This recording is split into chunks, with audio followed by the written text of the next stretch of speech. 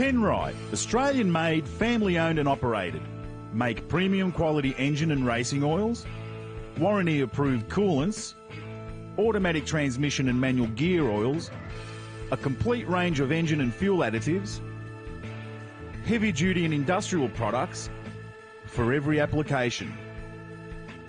Visit penriteoil.com for more information. Penrite, Australian-made for Australian conditions since 1926.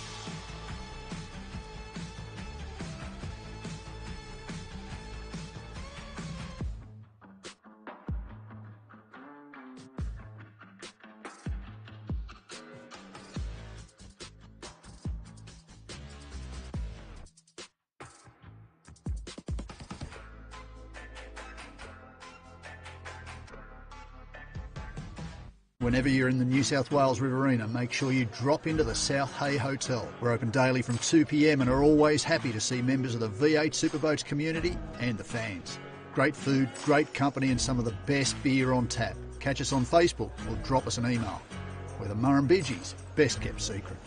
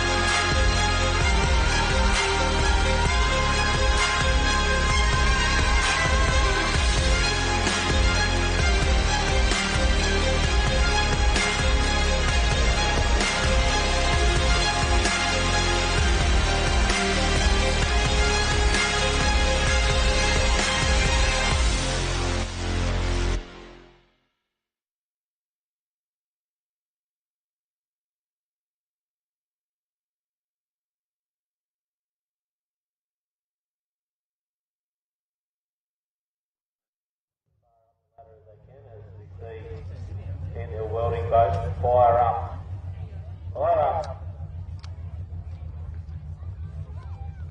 Ronnie O'Day in aggravation. Navigator Ryan or Tolan here on a day licence, so potentially Ryan's first time in a boat, or at least in a boat on a racetrack. We see the live feed, so live feed looks to be up and going. Looks a little bit frozen there on my screen, not sure whether that's my screen or whether that's all screens, but you know, we'll keep an eye on that. Ron O'Day, Director down at Penn Hill Welding Services, the north side of Melbourne there.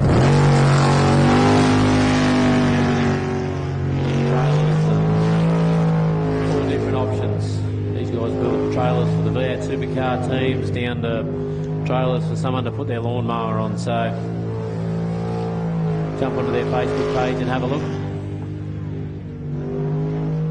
Give the boys a call if you've got any projects in mind, as Ron just comes down here through the split of a 26.25, so he's about 0.2 of a second up on where he was previous. Last best split was a 26.54, so he's going in the right direction.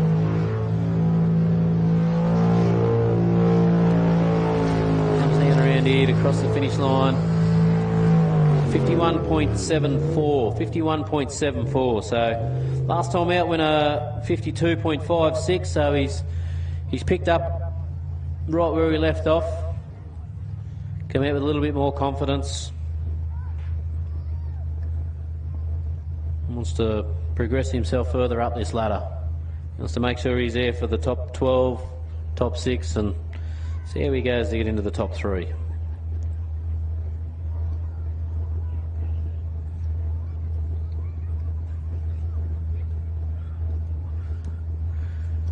Next boat out, I can't see behind the tent there, is Matt Malthouse, Nude Nuts. Matt Malthouse in the driver's seat. Leighton Collins in the passenger seat, and the navigator's seat. But we welcome everyone on the live feed. Just had a message come through that the live feed's working. Thanks, Craig. So welcome everybody. This is qualifier round 2 here at round number 5, which is our final round here at the Penrite Australian V8 Superboats. So this is where it all matters. Matt Malthouse coming through with a split time of, not registered there, so not sure what's going on there. We'll keep an eye on that one. See what he's on. Oh, and Matt's out. No. Matt's gone a little bit wide at the top end of the track there. Into the hay bales. Safety crew's straight on the queue. Looks like we're calling for the towboat. So Matt's gone a little bit wide at the top end of the track there and just grab that bit of island. That's what I was talking about before. If you go a little bit wide, grab the island, you've got no steering, no direction.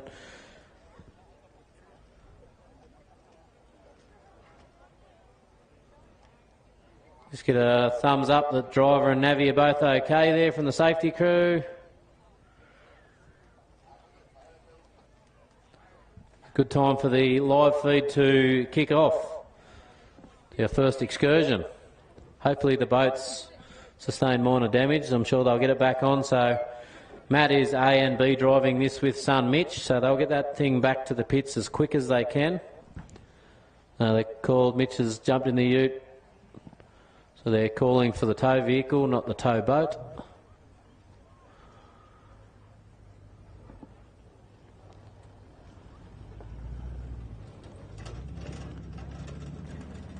So not a good start there for Matt, for obvious reasons. Thankfully the hay bale's done what they're supposed to do and kept the boat off the fence.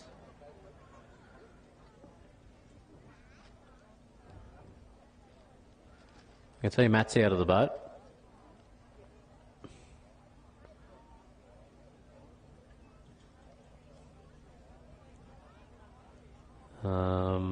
Yeah, both driver and Navi are out of the boat, so it looks like both driver and Navi are okay. I'm sure they'll still swing past the medical crew and just make sure everything's fine. Stare at the pen. Do all that sort of stuff your doctor does for a medical. They'll get this thing back on track. Or back on the trailer, sorry, and back into the pits and just see what's going on.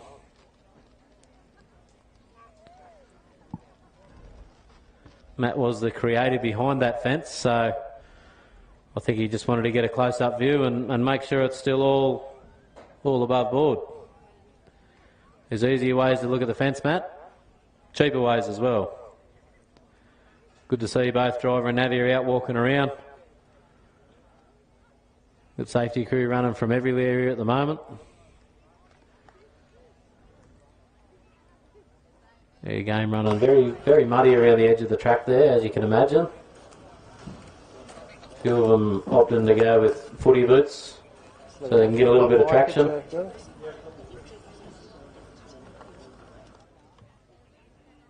So these boats only weigh around about 600-700 kilos. So few guys standing around, lift the nose up, winch it back onto the boat trailer, and we'll get everything underway once everything's cleared there. This gives a few of the other teams a little bit of time to get settled, get ready, make sure everything's right. Hutto and crew down here in the R&J batteries turns, just gives them a little bit more time to work out what was going on, why that boat lost power.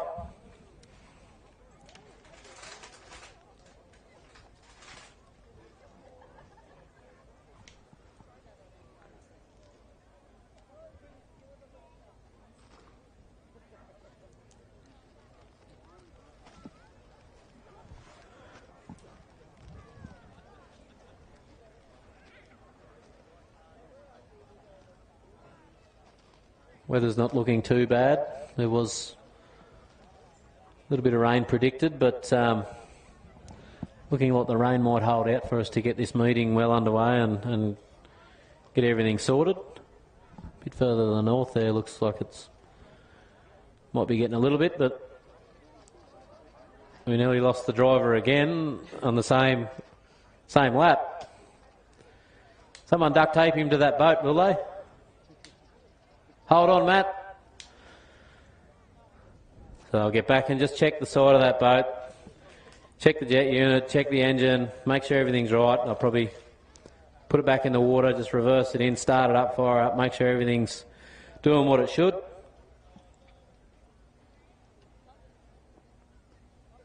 And then from there, you know, if it might need a little bit of panel beating, so strangely enough, the sides of these boats are only there really to keep the water out. All the geometry and everything happens underneath, the part of the boat that's in the water when the boat's on full plane. So that's what we need to make sure is all right. If the boat's all straight underneath, they'll probably just get a sledgehammer, flog the side out, make sure everything's right, and away they go. So they're fairly durable. As we saw last meeting, the ramjet machinery come out and it took a trip into the hay bales. The guys went back to the pits, got that all sorted, and went out there and just slowly progressed as the day went on, getting on top of all the issues. So once the safety crew gets back to their positions, gets everything sorted there where that hay bale is, they'll get racing back underway. As you can imagine, we can't really have safety crew just standing on the edge of the track. They need to be protected. So boat and crew just backing back into the pit area, pit bay now. Not sure what the safety crew is doing down there, whether it's damaged one of the hay bales and we might have to swap a hay bale out, or what the story is. Could be a union meeting down there, you wouldn't know. Nice bright orange socks getting around down there though, you can see. Going to stand out tonight under lights.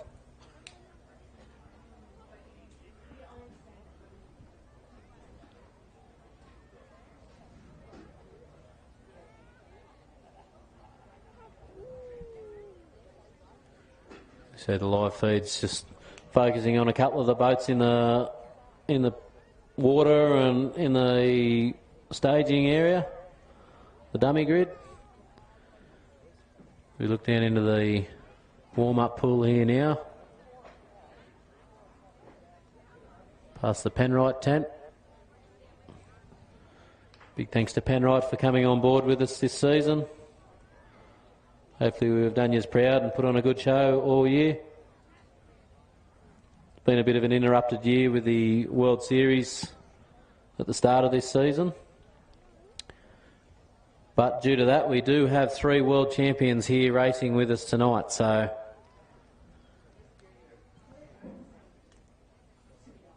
it should be some awesome racing as the night progresses. Things will be nice and steady up until then. We see a bit of a replay here of Matt And across the top end of the track, you can just see he's just snagged the bank at the top end, and it's pulled the boat out of the water rather than thrown him back into the water. So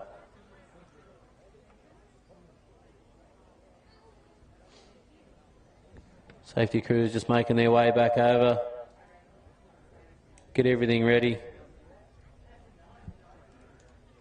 so we can get back racing again.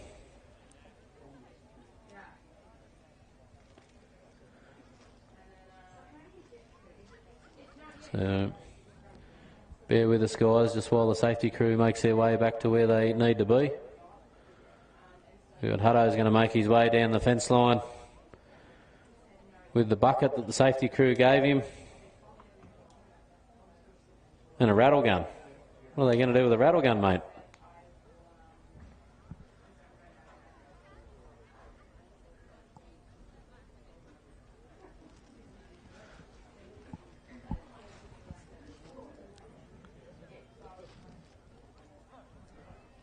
May have had something come loose on the fence and he's just going down to tighten that, quite possibly.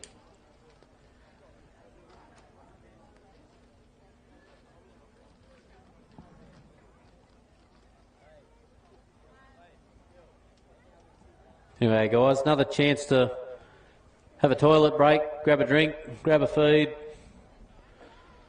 Medical crew's just wandering back from the Nude Nuts team, so they don't look too stressed, so I think everything's pretty good there. Just got a thumbs up. Driver and Navi are pretty good. Might be a change of undies required, but that's about it. Probably a dent in the boat, dent in the Pride, but they'll be back. Hutto's just getting down to that, down to the fence there now. I can see Grant, our race director's down there with him. So they've obviously found an issue there that needs attention, so keeping safety as a paramount.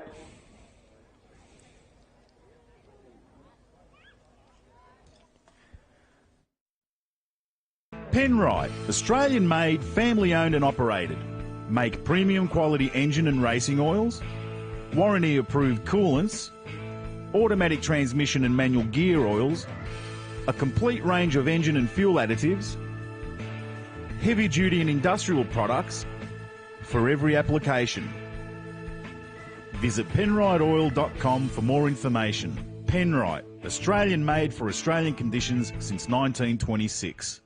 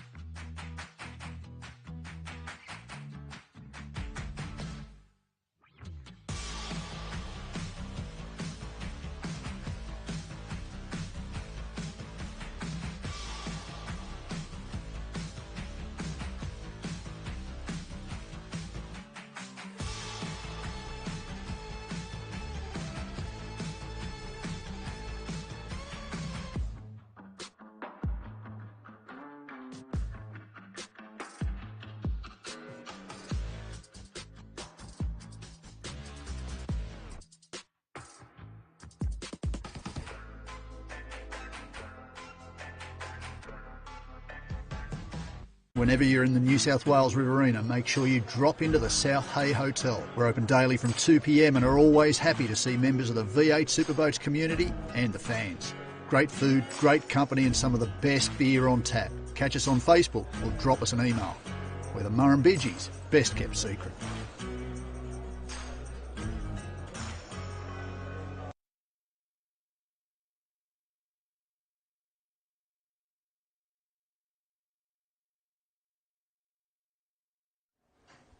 As we've got a monkey down there climbing the fence. Sorting, so these have some, there's a big safety fence there with netting across the front of it, and then the bales in front of there just designed to take the boat away from the fence, essentially. We don't really want the boat hitting the fence. And the hay bales soften the blow. As I can hear down here, a hammer flogging the side of the boat out. So obviously these guys in the Nerd Nuts team, they have pushed the back corner of the boat in. So they'll get down there with some fine panel beating skills. They'll push that back corner back out. Hopefully none of the welds are broken. If so, they'll just run a little bit of Celastic in there and keep the water out of the boat.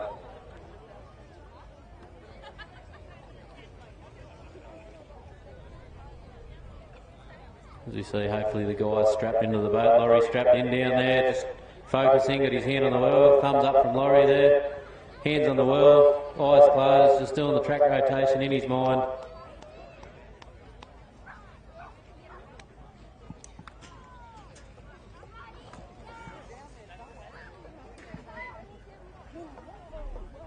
On a positive for the Nerd Nuts guys.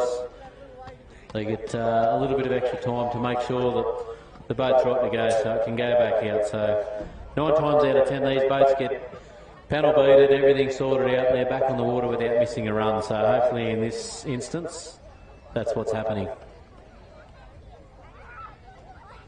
We've got the guys just wandering around, just checking everything here.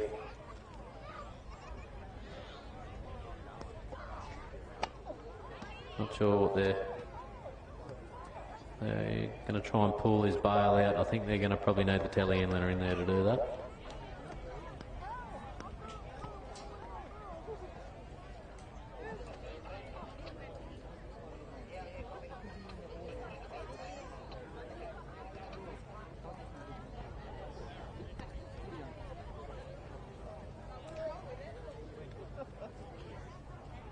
Green flags are coming back up at all the marshal flag points, so that's a good sign.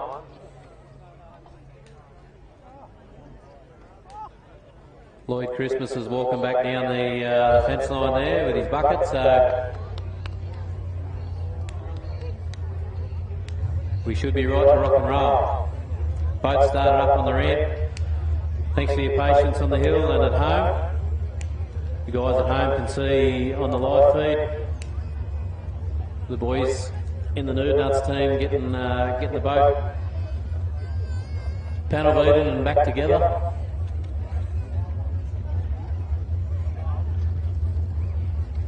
As we see Darren Pollard taking the starting line in Disturb. This boat A and B driven.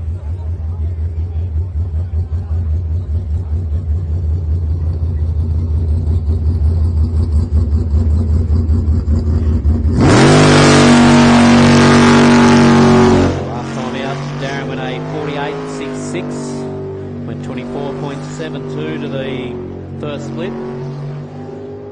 He's going out there. It all went wrong for Matt up on that back end there, but Darren's put that out of his mind and coming through here for the split. And it's not giving me a split up on the screen, unfortunately. Gordo's just looking into that and see what's going on there now. Here we go. So Darren Pollard went a 24.41 to the split, 24.41.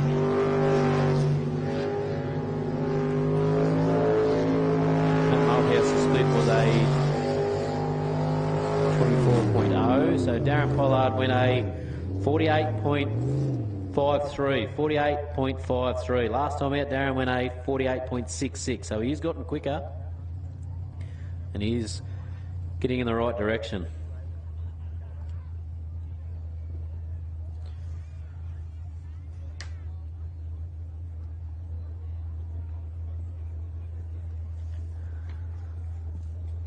We should see Daryl Aitchison now. So last time out, Daryl had dramas with the boat. Sounded like it had a blown small block in it and a real lumpy cam, and then obviously went back and sorted that out because Andrew Garth came out and laid a lap down. So Daryl's going to be keen to come down and give some redemption back to to the team and get the boat going in the right direction. Spun the wheels a little bit there out of the block, so jet units either at capacity and couldn't turn the water quick enough. You come back through the centre of the track, up around the top end. He comes through, splits the islands, come down through for the first split here. So Daryl's done a split of 26.99. 26.99. So last time out he didn't get a split, didn't get a time recorded. So Andrew in that boat went a 52.02.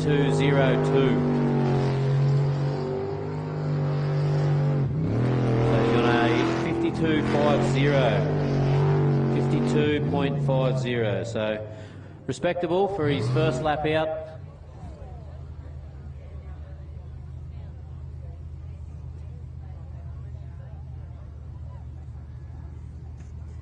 He'll be keen to get back and work out what he needs to do to try and get the bragging rights back in the camp.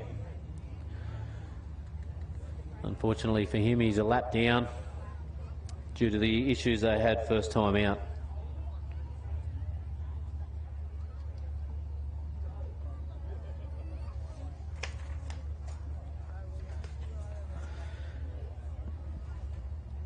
Next boat out is Drop Bear Racing, Laurie Howlett and Karen Howlett. Laurie been around motorsport for about 40 odd years. I've just knocked 10 years off there for you.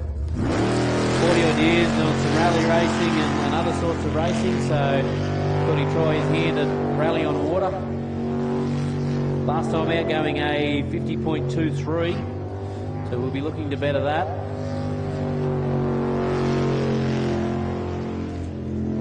With that should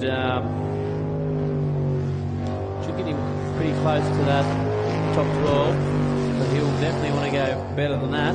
Coming through with a 25.27. 25.27. Last time out went a 25.30, so he's slowly chipping away at that time. Very wide exit there out of the roundabout.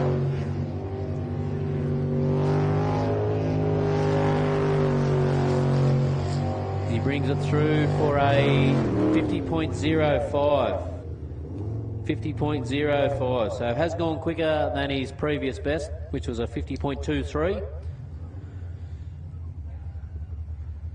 Keep in mind these guys are still getting used to this new package, so there might be a few little changes they're making along the way just to get the most out of it. Matty Harrop in the Moist As, all the way from New Zealand. Jamie Moroney in the silly seat. Jamie's a navigator, been navigating for a few people over the last couple of years. Chris Edmonds being one of them, so if he can handle a lap with Chris Edmonds, he's pretty safe to jump in with anyone. Last time out, Matt and Jamie going a 47.08. Don't know whether you guys could see it from here, but that is the biggest intake in the sport of jet sprinting. I think when he went to his 3D printer to get that made, I think he put one too many zeros on how big he wanted to make it.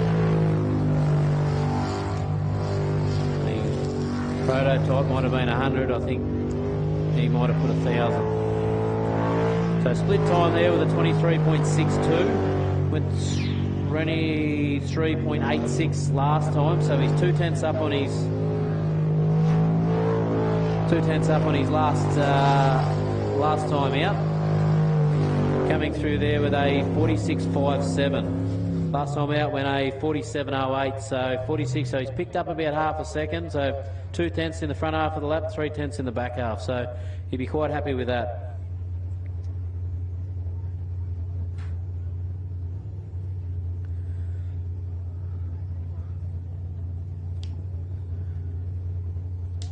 So A big effort from these guys, campaigning this all the way from New Zealand, flying over. Now, you don't have the time to get the boat into your own shed and do things between meetings, so they're relying on other crews and sort of trying to get here a day or two early, or can't go home for a day or two after the race where possible. Try and get that maintenance done and get everything sorted. So Kobe Burke campaigning the little psycho killer. Kobe out there, 16 years old. My niece Eliza Roy Lance in the passenger seat, in the navigator's seat at 17 years old.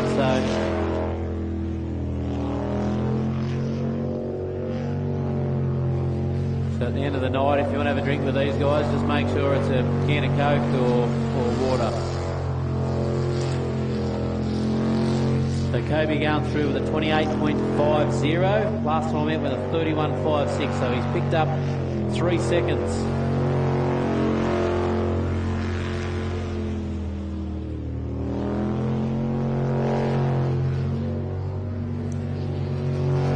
Kobe just nice and steady. Knows he's not going out there to be a world beater straight off the bat. So 56.21, 56.21. Last time out went a 59.96. So, picked up 3 seconds there, and he'd be very happy with that.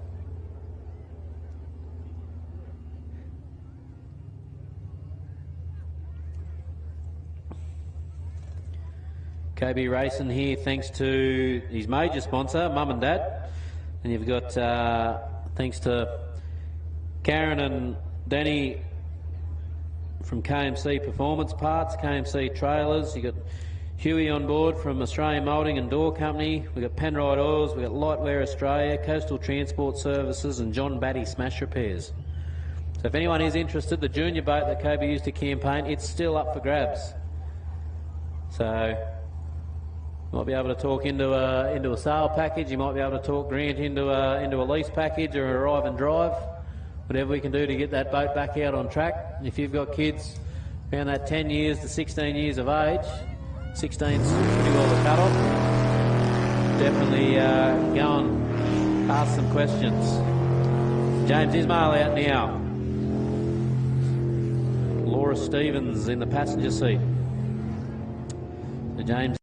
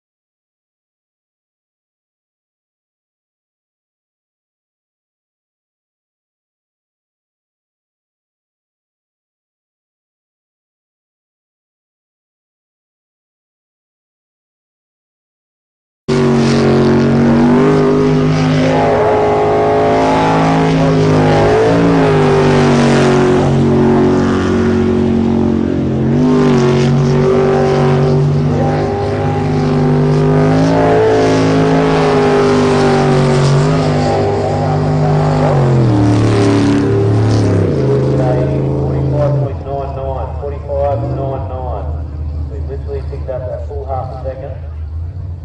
And the back half of the lap was exactly the same. 22.86.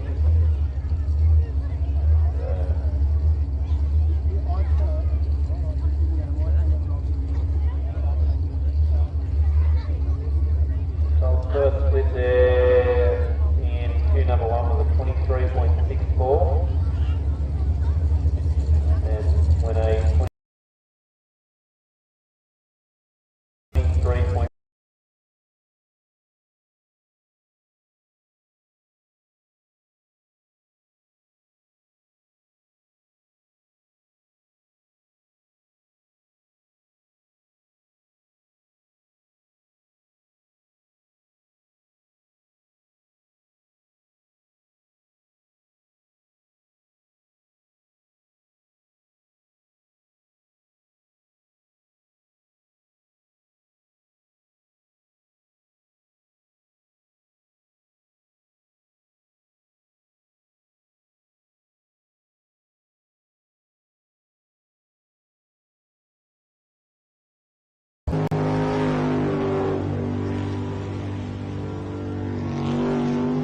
Rather tight line around the roundabout there. Or is it more of a hairpin, I suppose?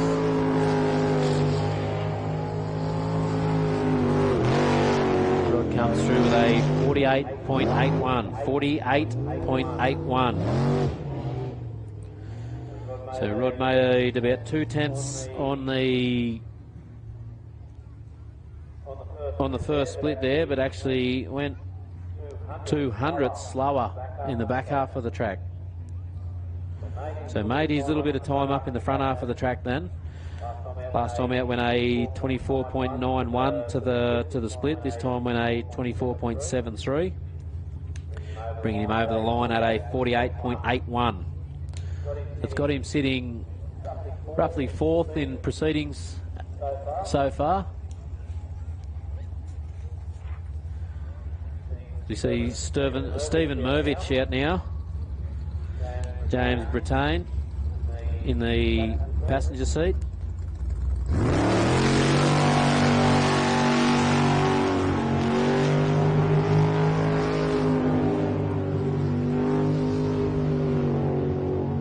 Stephen running a new livery this weekend, was running a similar livery to the Disturb team when we were down at Keith last meeting.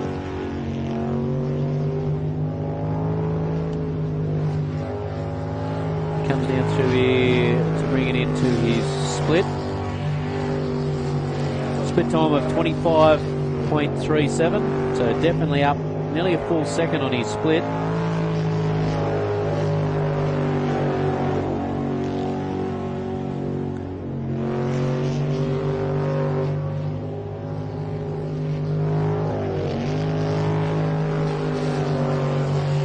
Just trying to work on his steering inputs there. Brings it through with a 50.71, 50.71. So he's made a full second up on his last lap. 0.8 of that was in the first half of the lap, and the other 0.2 was in the back half. So he'll be pretty happy with how he's progressing.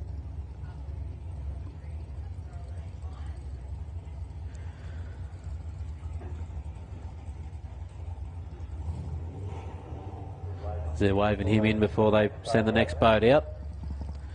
So Stephen racing here this weekend thanks to Aitchison Truck Repairs, KMC Performance, Central Coast Hino. He was Darren Pollard's navigator, Darren campaigning the Disturbed A-team. So he was Darren's navigator up until the end of the season last season, and then stepped out of that and jumped into driving duties himself for last round at Keith.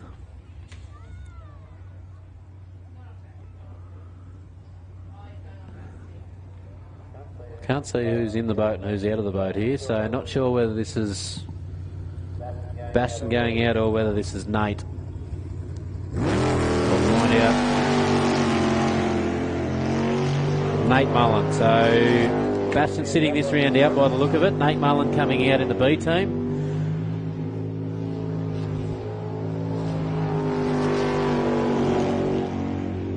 Oh, yep, I can see Bastion over there on the trailer now. So Nate's last split was a 23.84 as he brings it through there now with a 23.11. 23.11. Boat sitting nicely in the water.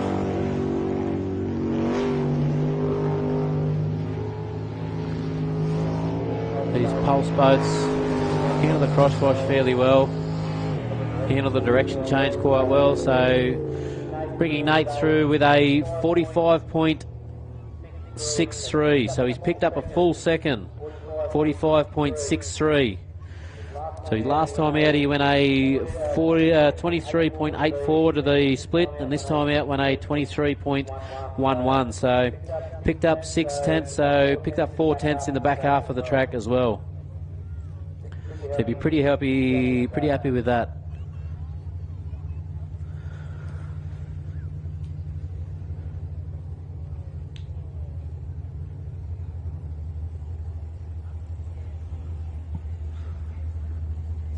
Bastion obviously very comfortable with how he went in the last lap. Went out there with that 43, so he knows he's got a little bit of room to move. He knows he's cemented himself into the qualifying. So we've got Tyler O'Day out now. Amity Bell doing the navigating duties. Amity here on a day licence, so one would assume this is Amity's first time in a boat. Definitely first time on a track. Tyler here thanks to Pant Hill Welding Services, running a JMac LS package. 24.99. So he's 4/10 of a second up from his last split. If he can add to that on the back half of the track, I'm sure he'd be pretty happy to break into the 48s. 49.05. Knocking on the door of that 48. 49.05. So last time out, his split was a 25.40. This time out, a 24.99. So 4/10 quicker in the front half of the track, and roughly 3/10 quicker in the back half.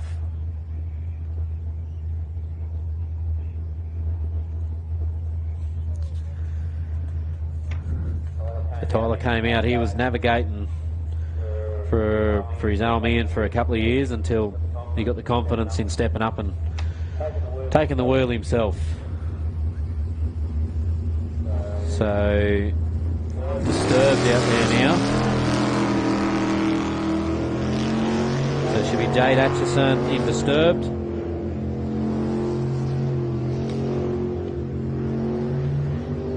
Should have been Nude Nuts. Not sure whether they're going to get the boat ready for this round.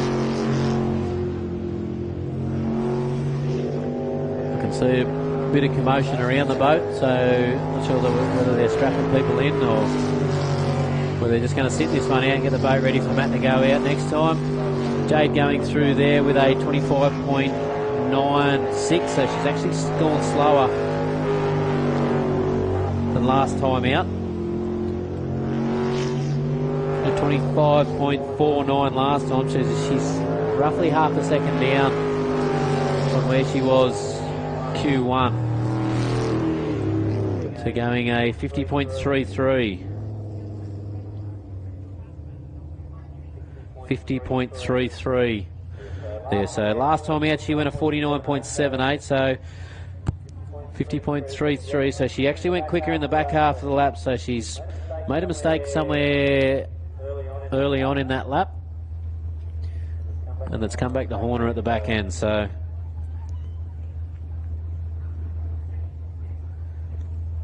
losing that time in the first half of the lap has just put her just on the other side of the 50 where she doesn't want to be. She wants to gain on that 49.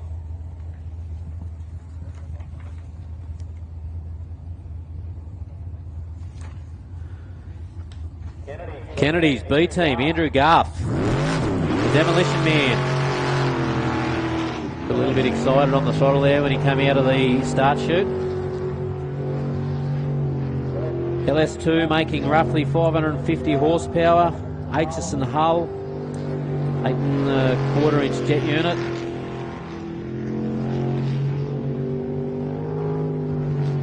His first year in jet sprinting, first full season. Andrew coming through there with a 25.79.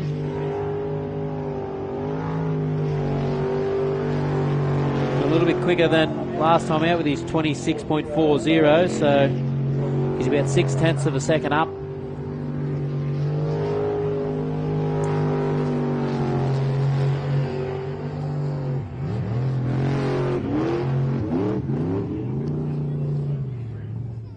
Comes through there with a 51.38.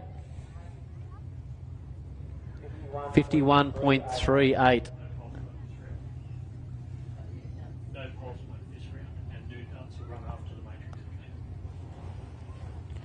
Just had word that the boys in the Nude Nuts machine will get the boat back out this round. They're going to come out after Group A.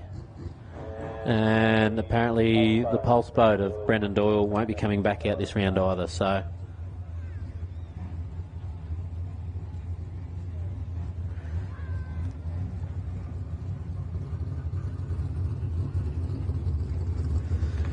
So we come into Group A racing.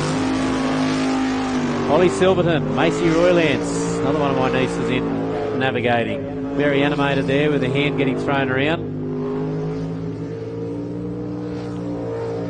Ollie, the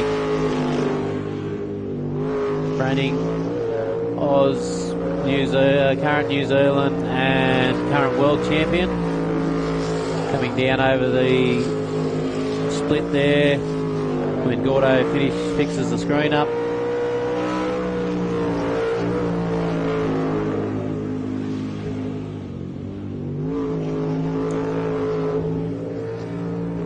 Ollie's boat sitting fairly tightly in the water there as Ollie comes over the finish line there with a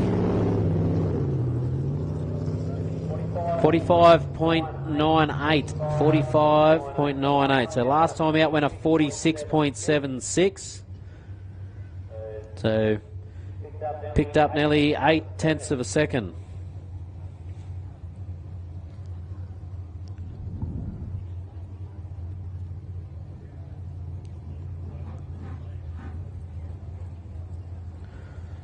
Actually went quicker all round on that lap.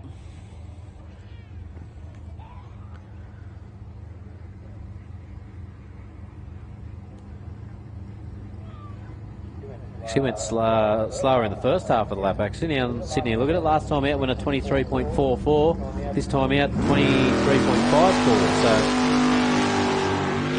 he'll be looking at where he went wrong in the first half of that lap, or he may be foxing, because we've got Danny Napick out now in Toughen Up. Will Cartwright doing the navigator duties. Danny very, very close to get away with that one. Oh. Yeah, so unfortunately for Danny there, he's parked that on the island. Doing a bit of Whitsundays island hopping. As he come around through the middle of the track there, he got a little bit upset with the crosswash and snagged the inside island and pushed him wide. I think he's gone wide and hit the bank right in front of the crowd there. And that's what's upset him and got him all crossed up there. So unfortunate for Danny. Split.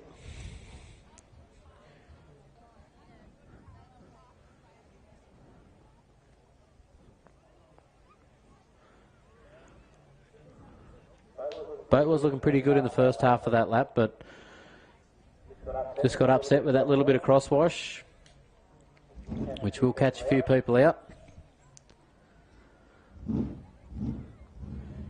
Anything like the rest of us, he'll blame the navigator and on they go.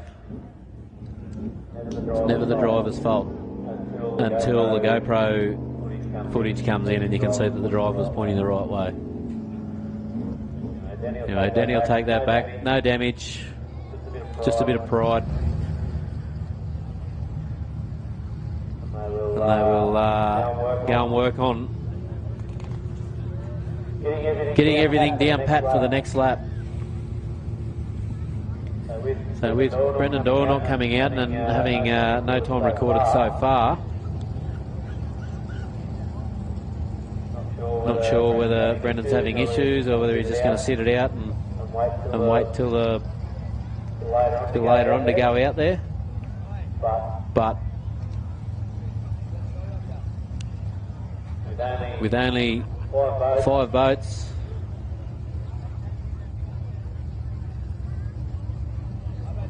and one of them sitting out so far, it's going to make it interesting for Danny and Hugh, providing these other 2 boys, Justin and Ollie, can stick it all the way. As we see Justin Roylands take to the start chute now.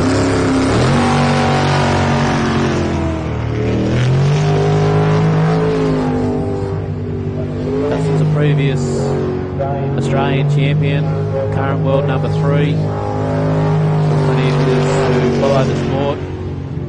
Saw they had a bit of a spectacular off in New Zealand. So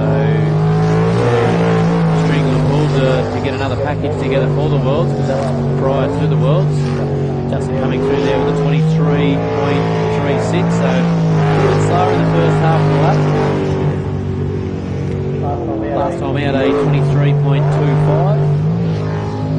I'm not sure where these guys are just taking a little bit easier in the first half of the lap. Just going to see what they can bring home in the second half. As he comes home there with a 45.76. 45.76. They're definitely gone half a second quicker in the back half of that lap. So maybe him and Ollie are playing a few mind games here, and they're just taking it easy in the first half of the lap to see what's available to do in the second half.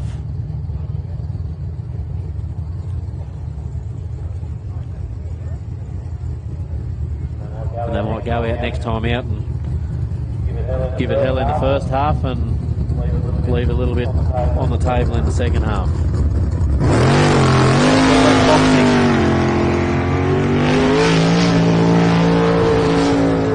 You see Hugh Gilchrist now in the Matrix. If he pronounces it Matrix. M-A-T-T-R-I-X. Matrix.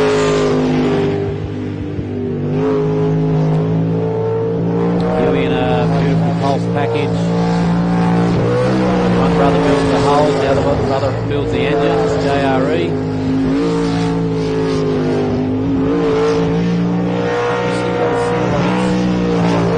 Down a little bit at the top end there, not sure. I can sort of hear a bit of what sounds like a misfire.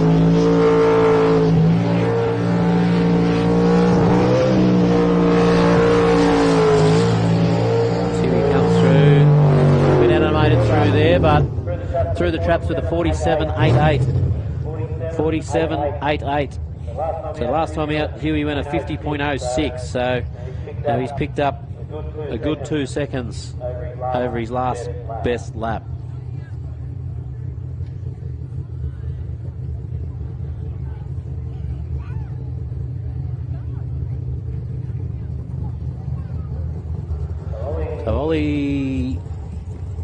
So Justin out there with a 45.76. Ollie not far behind with a 45.98. And Huey Gilchrist sitting third with a 47.88.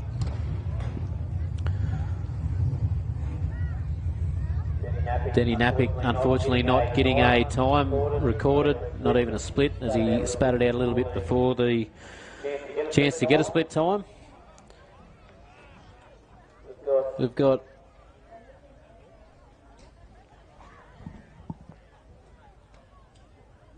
Mitch Malthouse in Nude Nuts. Obviously the boys have damaged their reverse bucket in that accident, so they've been pushed off the trailer.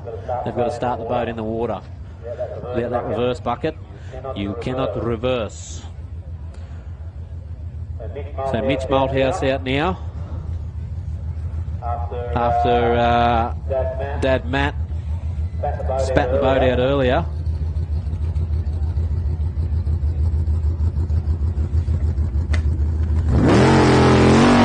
Done a little bit of elevator in that back corner, but he's going to take it easy, no doubt. Just make sure the handling characteristics are still how they should be.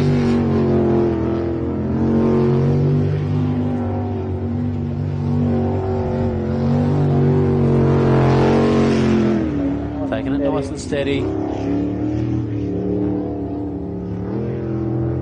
Not sure if something doesn't feel right or whether he's just second guessing himself. Still getting this lap done.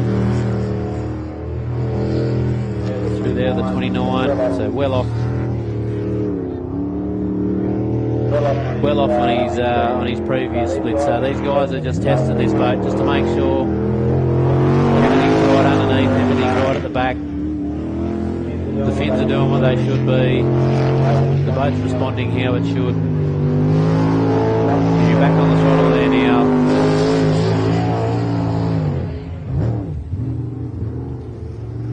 So Mitch going through with a, well, he beat his old man anyway because he finished the lap. So 58.79. 58.79.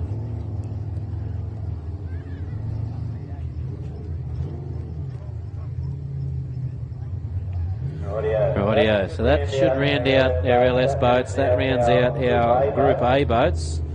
We're going to unlimited racing.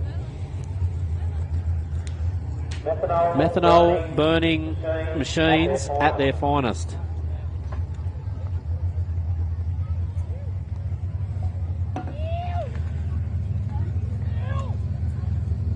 Hutto up first in the R&J's Batteries twin turbo 400 jet. Stinger hull. Sure you focus on the crowd up there, copping a little bit of spray when these bigger boats go past. Good way to water the outside of the track, keep the grass growing. Hutto comes through with a 22.12, so he's 1/10 of the second up. Last time out they had troubles and didn't finish the lap. So obviously got on top of that. Very, very tight on that island coming around there. Got away with that.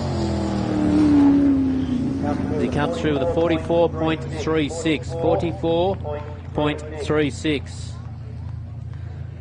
As I was saying, last time out he went a 22.24 to the first split, and that time out went a 22.12. So he's 1/10 of a second up to the split, but he didn't complete the lap last time, so he gets a no time recorded last time out. This time out, 44.36.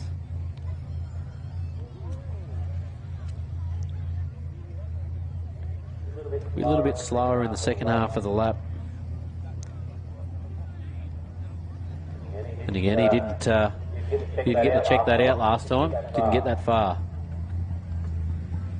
So we see Tyler Finch.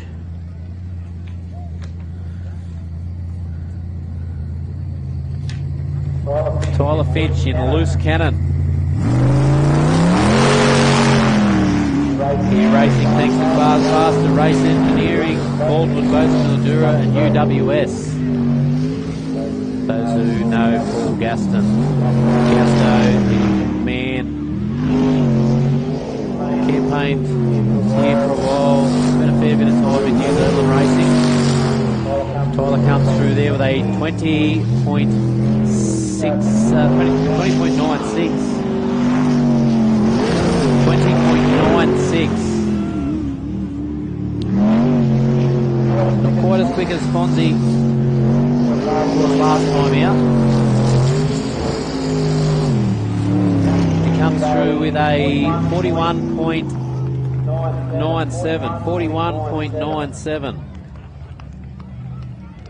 It's actually gone a little bit slower than last time out. Went a 41.94 last time out. It's gone quicker to half track, but slowed down in the second half.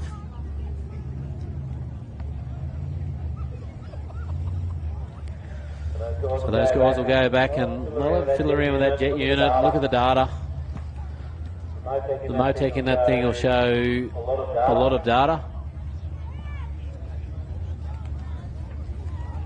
It'll show jet pressures, it'll show speed on track. I'll overlay it with the last lap to see where they've gone backwards and gone forwards. Kenny Kesper. Kesper doing the navigational duties. There in the Mexican. Those that have been following the sport for many years will know the Mexican. He campaigned through Group A for many years. Had quite a big hiatus out of the sport. Back in the last couple of years and in spectacular fashion too. 24.79. Jet unit unloading a little bit there as you come into the corner, so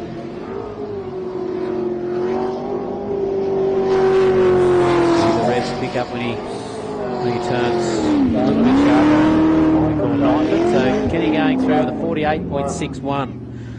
48.61. Last time out went a 50.27. So picked up over a second in the first half of the lap.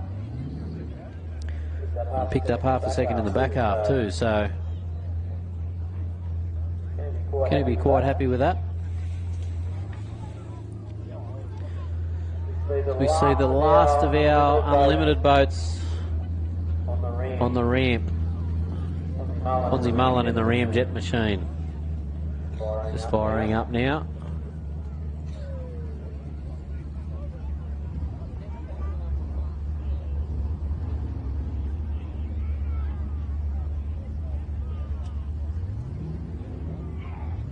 Let's take his time to get that boat up the temp. Gives time for the track to settle down nice and smooth as well. Minimise all them ripples. Any crosswash that might be still hanging around out there.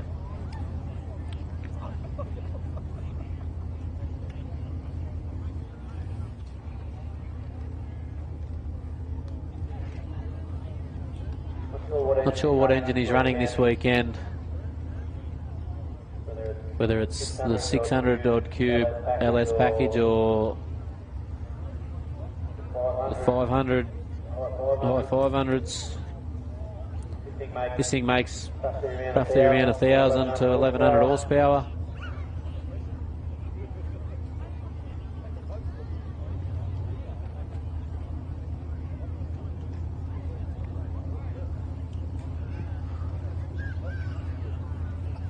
All the R&D and manufacturing and jet units and engine specs and all that done in-house at GM Motorsport.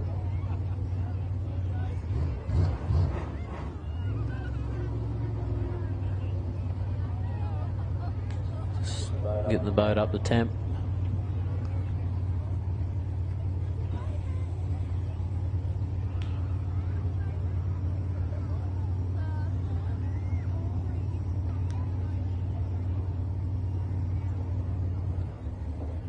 This will be the last boat out for qualifying number 2. So after Fonzie finishes this lap, we will go back into the LS category to qualify number 3. So we may see Bastian back in the boat. See younger brother Nate standing up there keeping an eye on Dad. So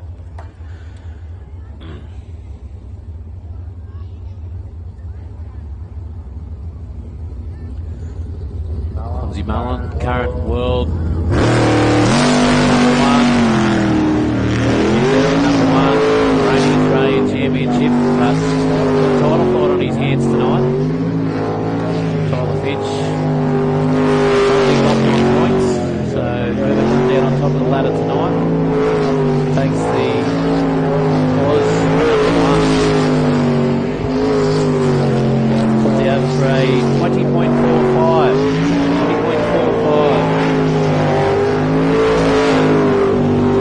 Than his previous first look.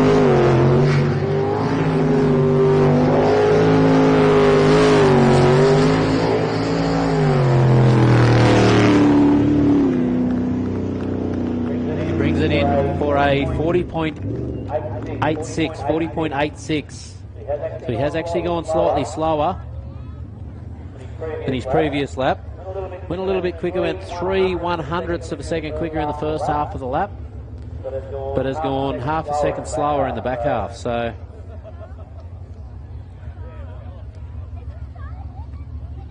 not sure if that's a change made to the boat or just came out of a corner slightly different, little different approach to a corner to see whether it was going to be better or worse. But that rounds out qualifier number 2. Q2 done and dusted.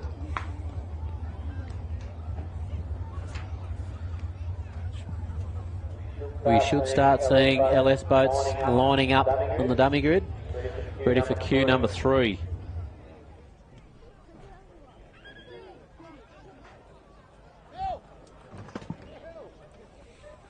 While we're waiting, everyone wants to go up and grab something to eat. Let's get the boats ready, get the timing system sorted, everything sorted, ready for Q number 3.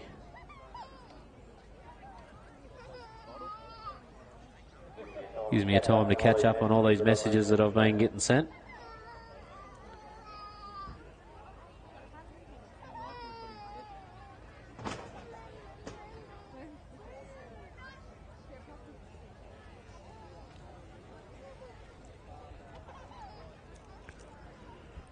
Got one here from Chris Edmonds. Not sure why Chris isn't here. He was trying to get Yippee-Ki-Yay boat ready to rock and roll. It's always a spectacle when that thing's out. Blown small block. Sounds good when it's on track. Get that nice blow line, but the boat bounces around.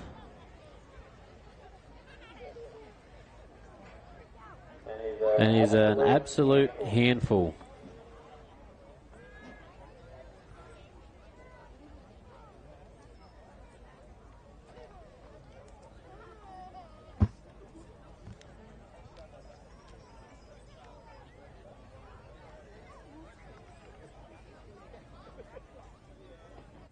Penrite, Australian-made, family-owned and operated. Make premium quality engine and racing oils, warranty-approved coolants, automatic transmission and manual gear oils, a complete range of engine and fuel additives, heavy-duty and industrial products for every application. Visit penriteoil.com for more information. Penrite, Australian-made for Australian conditions since 1926.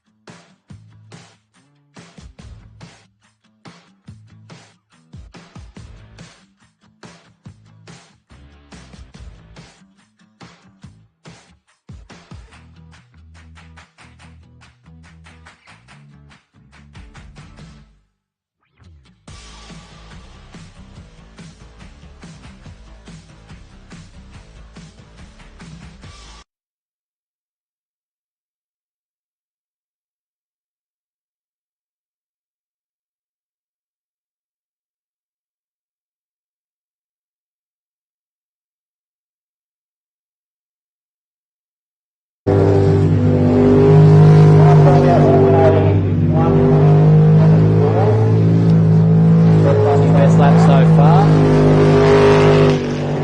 26.25. Oh, wiped out. Ronnie's grabbed the edge of the bank and it spat him out. Commentator's curse. I was just about to give him a wrap. The only wrap he'll get now might be a chicken salad wrap when he gets back to the pits, I think. So DNF there for Ron this time out. But as I was saying, last time out he went a 51.74, which is his quickest time so far. Thanks, Gordon Nome.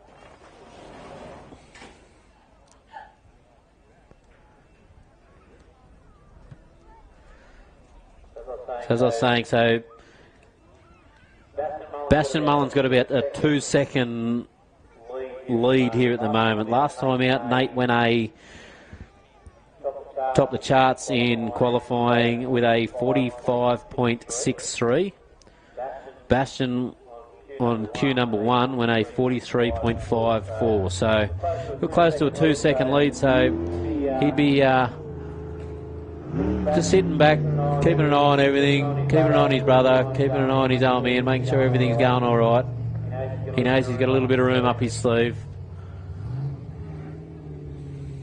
As we see our official photographer making his way, waddling down past the crowd there. Give us a wave, Russ. Russ from Pure Art Images. Follows the racing around. Make sure he gets all the good shots. So a lot of the shots you see on the V8 Superboats page come courtesy of Russ. Oh, he's jogging now. He hadn't done that for a while.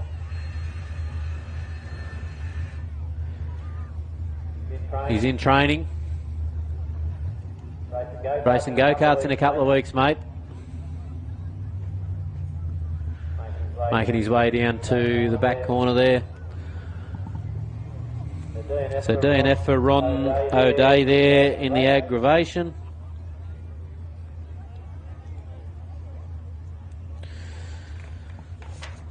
So Ron will go back and check the data and realise that's driver error. He's got no one to blame. Took that corner a little bit early, I think. Or a little bit wide. As we don't see Nude Nuts, they've still got the boat hanging off the back of the trailer here. So Matt not going out in Nude Nuts. We should see Darren Pollard in Disturbed. 77. Sponsored by All Stone and Glass, KMC Performance, Central Coast Kitchens and Wardrobes. Darren Pollard in the driver's seat. Michaela Nisbet in the silly seat.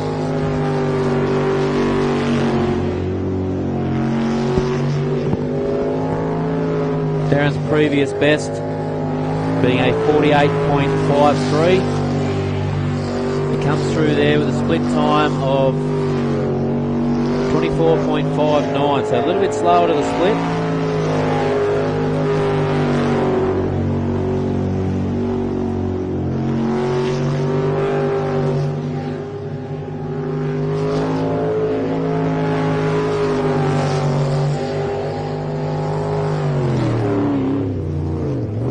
Darren comes through there with a 48.74. 48.74.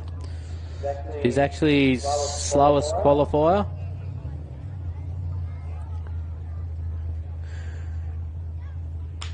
Previous qualifier was a 48.53.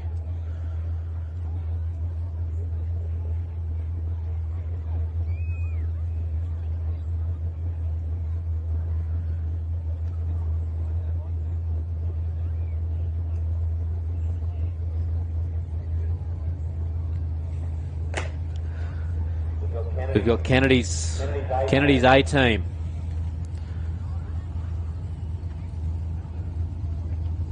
Should be Daryl Aitchison at the wheel. Got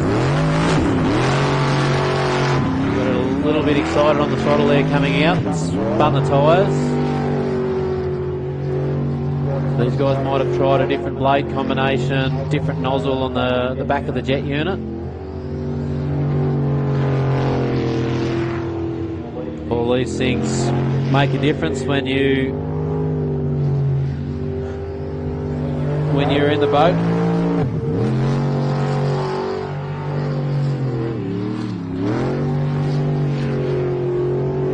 You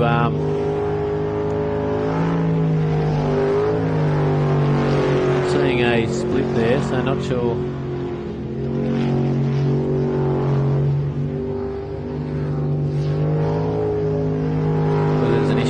Timing or what's happened there, but anyway,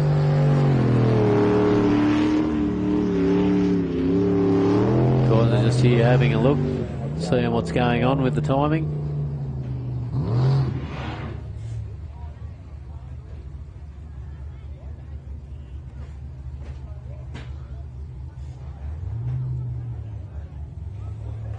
Gordo's just rejigging things here.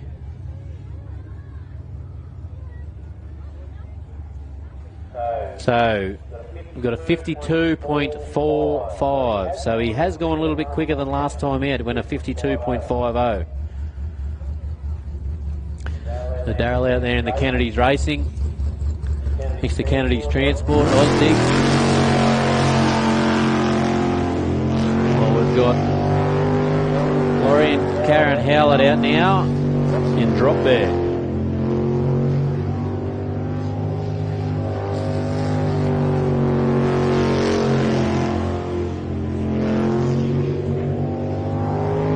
The best time so far is a 50.05, so they'll be working on getting into the 49s, no doubt. Going off Laurie's split, he should just sneak himself into the 49s.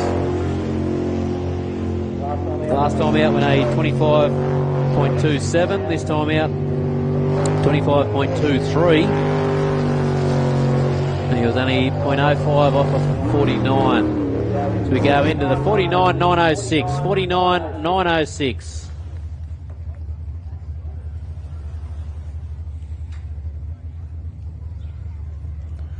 They're going a little bit quicker in the back half of the lap and gone that little bit in the first half as well. So here's together for Laurie, breaking into that 49. That'll give him a little bit more confidence to get things happening and go and make a change now. It cements him at this stage, cements him into the top 12, so they will progress.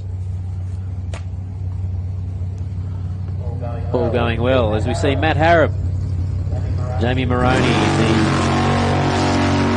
Moist As, No Limits Racing. Matty coming all the way from New Zealand.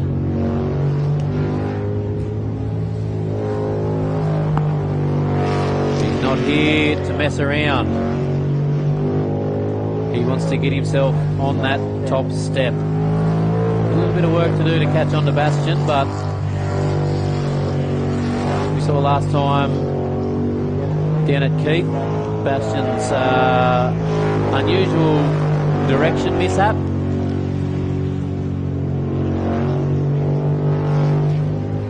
Showing that he is human after all.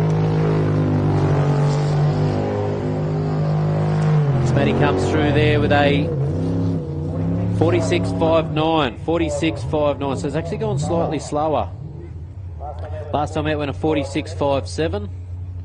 This time with a 46.59. So he will be looking at the data and see where things went wrong there. He was quicker in the first half of the lap than his previous best, but went a little bit slower in the second half.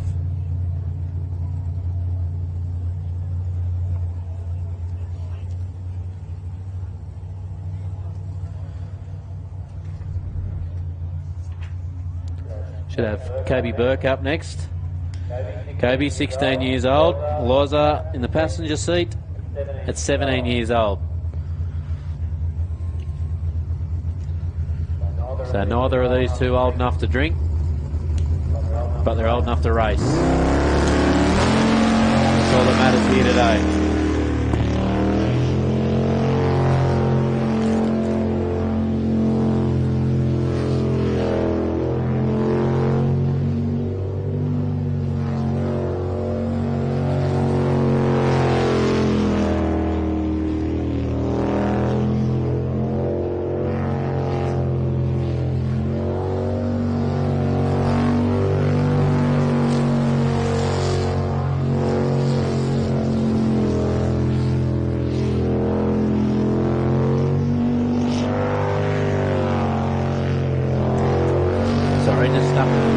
Stuff in my face with a little bit of brisket from up on the hill there. Thanks, Jake. Kobe's split time there was a 28.35. He's gone quicker in the first split. Bringing through with a 55.29. 55.29. Last time out went a 56.21, so he's picked up a full second there.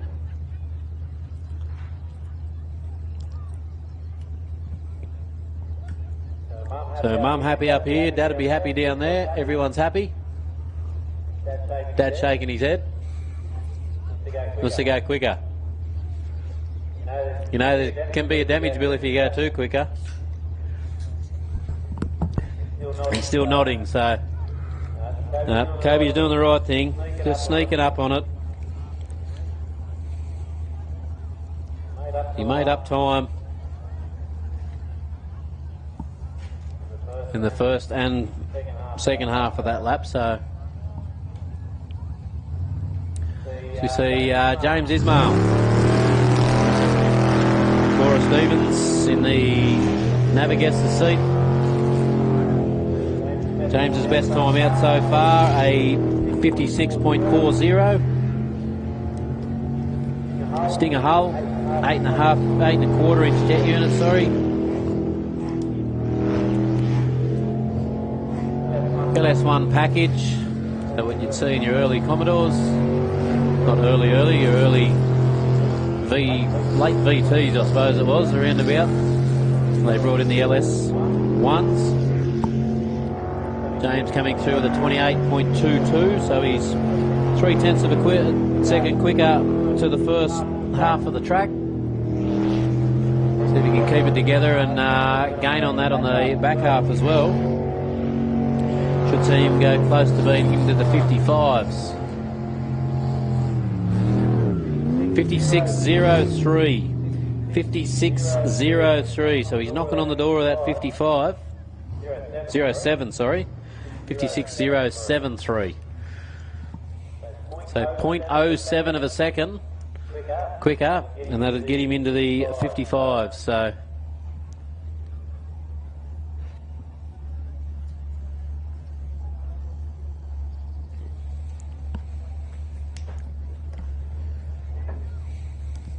should see Cole Elphingston, Blackout Racing. This boat is for sale, folks.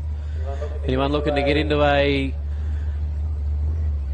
high potential package in LS? Here's one turnkey, ready to rock and roll.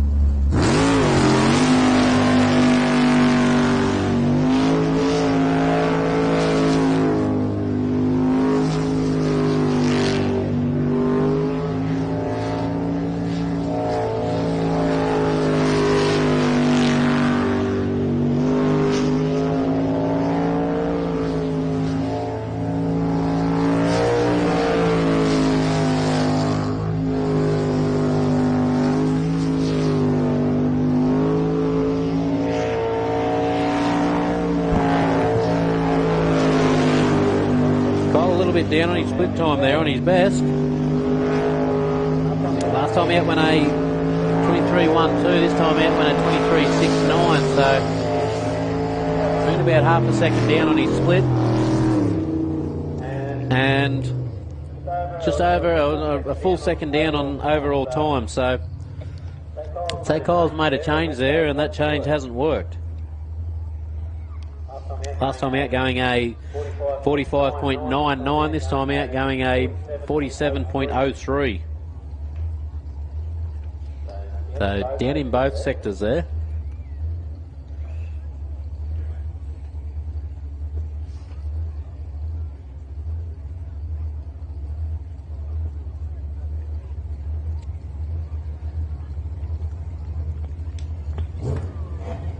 So we see Rod Norton coming to the ramp, to the start chute.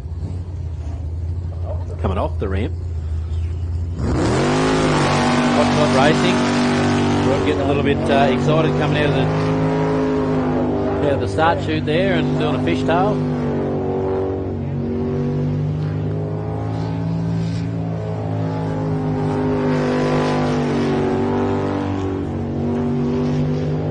Rod's best so far, a 48.81.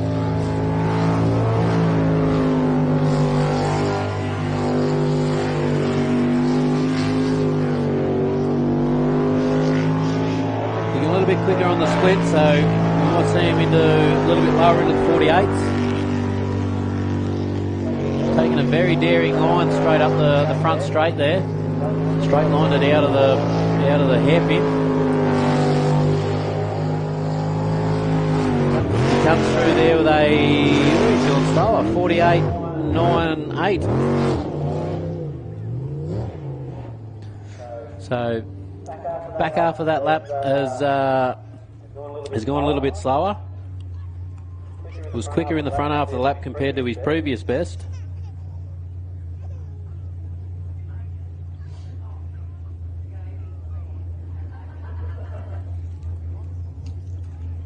It was roughly 0.2 of a second slower in the back half of that lap, and that is what's cost him on gaining on his best time there. So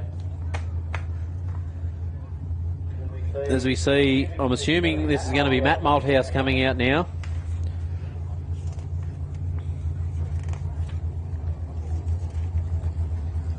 The start of the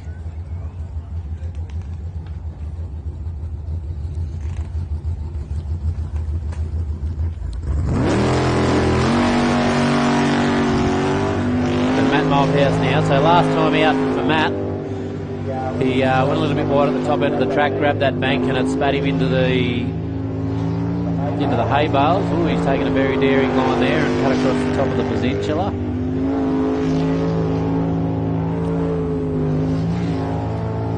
Matt's best split so far is a 24.04, so this will be an idea on how the boat's handling.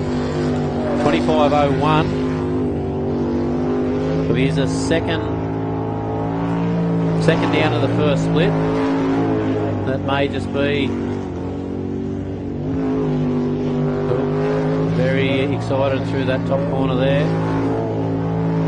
Done what we call knifing it, where he's just turning a little bit hard and the boat's a bit in. So Matt going through there with a 49.05. So previous best was a 47.80, so he's 1.2 seconds down on that, but he might have just been out there testing and just getting the confidence in the boat. So there might have been a few corners there where he wasn't as eager to lean on it as previous.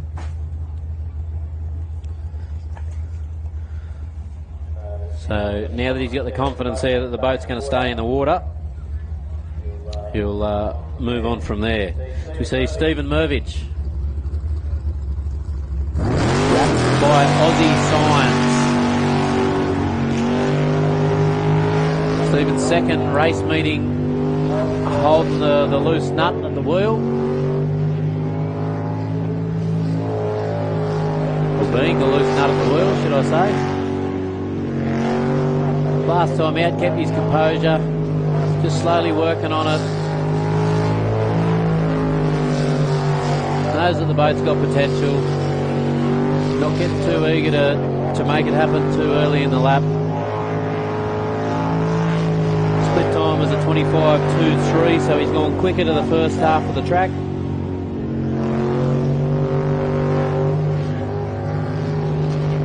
Boat's sitting in the water quite well.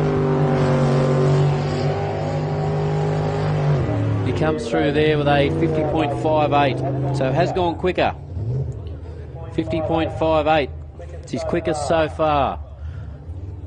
He's quicker in the first half of the lap and actually gone a little bit slower in the second half of the lap, but made up for it in that first half. So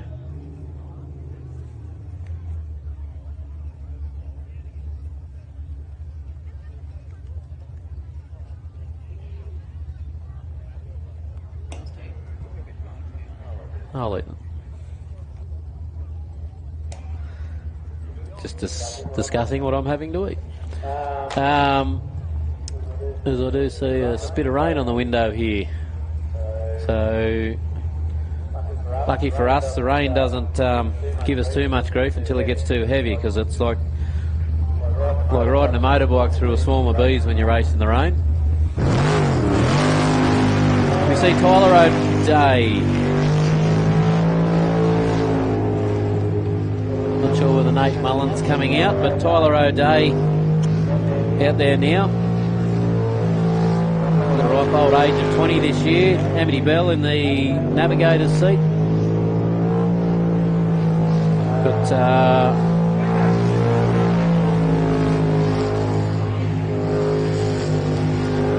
the split time there of 25.00. So he's a bracket racer. Last time out went a 24.99.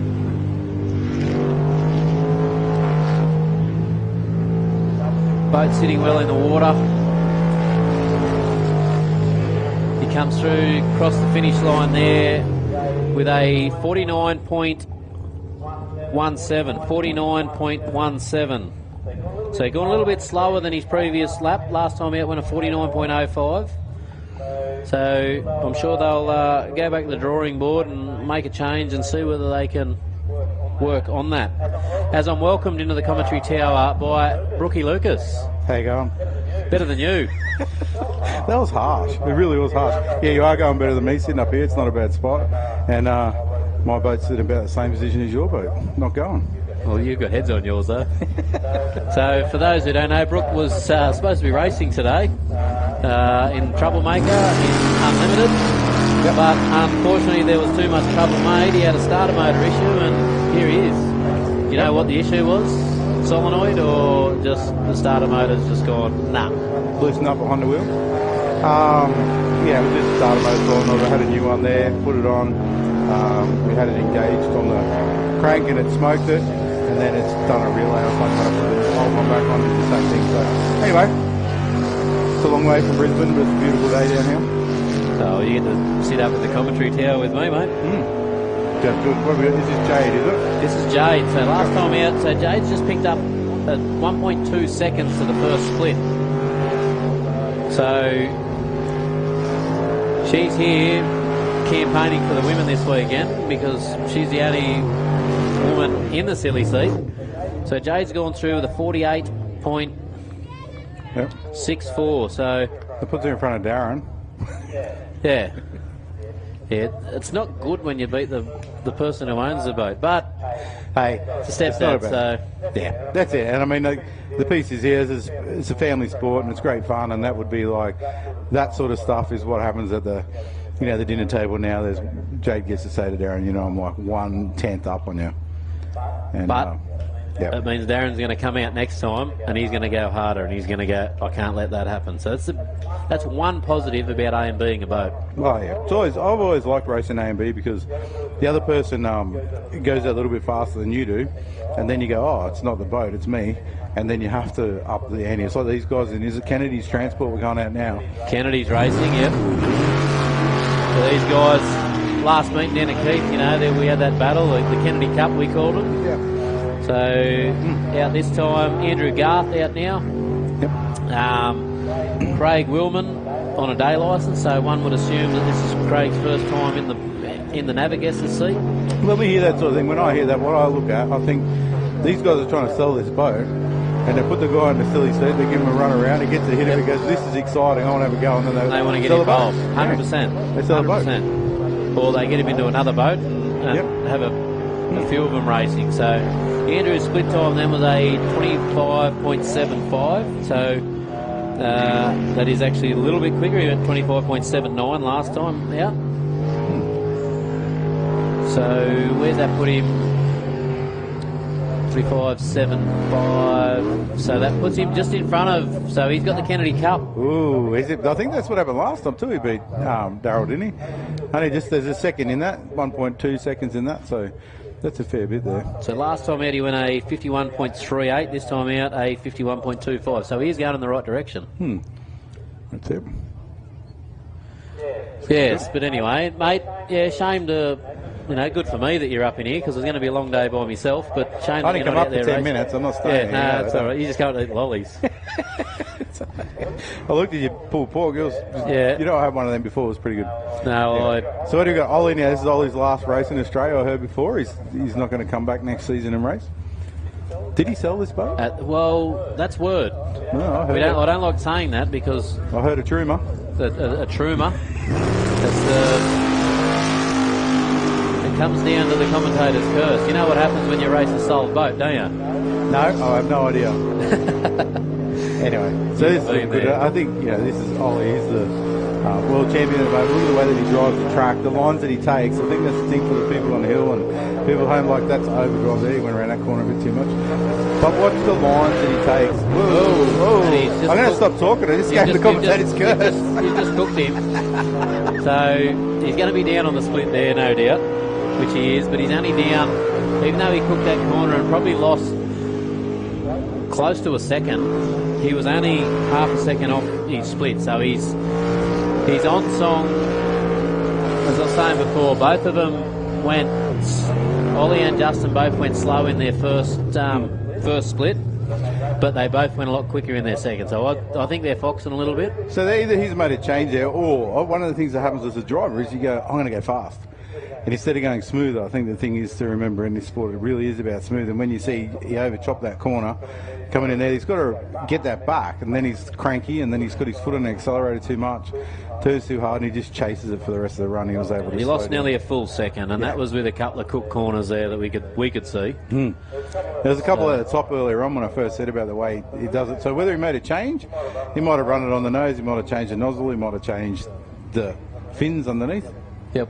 Here we go, Danny. Last run for Danny wasn't that good either. So no, Danny went to the Whit Sundays and parked on an island and got on the tender boat. So had some pina coladas.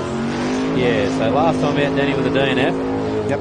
Previous to that was a 47.31. So Danny will be looking to redeem himself and make himself feel better at least. Way better around there than what he did last time. Yeah, that's where he went wrong just there. And he is getting a little bit aggressive at the wheel. Yeah, this looks a bit nicer. Like you said, that last run, either he did something on the boat that wasn't good, or he just overcooked that corner earlier. I think he went a little bit wide going up to the turn one up there. Yep. And I think he might have grabbed a little bit of that island and it's upset him, and then he's turned early. Yep. Because he's a lot better on the water this time out. Yeah, a little way better. I know the bloke who used to own that boat, he wants to go fast. Jody Ely had that boat that never got raced. Oh, yep, that was Jody. Like, he had a whole stable of boats, Jody. He still probably does. Hey, Jody, if you're sitting at home watching it all. Well, I just got a message off him. That's all I thought I could help myself. So he went a 46.75. So he's picked up 3/4 of a second. Do you reckon that's faster than Jody would have went if he was driving? Yeah, 100%, because Jody's not driving. Yeah. You can't say any better. He's not here. Coulda, woulda, shoulda. Maybe. Anyway, he was like me as a perpetual bridesmaid, always coming second. We get your brother now, Justin. So, last time out, Justin going a 45.76, but he went slower in the first sector of the track, first split. So, like I said, foxing, don't know whether he's just focusing more on the back half. Nice line he took us through there. Yeah, both sitting well in the water. Get an idea here when he goes over going through there with a 22.9. So it's the quickest into the first sector so far for all of them. It's going good. He runs that nice line through there. It's interesting to watch the difference in this. This is a pulse bait made here in Australia by Daniel James. There he goes. Good line. If you watch how much that sits up, and then you watch Ollie's boat's a Coe built Sprint Tech, and the difference in the way they sit in the water. Ollie's boat pushes a lot more water. 45.29. So Jody just sent you a message. He reckons this is better looking bridesmaid than me. I don't know about that. That sounds like there's a challenge in the future for us to turn up like that. Not that we would do those sorts of things. Maybe a bridesmaid race suit. I've got a tuxedo. Well, I'm not marrying you, Bob. Here you go with Hugh. Hugh had some, you would have heard it before, people were watching before. Hugh's engine, our high am, had a bit of a miss. Yeah, they just changed the points box in it. Simon from one of the other teams is Brendan Doyle gave him one of his spare ones. Just had his brother fit it for him. That's what sort of scored even better. Yep. I was going to say, Justin's back half of that lap was exactly the same time as his previous best. So. Yep. Now, Huey... You can hear the difference in that engine. It's not popping now, so... When you were down there and found out about that points box and all that... Oh, yep. Huey's had a big back off there. He's gone a wrong way. So, the pulse boat. Yep. We haven't seen it run yet. Yeah, Brendan, what's happened is he's got the Motec in there, and that's a different boat than what he normally has, and he's done a config upgrade. Anyone that understands a firmware upgrade on it. And then when he went to put the data back into load it, he didn't have the right configuration. And so what's happened with that, like these guys rely on the data that's on the dash to see what's going on for oil pressure, water temps, exhaust temperatures, you know, O2 sensors, all the stuff, and he's just gone, well, he doesn't want to risk it until he knows what's like, that it's going to be okay. Like, you know, you know yourself, some of those engines are up around that $100,000, and to like go out and not know that something's wrong with it and lunch it, not many people have a spare 100 in their back pocket. So here we go again now. I think you're going to watch the difference between if Loose Cannon's coming out first, does he? Then once again, this is a Sprint Tech boat. You see the fins on the back and the way that it sits in the water. Yeah, very different to watch to say one of the Pulse boats that Fonzie runs. We have seen Hutto and the R&J's battery go out first up until now, so we'll wait and see. Loose Cannon is warming up, but I know Hutto's team's just fired up, so we'll wait and see what boat comes off the trailer first. All right.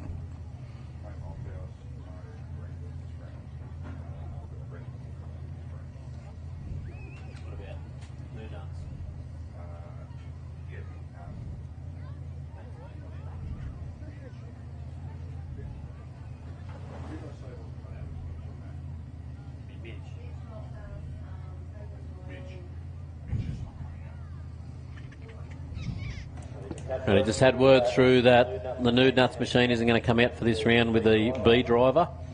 Boys are just making some changes. Obviously, when Matt went out there, they ironed out a few of them, or they're ironing out a few of the issues. They worked out the boat wasn't handling as it should, and just got word through as well that the Pulse machine isn't going out this round, as we were just talking about. But it should be out for next round. So good. That's going to limit his qualifying chances, but with 4 boats there, 5, well, he'll make 5. I think, you know, for someone like Brendan that's racing regularly, that comes to this track regularly, he'll you know, get on top of it pretty quickly. He'll have a run out there and get the right direction, then he'll just build on from there. He's still got another like 4 runs or something before he gets to the final. He's a good driver. He's got a great package. Yeah, he's not too concerned about it. He's not racing for the championship today. And Mitch is up here eating some of those beautiful nachos from the smoke place up the top there. And he nearly wore it all down the front. So we've got Nuts in now. Daryl Hutton, R&J batteries, twin turbos, small block Chev. Been around the sport a long time, Daryl. 20-something years.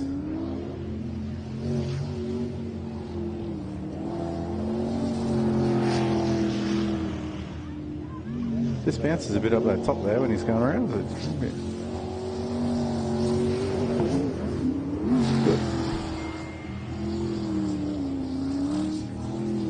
Yeah, the boat not handling that crosswash all that well at the moment, so not sure if they've made a change underneath or... As I'm wiping the nachos off my face. Oh, and we've had a flame out. So, not sure what happened there with Hutto.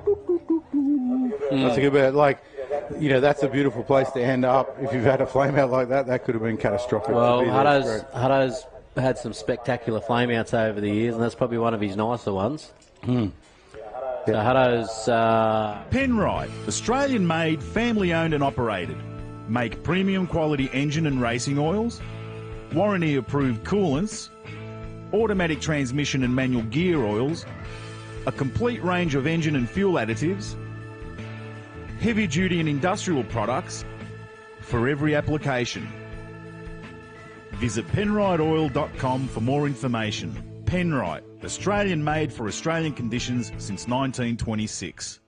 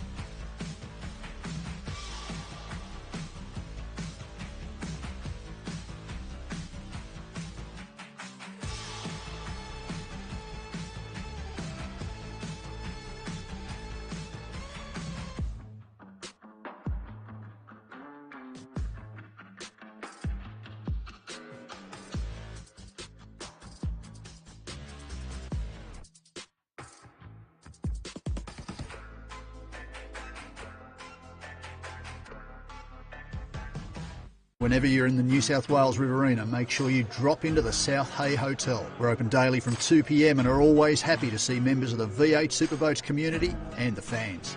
Great food, great company and some of the best beer on tap. Catch us on Facebook or drop us an email.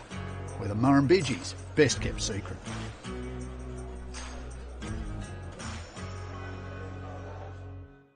No. Let's go PG, right?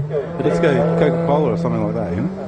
Maybe we can look at that, yeah. Yeah, let's up it, you know? Jetcraft. Monster Energy could do the towboat. Yeah? No, it'd be Barocca would be better because they're in the recovery game. There you go. Barocca. Hello, anyone out there from Barocca? Get on board. Anyone who's in the game of recoveries, we've got just the deal for you. Could be like Knights Towing. I don't know if they're down here. They're up home. Clayton's up home on the TV show. Yeah, they're on TV. I wonder if that's the tow you have when you're not having a tow. Don't know. Put the ad on so we don't have to watch, although I don't know what's going on with the screen there. Look at a blue screen. But anyway, if anyone hasn't had anything to eat, definitely go up and see the guys up there at the nacho van, because I'm trying to shovel it into me whilst you're talking so I can get something going. The lollies are easy. We can nibble away the lollies. Yeah. Well, hey, it was a good save. Yeah. Good recovery. Yeah. Thanks, Barocca. Like that boat. Anyway. Powerade or someone like that. They're in the recovery game, aren't they? Gatorade. Yeah. Gatorade. Waterboy. Someone. But yeah, so Hutto through there with a 23.19 was the split. So he was a bit slower. Second slower, actually, than last time out. So maybe there was an issue brewing. Yeah, we'll see if we can get off him when he gets around here what was actually going on, whether it was a catastrophic failure or whether it was a... Well, it sort of just sounded like it slowly got quieter. So we see Finchy, Tyler Finch. Yeah, this is like, these blokes might not be, you know, that little LS boats are fast, they're very constant, they sit there, they're very smooth. And when you watch Tyler drive, it's very, like, you can hear that this thing makes 1,500 something horsepower. You watch the way that it just accelerates, turns, accelerates, turns, accelerates, turns. Now went a 20.96 to the half track. This time out, looks like, look at the water that thing is pushing. Yeah. Look at it hitting the hay bales and just going straight up. Just the water. Yeah, the water. This thing is very, not hitting that crosswash very nice though. Did you see the amount of water he pulls in 20.7, so he's gone quicker to the half track. Yep. So...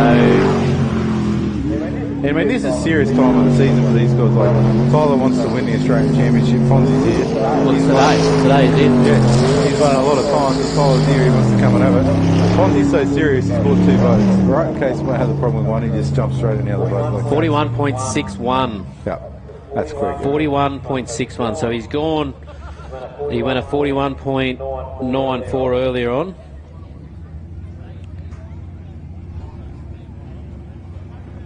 Uh, 41.61, so that's his quickest time so far. Just had an announcement from the safety crew. Can we make sure the kids are on the outside of the small fence, not getting between the 2 fences? That is there for your safety. So parents, can you just make sure the kids are on the outside of the small fence, please? Just probably sit back a little bit, just, you know, just in case. As we see Kenny Kesper.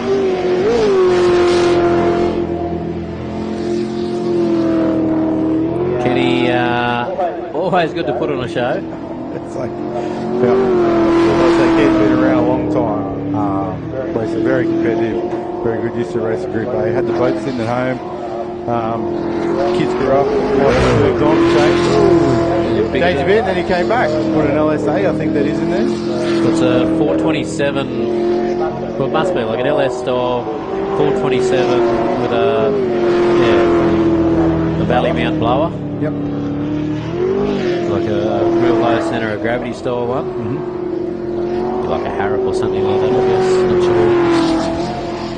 I don't know whether it's a... See that Navy's head's getting banged around there a bit. So Kenny coming through there with a 49, so he's gone a little bit slower actually, and that could have been just from his big over rev that he had here. Yep. So 49.94.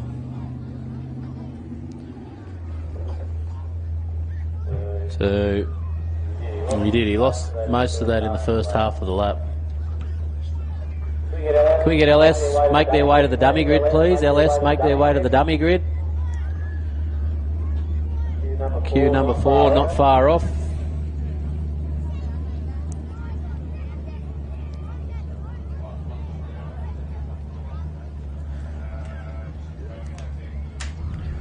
So that should be, unless Fonzie Mullen's coming out, which, no, did we see him?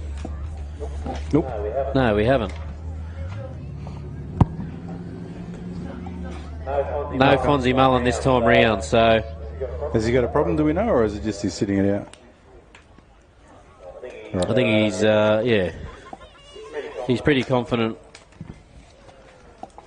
that the boat's there.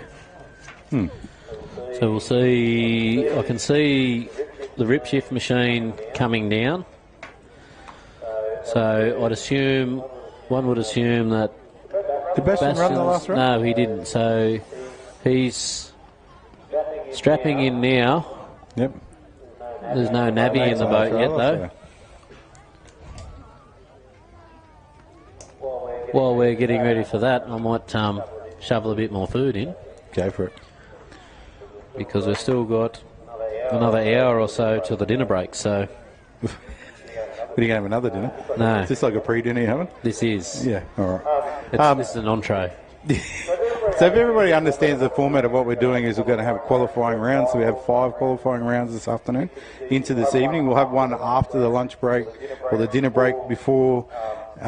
Dinner break will be when the sun would normally be shining, if it was shining on the track, in a position where you couldn't see as you come across the track from the other side back towards the crowd. And the sun hits on the water and you can't see where you're going, so we have a break normally. Then we have a qualifying run in the dark, so you can get used to what it looks like to run under the actual lights. And then we go into what's normally a top 12, which then your times previously don't mean anything. You're in the 12, it's whoever's the fastest 6 out of that boat, that crew go through to the next 6, so it's a cut. And then from that 6, the fastest 3 go through. So it's an elimination, and it's just cut in half. That's when it starts to get really exciting. People will push really hard. And in the 400s and the Superboats this weekend, because there's under 6 boats, I'll just have a top 6 in both of theirs and then go to a top 3. That's if there ends up being more than 3 in each class at the end of the day, the way they go at the moment. So that's how it goes for everybody on the hill. So this is about getting your boat set up, getting your trim right, engine tuned properly. Like, this will be completely different from when we ran in Keith the other weekend. The weather is totally different, so a lot of these engines that need tuning would need to change and then tonight it's going to get darker and cooler, and that'll change again. So there's about the engine tuning. Then there's a boat, setting up the boat so that it sits right in the water, whether it's got more of the front of it in, lift the front up. Then there's fins underneath the boat as well. Fins underneath the boat that hold it in the water when it's turning, and you can change the size of them, and in that it can be that it's 2 mil longer than your other one, completely change the way the boat handles. And it's a bit like if anyone's driven a forklift, that's a little bit what it's like driving a jet boat. You've got the steering right at the back, pivot point up the front. You've got to try and hold it in the water. So yeah, there's a lot in it, and then you can lock it into the water too much, so then the boat's really stable, but it's not fast quite often. And you see some boats that are pushing a lot of water, they're holding and they like to feel safe. And then there's other guys, like if you watch Justin out there before in the Outlaw, he's got his boat sitting up a little bit, and it's a little bit more flighty and it's faster, and he just gets used to that, and that's the way he likes to drive. It reacts a lot quicker, and another thing between Keith and here is the density of the water. So Keith is a very saline style of water, so the boats do naturally sit up. Yep. It's all bore water over there. Some guys might run a little bit bigger in the nozzle to get more water through, to pull the boat down more. Some guys fly off the seat of their pants and leave the boat up, and it is very twitchy, as we see Bastian start to here. So Bastian He's only been one of the 3 so far qualifiers, and he did top qualify in that first one. So he just be going out there now, knowing full well that the boat's got plenty going for it. Yep. The boat sits in the water. Like I've seen this boat all season. It's well, even in the Worlds, mate. It was hard to beat there. Yeah, he was exceptional in the World Series, like he was. And then another man out there, River Rogers from America, who's been going really good over there. And Bastian came over and just, he's another level. That boat's another level. The stuff they do on that boat, and they're working on all that sort of stuff. That is one of the... Comes through there with a 43.63, so he's gone a tenth slower than his previous best, but he's still over a second and a half up on whoever's behind him. Yep. He might have had it was nachos, loaded nachos. Yeah, he might have had some of them nachos. Bit of food in him. But no, that's it. So like this boat, Fonzie's boat and this boat, they've been doing this. Well, Fonzie's been doing it for 20-something years now. Fully dedicated to the sport. Spends a lot of time looking at new ways. He's always innovative, changing what he looks at, how he does it. He's got a lot of stuff that he can do in-house now to create. So it's not a case of asking other people, he can do it himself. And you can see in the boats how good they're going. There we go now, Ronnie. Got Strop out there now, so last time out a DNF. So Strop will be keen to get a time on the board. He's got his best time so far at 51.74. He's gone back to the old sleek line days where he's trying to fishtail it out of the water. I watched him go up there straight before it turned right. I don't know what happened there. He followed the bank around the inside, pushed him out, but this is completely different. This boat to what they did before. He's taking a little bit of time to get used to it. Tyler's got a bit of a feel for it early on. Yeah. Stroppy comes down here now with a split time of 26.15. That's his quickest split so far. I'd say Stroppy is somewhere just over, I don't want to say too much, but he'd be 60 years old, I'd reckon. Well, I can tell you now, he's 62. 62? Right, he's older than I thought. There you go. So, that's what I said before. Not quite it seems to have a bit of a... I don't know, it's one of the other boats warming up. You can sort of hear that. 51.43. So 51.43. So that's his quickest time so far. Yeah. I remember when I first started racing, Stroppy was racing, so back in 2000 I started racing, Strop was racing, they were racing sleek line boats with Tony Ellis, won multiple world championships. And I watched Strop, he taught me a whole lot of stuff about how to drive and how not to drive back then. But I saw him one time out of the track, he was out by about 10 foot and he never lifted his foot off the ground. There was just enough water on the grass that he got back into the track and was able to keep going. And I went, so when in doubt, pin it out, throttle out. Never let go. After that, it's like if you're going to crash, you might as well do it spectacularly, Well, yeah. So apparently, Nude Nuts is still in the... Is this Darren Pollard? That's Darren, yep. Yep. So Nude Nuts is still in the pit, but the boat is back on the trailer how it should be. So Darren Pollard's previous best is a 48.53. A split time of 24.41. So we'll get a bit of an idea on where he's sitting.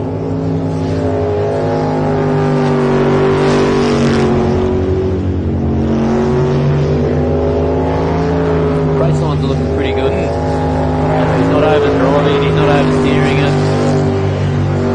The crosswash isn't upsetting him too much. I'm sure this is one of the old, I don't know whether it was the hazardous or the non-hazardous. I think it was the non-hazardous. That Slade started to set up and never finished. Chris Ford. He did campaign it. Chris Edmonds, that is. So as he comes over with a 48, what we got? A 48.37. So that's his best so far.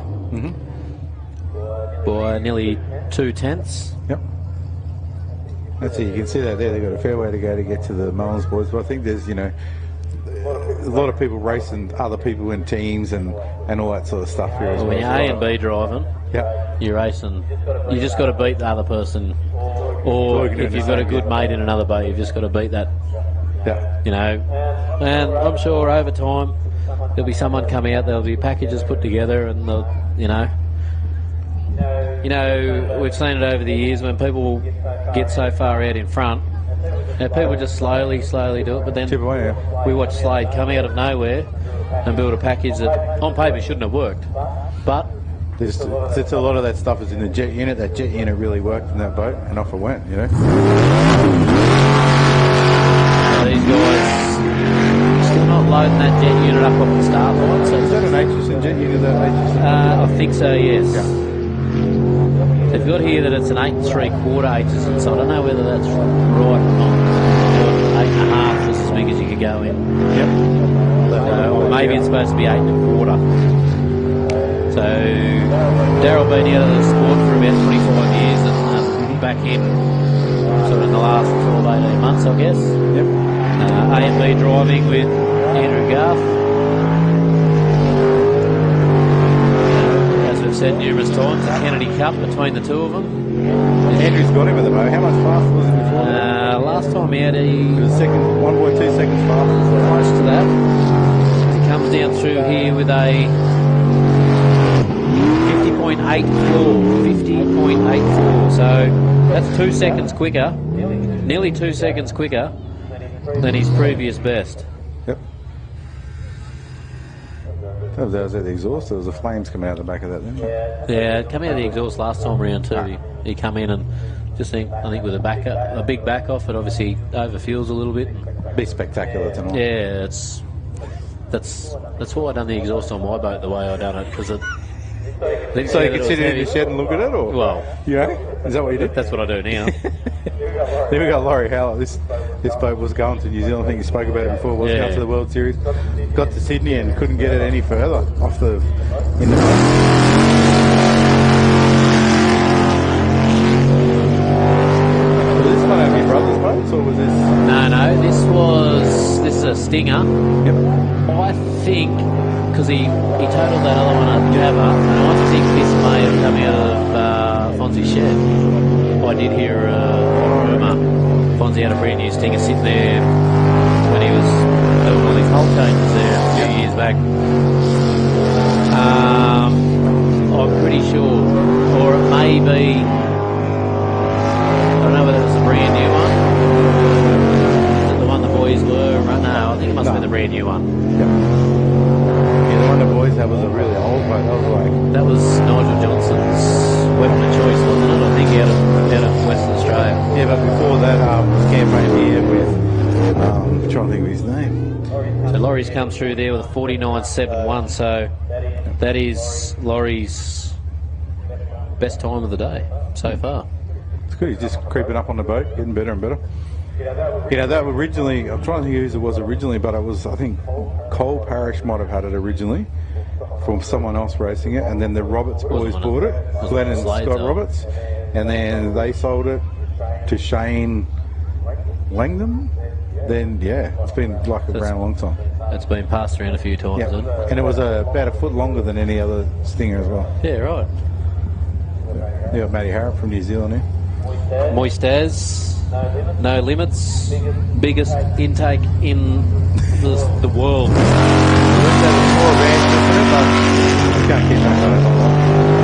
Yeah, I think he's copped a fair bit of flack over the last year or so on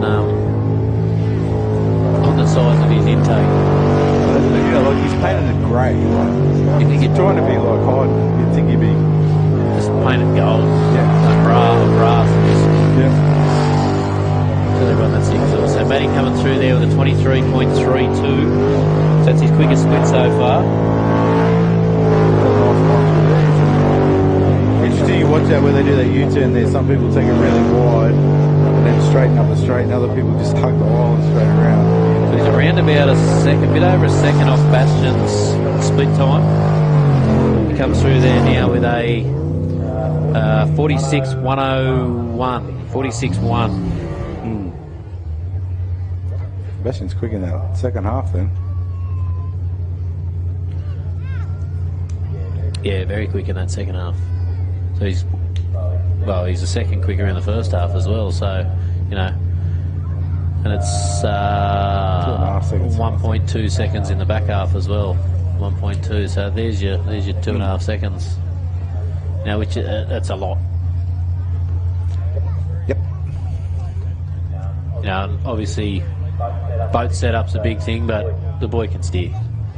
He's smooth out there. There's no, well, we saw him go the wrong way last time round, but there's no mistakes. There's just cutting lines. They're just, you know, it was, you know, the same as watching him in the World Series as watching him on the TV in the World Series, and it was the same over and over and over. He just like got it dialed in, got it so good. Listened to this boat before, young Kobe's boat with Granny's dad, and I said there's something not quite right with it. I don't know, hopefully it sounds a bit better this time, whether it dropped a coil or this didn't seem like it was on song, but see how it goes in the Psycho. Who's in there? Is that Bernadette now?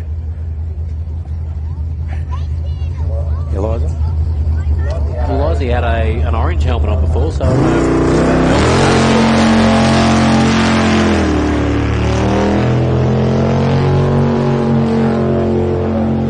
That boat, but it just doesn't sound 100% when he takes off on the line. Last time out was his quickest time. Yep.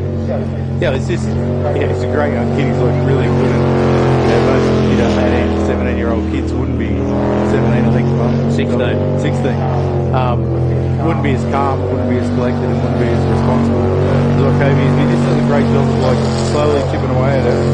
You know, he gets good boat time now because he keeps going the right way and he gets it on the track and he doesn't have to do the work when he comes back. And that's what it's really about when you start racing. It's about how long you can get on the track. You go up the start stretch and around that first corner and come out of the track, you don't get the time in the boat. And that's not the idea. So he's about half a second quicker than the first half of the track then. Yep. Brings in with a 54.59. So last time out went a 55.29. So what's that? 0.8, yeah. Yep. So he's. That's all you want. Yeah, if I was teaching someone how to drive, that's what I want from him. Just chip away at it slowly. Well, Yeah, like have you wind said, till tonight. You know. like you said though, you're not getting back in between rounds trying to fix things. Yeah. You know, look at I can see the Nude Nuts boys down here now strapping into the boat. So obviously with Matt having his bit of an off there before, they've been busy. You got to get I'm to a that lazy place. racer. I like to watch others race as well. I don't like making changes and blame the driver, not the boat.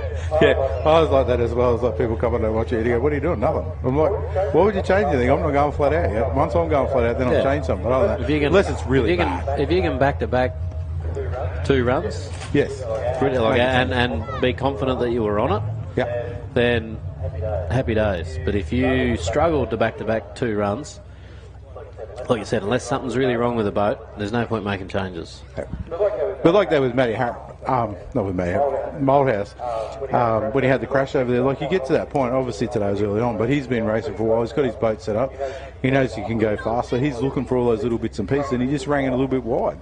And so when he ran it wide, it went straight ahead and he went into the fence and caused some damage. But if you're not crashing, you're not trying.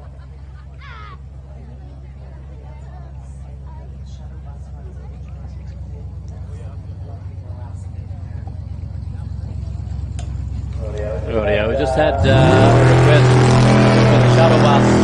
The shuttle bus will be running every 20 to 30 minutes into and out of town. So those using the shuttle bus or those who have somebody coming out, just let them know every 20 to 30 minutes the bus will be rolling in and out of town at set locations. I think it's James Ismail is coming down from Harvey Bay, I believe, or is he a Cabarita now? Not sure. He says he's a Cabarita local to the Tweed, but I think they might be a bit further up. Yeah, they were. But anyway, that's good. It's good. You know, it's good for them to come down here and they're having a lot of fun. Like I say, there were 2 guys sitting on the hill watching the racing.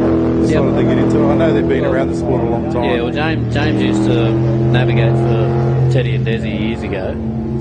But no, he's another one like Kobe. Like, he hasn't got the budget out there to be fixing boats, so he's staying in the middle of the track, working on it as he comes in through there with a 55.85. Yep. 55.85. So last time out was his best with a 56.07. So going the right way, doing it the smart way, not trying to go out there and win it in the first run. Yeah, no, his wife Lexi and their family, Renee, happy birthday for you listening. They've been around the sport since the late 90s. The girls were driving, Renee was driving, and so they've been around a long time, and it's good to see the families, come back into it later on as well. So if anyone didn't hear before, the shuttle bus is leaving every 20 to 30 minutes, backwards and forwards to town. I know there's a boat running around, so you might not have heard us talk about it. So that's going every 20, 30 minutes in and out of town. Kyle Elphingston. Boost. It's not as big, it shouldn't be, Brad. Kyle in the blackout racing. I had that Boost livery on there for when they done that bit of promo work for the Boost mobile. Gold Coast 500 supercars. Yeah, it's good that they got a lot of exposure there. A lot of people saw the boat. A lot of people know about them, they don't know where to watch them. So he's having a good run this time. Really driving. Quickest split so far by half a second? No. By 3/10. Get into the 20. This is a great package. This is a new boat. He got off that there because he was going to be sucking the grass and he kept his foot into it. He was very close. So comes with a 45.63. 45.63. So yep, that's the second fastest time for the day so far. So far, so good. Well, last time out. Or was it Nate? No, Matty Harrob's been that's 46. So Nate, what'd Nate do? This is Rodney Norton and 46. So so that is the second fastest of the day. So he's getting on top of that. He's been obviously working on a boat. It's a pretty new package.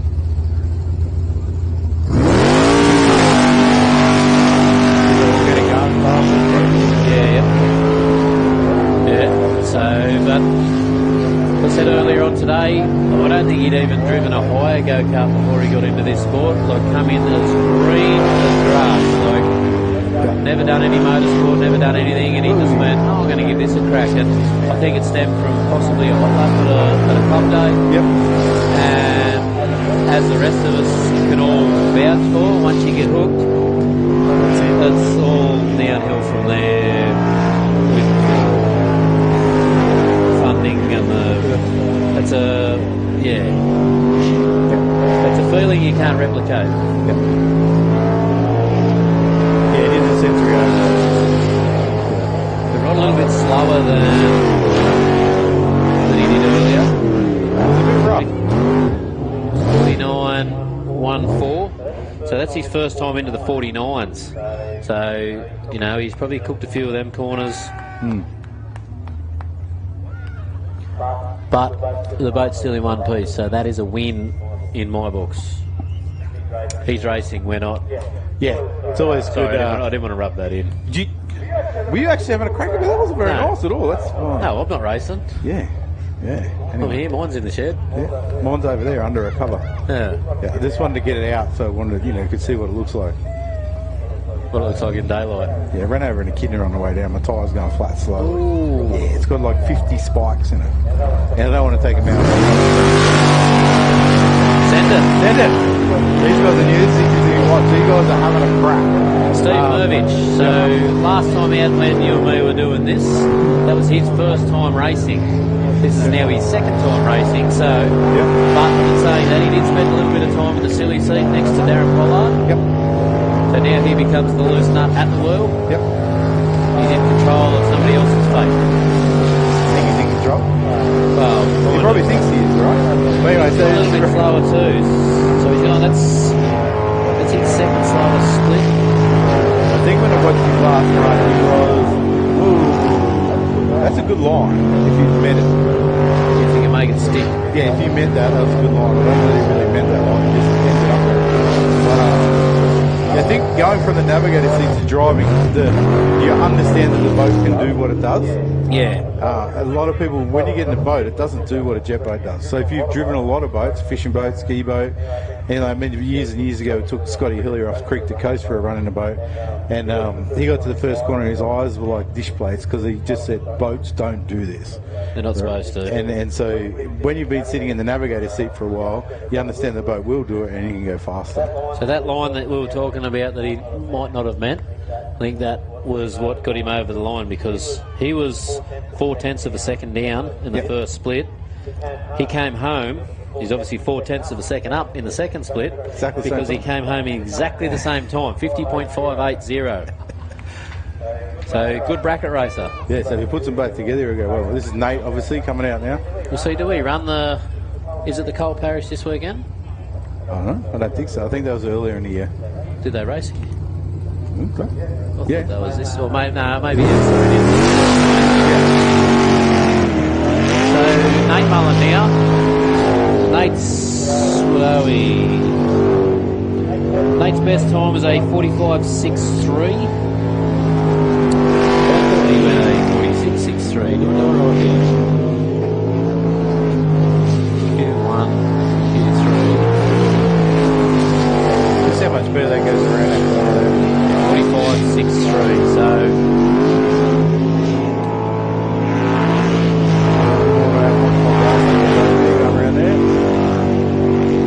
Time is a 23.05. Cole Elphinston went a 22.9. So what on that there? So that brings him in a 45.666.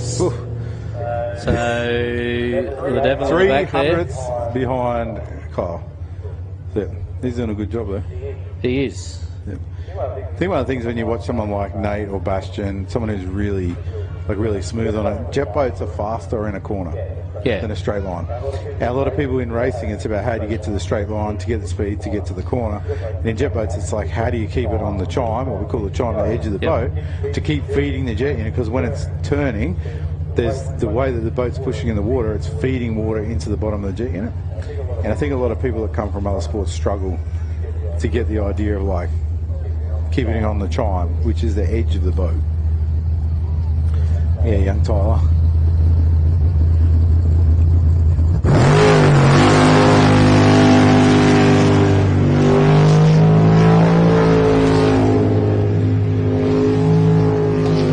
Tyler really, getting the confidence in his hull. Like he came out, I don't know whether you watched him in the old boat. I don't know how he didn't get cramps in his arms after he finished the lap. Yeah, it's worse than a motocrosser with arm pump, I reckon. Mate. Oh, he shouldn't have got off of there. No, I think he's had a hesitation because he thought, hang on, was I supposed to turn there? No, he was out of the water, he was out of the track, but you know where that little piece goes where he got off of there, if I won't say that I used to go straight across there on purpose. You dabble with that. Yeah, because you're going straight, you get away with it. If you're trying to middle the corner, you would do something. So Tyler comes through with a 49.11, so not quite his quickest time. And maybe that's just due to that back off, but very respectable still. He's gone a 49.75, a 49.05, 49.17 and 49.11. Well, he's got to start to look for where he's going to get that bits to get into that next little bracket. There's Darren Pollard's a second in front, not quite a second in front of him, and then it's 2 seconds in front of that to the next group, those first four. Well, that was his quickest first split by 0.2. Yep. So he's obviously lost a bit in that back end, which was where he was going up that back straight. Had that big hesitation and... Yep.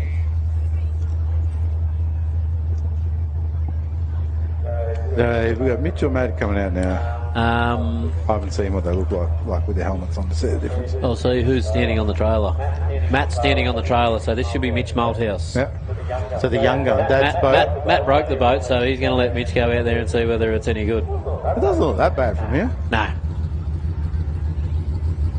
Did they? I don't think there's a reverse bucket on here. I think it's... they got a lot of water coming out of that jet unit. Yeah, when I watched the go around before, it didn't look like it was coming out of where it should. No. losing a little bit of water out of the side of the jet unit. Which would mean that it wouldn't be sucking down as hard, it wouldn't be... It's losing pressure, yeah.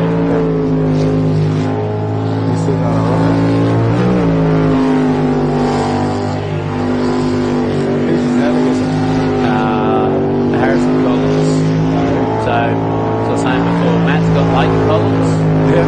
So it's the dads versus the sons. Uh-huh. So there is double the rivalry there. Yep. Strong jet boating family though. It's mixes with Macy, who's navigating for Ollie. Yep. Just come through with a 46, so that's his quickest. 46.91. 46.91. So What was Dad doing? he didn't do much because he didn't race this one. 'Cause he keeps breaking things. What were we before? Where are we? Let's go back to Matt Malthouse. Now we've got Jade, is it? Jade Aitchison. Yep. So Matt's best so far is a 47.80. That was first run. Then he had the DNF where he kissed the wall. And then he went a 49.05, but I think they were just testing. What's Jade got to beat here to beat Darren? She's going to do a 48.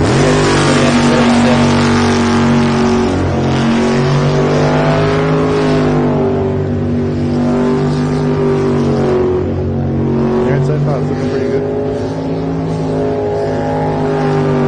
She's raced several boats, so I don't know if she's raced. How many times has she raced this boat? Well, I think the boat she used to race is now Sendit. Oh, okay, yeah. So she was running the Stingray. Yep. Yeah, that used to be the purple one. Have we worked out? Yeah, that was Jake Garlic. Yeah, Cole Bella. So that was, so that had a 350 in it back then, and then they put an LS in it, and Jade raced it. Yep. And now it's the same thing like we were talking about before. You get your mates involved, and then they buy the boat, and they send it. That's it. There's another one in that crew too, isn't there? James, yep. out at the moment. Yeah, yep. What's she end up on? A 47.46. She's like smoked him by a whole second. 47.46. Is that that's her her enthusiasm or? probably. Quite, yeah. Could be weight too, couldn't it? Could we be won't say weight. that out Could loud. be He'll be down there on the trail. just reacting a little bit quicker. Yeah. 47.46. So that's her quickest so far by over a second. Yep. Previous best was a 48.64. So she's gone 1.2 seconds quicker. I believe she was going really well when she first started out. She had a massive crash here, wrecked the boat completely, and took a little bit of a dent in her confidence, and it's taken her a while to get back. So she's going really well now. Well, actually, before that, here on the test day, Darren came to me and said, "I want you to take the boat for a drive." And I was teaching.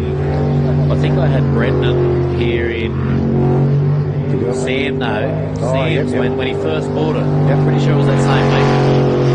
And I'm sure it was, or it might have been just when I put my 410 in. I can't remember, but Darren came over and we're going to try a thing on the boat. And he said, "I want you to take it for a drive." I said, "No, I don't want to take it for a drive." We heard a big overrev. We turned around. I said, "Now I don't have to take it for a drive because she can't put it down to the back corner." But We've got the Kennedy Cup here again. Daryl H went out with a 50.84. Yeah. So Andrew Garth's got to beat that 50.84.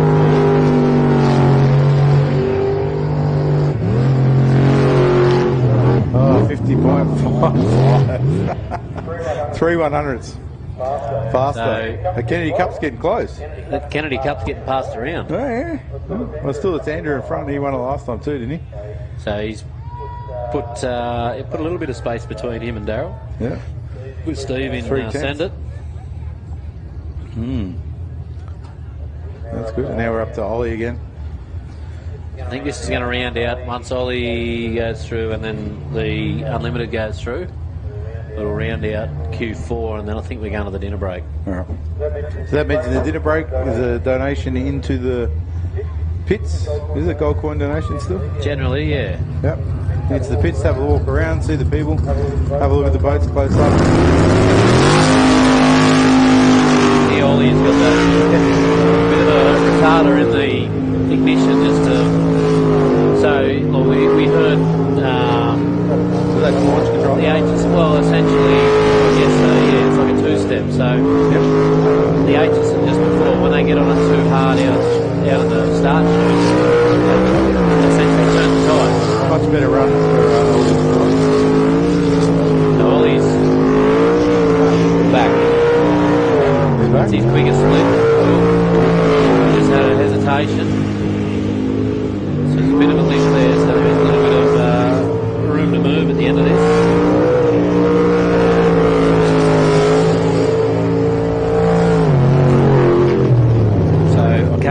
Here we go. Ollie Silverton, a 46.02. 46.02. Is that down a bit? Yeah, he's been a 45.9. So he's quicker in the front half of the track, but went a little bit slower in the back half. All right, he's just foxing your brother. Well, he's half a second quicker in the back half there, so half a second slower, sorry, in the back half of the track, but went quicker in the front half. So might be a little bit of mind games going on here. Right. Should see Danny up now. Should see Danny. It was Brendan. I can see Brendan's blue boat down there as well. Right, so the pulse is back in the water. Probably one of the prettiest boats in the field, I reckon. Not Brendan. No. Just that colour, I think. You know, at night it looks really nice. I think it's just nice. Off the lights, yeah. Yeah. Really nice, clean boat. Not too much stuff on it. So even though Brendan was quicker last time, by a little bit, that Keith. Yep. Brendan's not in the running for the Australian Championship this year because he's had a few rounds out leading up to the Worlds, getting a new package together. So, but this is race day. This is race day, but Justin and Ollie will still want to. Look, whoever's going to win the Australian Championship wants to be on the top step. Yep. And this is like these three guys here were the three top guys in the world. Brendan won the first round, struggled at the second round. So Ollie won. He come just more consistent. There's Brendan's first lap today. Yeah, his first lap. Yeah. I don't know. He didn't even do a warm up, did he? No, he's had enough practice. This is the first time the boat's been wet today. Yep. Yeah, no, as you do. Well, as you know, the boats don't handle if you don't. Nah. I think that's the hardest thing, is like you go and have a look at your car and stuff you're supposed to do. Split time there of a 22.45. Yep. So, I think it went a little bit wide there, sucked a bit of grass in. He's never used to the track up there, he was. He's got the quickest split in Drew Bay so far. Yep. So he means business straight out of the box. Straight to the top with a 44.65. Second faster. It's, second and a half faster than Ollie. Great effort. That is an amazing package. That is probably one of the premium 400s in the world. It's got the best of everything. Well, he proved that at Wanaka. And then he butchered a few corners that just couldn't get it right up there. Yep. Yeah, so these things happen though. Yeah. To be the best, you've got to beat the best, don't you? And on the day. So we got Danny. It should be Danny Napick now. All right. Toughen up. Will Cartwright in the navigator's seat.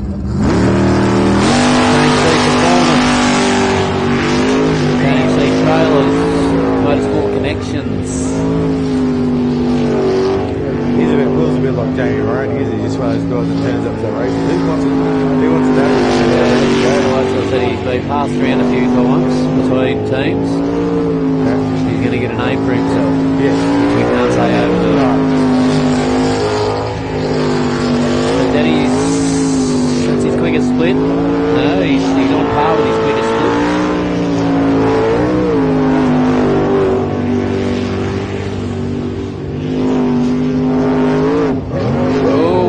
Grab the outside of that thing. I don't think that's a good line for us. No. That's what Matt Malthouse grabbed earlier, and it did not end very well for Matt at all. So, Danny coming in there with a 46.99.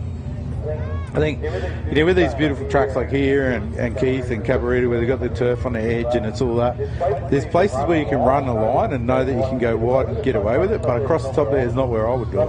Across the top you can't, but you can do it up the front straight, and you can, if you time it right with the crosswash, you can do it up the back straight. Yep. They're the only two parts of this track where you can get away with it. Yep. just the way the water flows up the top there, it'll catch you out. It's caught. Well, I mean, it's both ways across the top there is where you get caught out. It takes heroism to get into that position. So Justin's best split so far was a 22.90. Brendan just went a 22.45. So Justin's got half a second to make up to stick it to Brendan. Yeah. Is that when you watch Justin, he really does keep the speed up in the boat, runs nice lines, doesn't cut right in on the islands a lot. And he just hit. He just done up there. Yep. So that's just caught him out there. Yep. So he's nearly matched Brendan's time though. Yeah, the other thing is when you go up the back straight, you go across that little island, you got to just button off, so it lifts up and skips a little bit.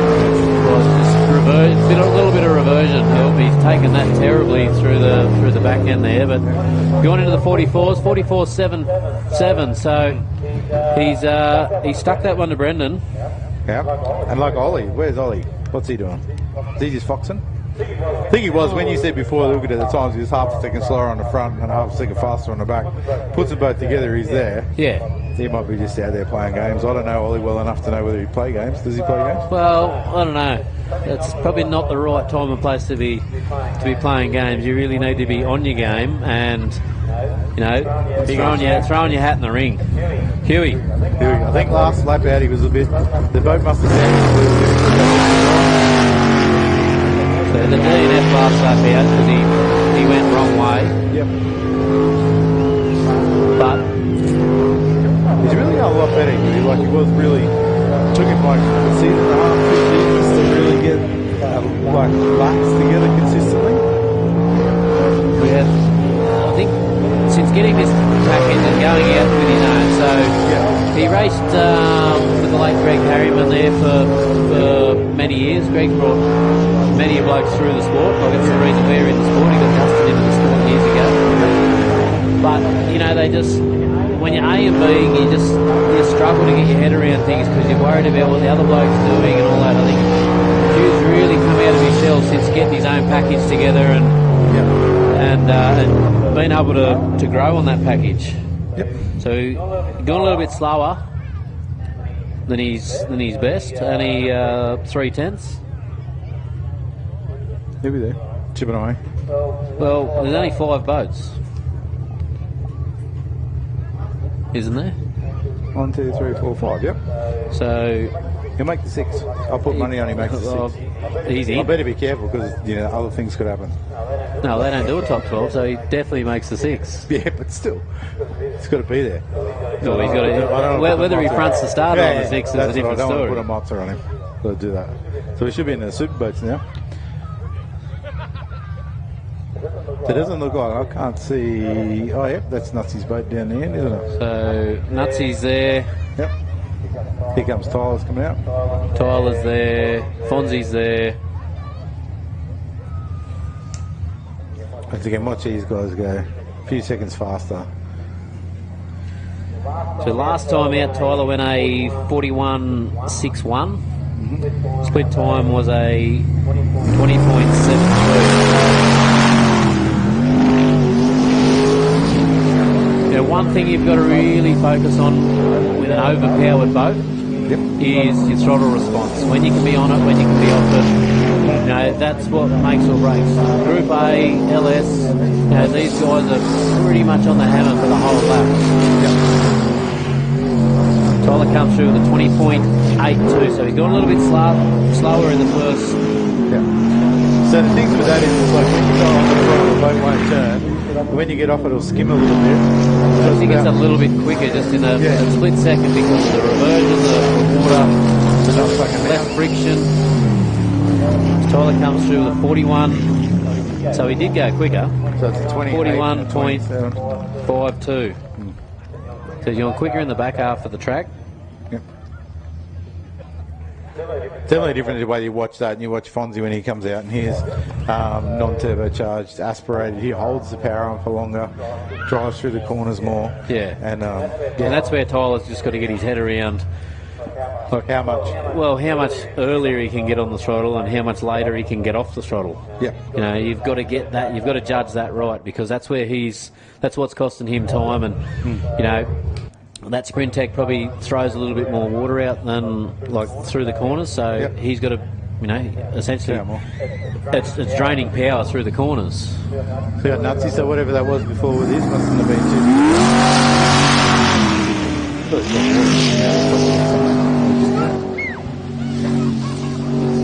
That might have been the fuel man's problem last time. Maybe someone didn't. I'm not going to laugh because it's happened to some of us. Actually, mine was a rollover vent issue. The rollover vent would have let the air out. And we whoa! He's all right. That was the softest landing for Hutto. We can't even give you a split time, Hutto. He got away with that again. That's twice he's been out of the track and it's been somewhat gentle. Yeah. It's still there. He'd be sitting in there, his little, you know, his confidence would be like, and his ego would be, and he's like, Is this where we go? Whop, whop, whop, whop. Oh, beach this brew. So, he's a Kiwi too, so we can. Oh, he was a Kiwi. What is he? What is he? Oh, he doesn't want some fish and chips, bro. Oh, cuz, come down here and get some. Got a piece of hokey for you. But anyway, shouldn't talk like that when there's all those other people could be watching from over there. They could be getting past their bedtime, wouldn't they? Yeah. You reckon they'd be in bed? They'd be having beers one day, wouldn't they? Sure. Sure, bro. Sure to all the cousins over at the land of the long white cloud. What is it? Some tongs? Hutto just having a look around, probably looking for something to blame on the boat, you know? Yeah, oh no, it was this part. Yep. But I'll check the strides first, boys, before I check the boat. Yep, that's the boat. Mick's in charge of waste management. Yep. That's the grass. I don't know if they know, but it's supposed to be in the water. The rubbish man. I don't know if you can see under there when it's on the grass, or can you see under there? Not really. But anyway, they got away with another one that hopefully isn't too bad. Mick's going to go and have a look at the exit ramp. Yep. He's like, yep, it was definitely that blade of grass over there, Mick. That was the one that did it. Which way were you pointing, Mick? Right at that bank. Yeah. That's one of those things. Maybe something did fall off, but maybe there's something not there and he's looking for it. So, I don't know. Yeah. The bucket of skill. That was such... Like you're up here and Nutsy. He's carrying the bucket down there earlier. You're saying that Nutsy ran out of talent? Well, he ran out of something. Yeah. He ran out of water. Yes. We'll leave it at that. Yeah, rightio. And he could come back up here later and have us go at about something. I think they're looking at... is that the timing loop? That's the timing loop, but it's still in one piece. He didn't make it as far as the timing loop. Oh, yep, okay. I don't think the timing loop works out there, Hutto. Yeah, is it? You got to be in the water to finish. Yeah. Control under the finish line. Well, they're going to take the shortcut and just put the boat straight back in the return chute. It's all about entertaining the crowd. We want to get it done as fast as we can. We were running a little bit early, so 4:30 was the dinner break. So Hutto's going to make sure we make it at 4:30. It's all about keeping to the schedule. Yeah. All right. Do we know how long our break is? Half an hour, an hour? What time does it get dark here? Well, it's not really going to matter today with the... So 4:30 the dinner break to around about quarter, so it's going to be about 45 minutes. So I'm not for around here, but that rain that's out there to the north, is that going to come this way or is it? Don't really know. Oh. I haven't had a look. I'm not even going to open the radar and have a look. I'd look on the weather app, but they have no idea. My partner Carol laughs at me every time I go, oh, it's supposed to rain tomorrow. She goes, you live up where it rains all the time lately, so... It rained a lot. Did anyone watch the Broncos play the other night? Anyone watch the football? I'm a Broncos supporter and I tipped against them for a change because they... What? Well, you can't. Reece Walsh was out and I thought, oh, hello, the boys are going to struggle here, but my team won, so... Yeah. But anyway, that was good if you're a Canary supporter. Unfortunately, that good run had to come to an end at some stage. Commiserations. It's great to be on the Broncos, and we did say because Reece wasn't there, the rest of the team actually showed up for once. Maybe that was it. Yeah. No, I like to think that I helped by betting against them. Anyway, that'll serve me right. So we got bet against. Fonzie's not coming out again. We know What's going on with Fonzie? Has he got the boat's not in the... Not in the tent, so he might Not be in the coming tent. Can't see him down the ramp. Oh, no, he is, yeah. Sorry, he hasn't got his normal ute. It's on the other boat. Okay. So he's got got the Raptor hooked up to this one. And I can't see it behind the other boat. That'll be good. So they're the guys that are really fighting it out is Tyler Finch and Fonzie. So whoever comes out on the top of the ladder today takes the championship, and Justin and Ollie, whoever comes out on top of the ladder. Yep. And in the other classes, I think in the LS class, it's more about who's going to come second, third. Yep. Right. I thought you said you weren't going to look at the weather. Here you are looking at the weather. Yeah, you got the better of me. Don't tell me. Nah, we're good. We're good? Is that weatherman Mitch saying we're good? The Daily Bailey. Yeah. Anyway. See you again in around about 10. Yeah. Gordon Gnome. Hutto's just... Word just got back that he ran out of talent, so maybe and he ran out of water, so he ran out of two things on the one spot. Yeah.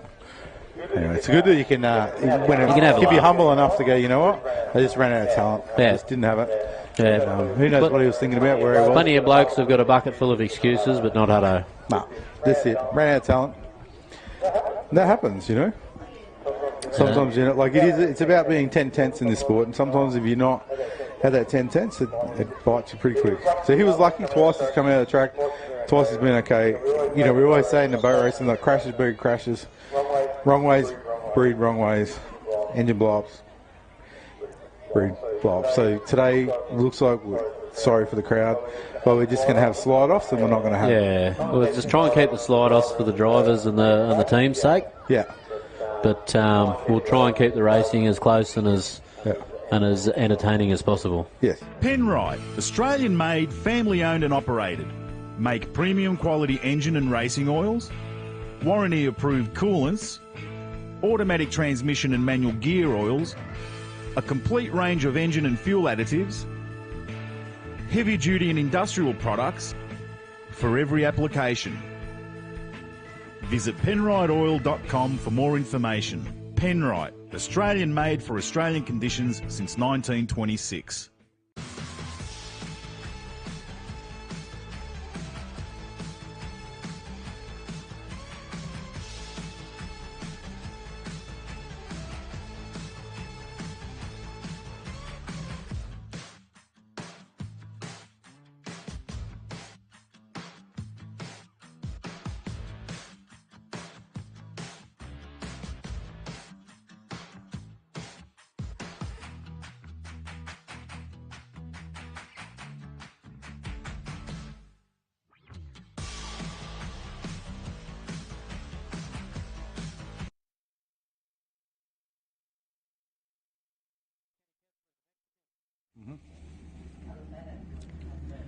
Mexican.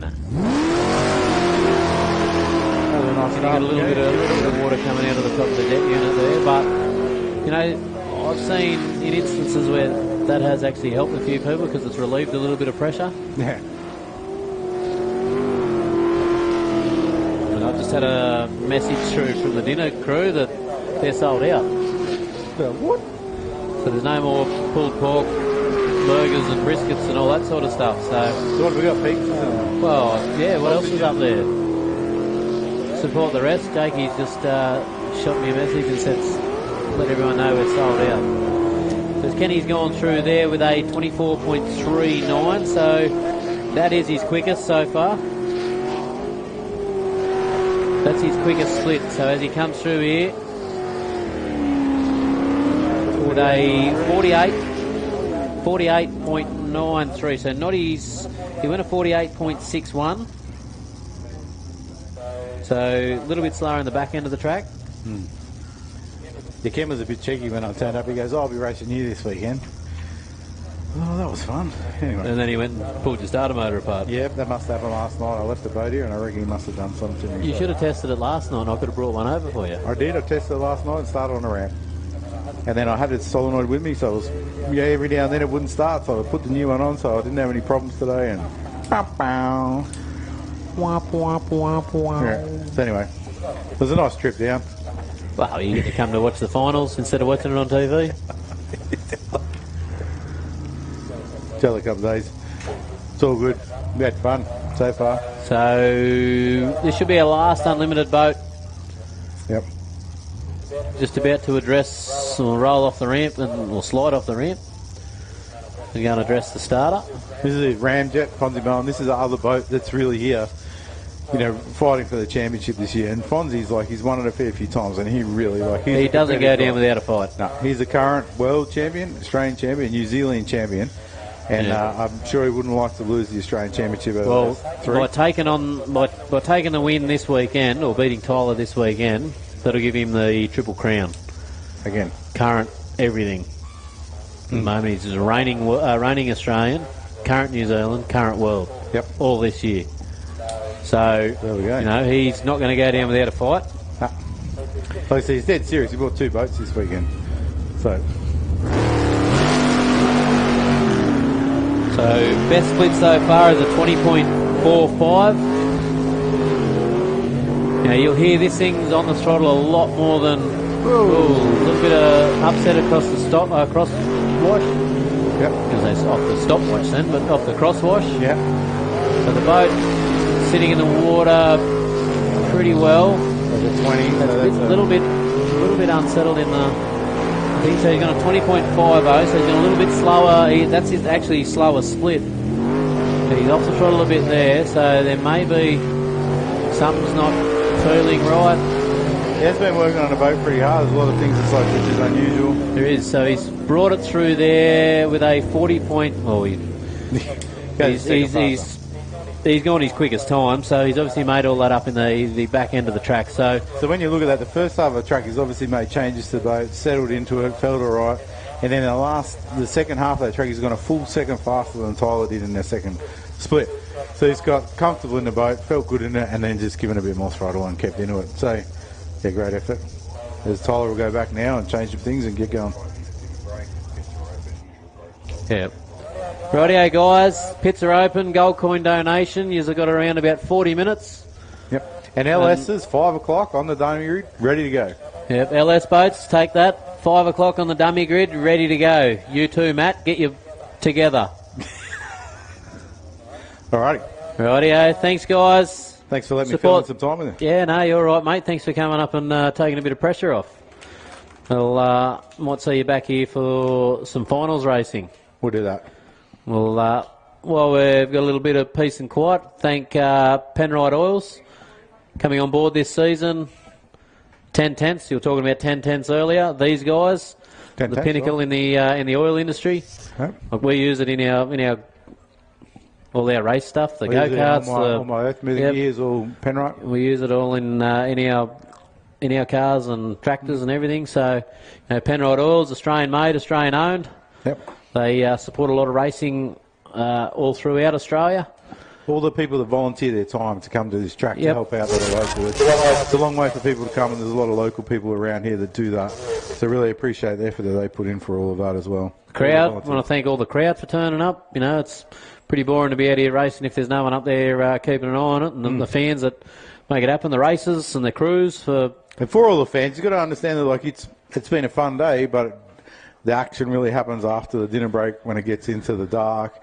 Gets exciting, and people have got all those championships online. They're going to go for it. Up until now, they've just been taking their time. So really does get exciting after the break. So hang around, call some friends, get them out here. Or get them on the live feed, get them watching, get them involved somehow. And we'll leave you with it, and we will see you back trackside in about 45 minutes. All right.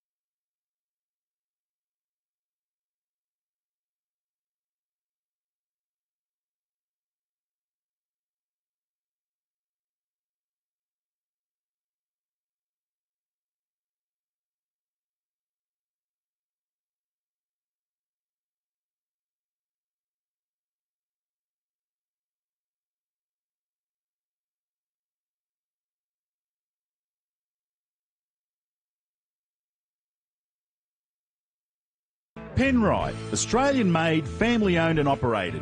Make premium quality engine and racing oils, warranty approved coolants, automatic transmission and manual gear oils, a complete range of engine and fuel additives, heavy duty and industrial products for every application.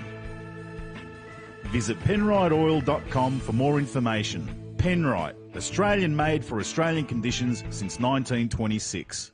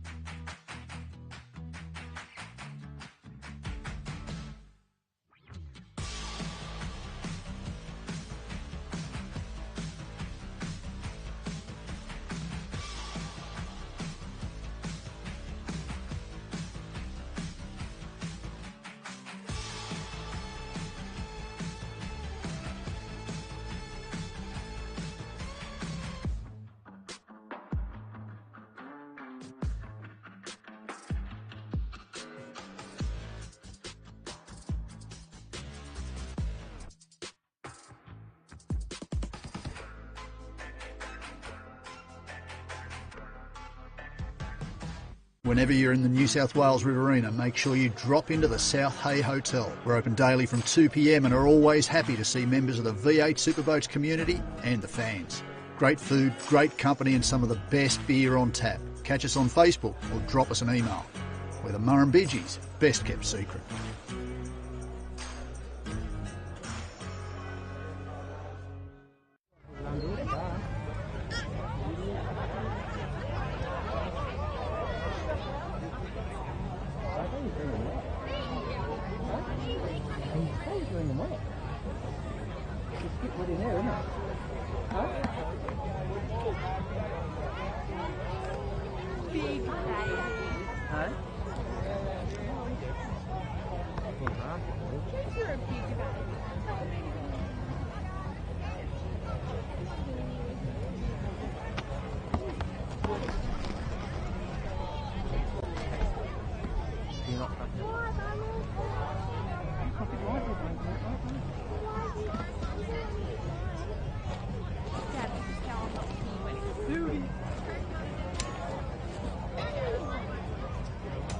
The LS boats to the dummy grid, please. LS boats to the dummy grid. We've got two there.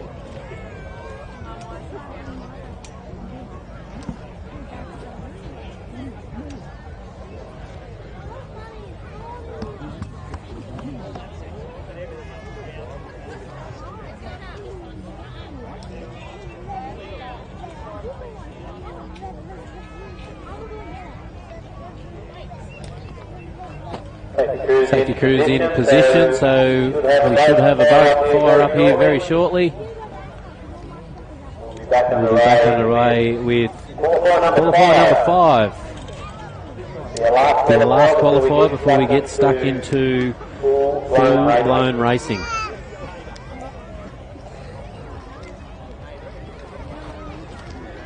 I don't know whether we can organise it while we're sitting here waiting. I don't know, we reckon we can get a Mexican wave going up on the hill.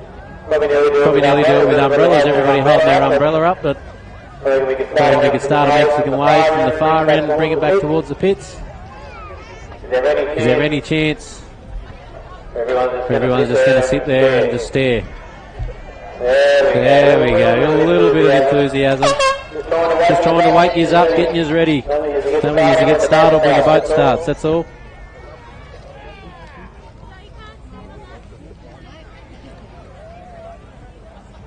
Right, now we start at the far end. We're ready in 3, 2, 1, go. There we go. Good effort. Good effort. Well, I've been asked to do it again one more time for filming purposes. Rightio, we'll go one more time in 3, 2, 1, go.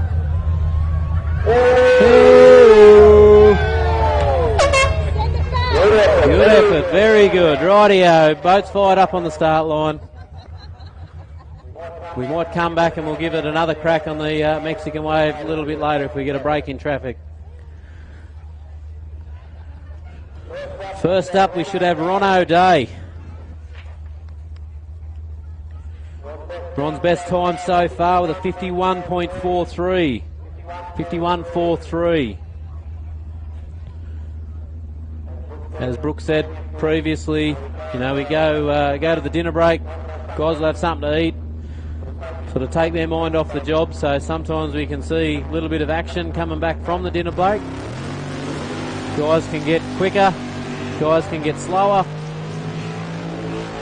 So time will tell which way we will go here with Ron.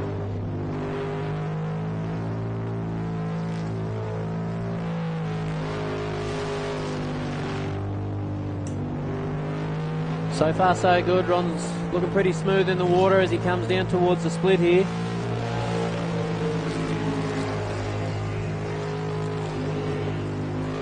Split time of the 26.06. That is his best split so far. He's obviously gone back to the lunch break or the dinner break and put his thinking cap on.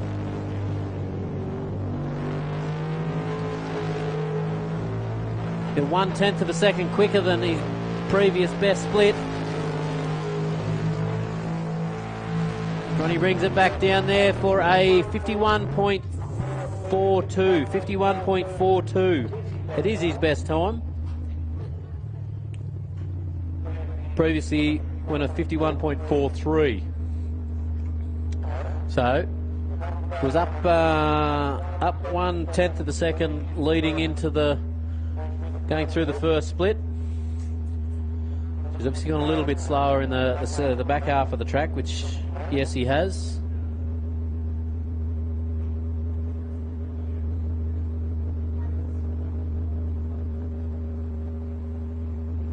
We went a 10th slower in the back half of the track and went a 10th quicker in the first half. So a little bit of work to do there on these, bringing that lap home.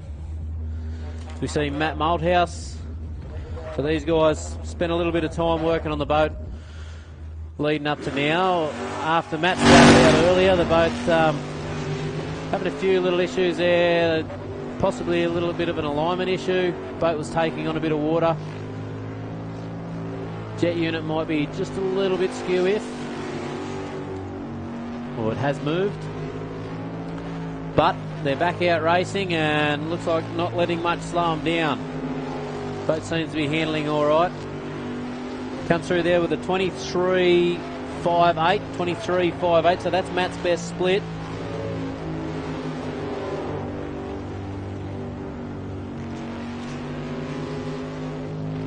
Boat sticking in the water fairly well. Not really getting too upset by anything. He comes through there with a 46.55, 46.55, so that's Matt's best run of the day so far. It should have him. Where are we? Should have him sniffing around the top 5, sorry.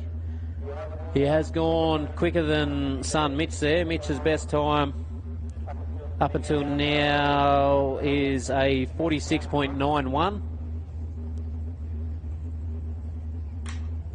46.91. So Matt will be pretty happy with that. I think they've got a bit of confidence back in the boat.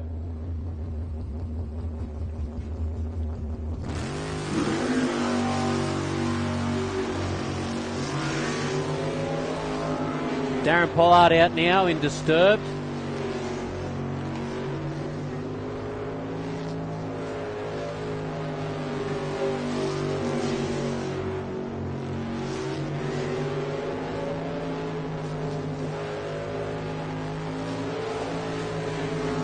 He comes through there now with a split time of 24.43. 24.43. So not quite his best split. It has been a 24.41.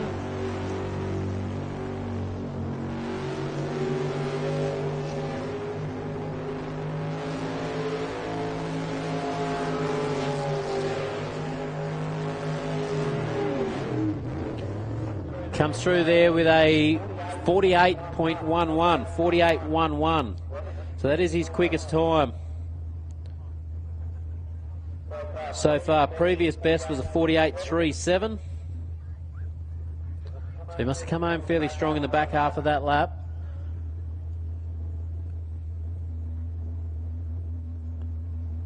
So he's a little bit down in the first half of the lap, but has made up for it with a strong run home.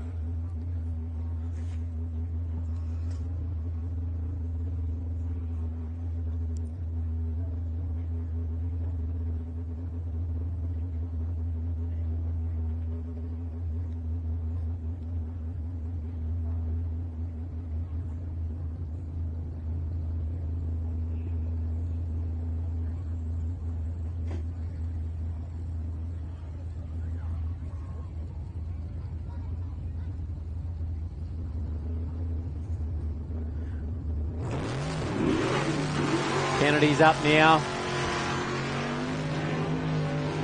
Daryl Aitchison out in Kennedy's A team. Here racing this weekend thanks to Kennedy's Transport, Andrews Asbestos Removal and Demo, Real Bathroom Solutions and Osdig Excavations. Daryl's best time so far, a 50.84.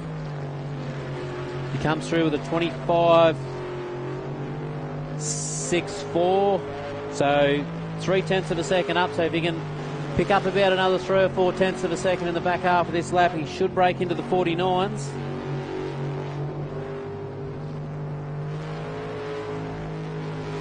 On the home run here now, one last turn, brings it through with a 50.77. 50.77. So he was 0.3 quicker in the first half of the track, but just gone a little bit slower in the back half.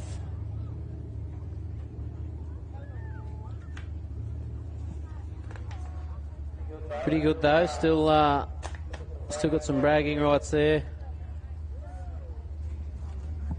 that he's getting quicker and quicker. Didn't quite go as fast as Andrew Garth did last time out. Andrew went a 50.55, so Daryl's got a little bit of chasing. He's got about 0.2 of a second. Laurie and Karen Howlett out now in drop bear. Best time so far, a 49.71. Karen getting very animated there, throwing the hand around, making sure Laurie can see it. Red glove bouncing around in there by the look of it as they come through for a split time of a 25.06. So going a little bit slower in the first split. Previous best was a 24.59, so only a tenth slower. They can still make that up in the back half of the track. He comes through with a 49.67, 49.67. So he's gone quicker. So obviously made up a little bit of time in the back half of that lap to break into that 49.6. Previous best was a 49.71. So only a couple of hundredths quicker, but they all add up.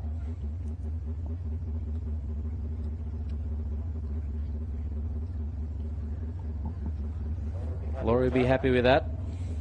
The aim of the game is to get faster and faster, and that's what they're doing. So we see Matty Harrop. Harrop Excavating, Central House Movers and C4 Energy.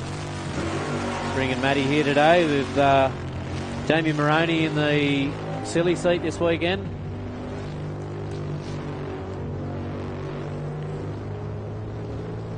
Best of a 46.1 so far. We'll be keen to break down and get into that 45. We won't be keen to break down, but we'll be keen to work on that lap and break that 45 barrier, that's for sure. Comes through there with a 23.65, not his quickest split.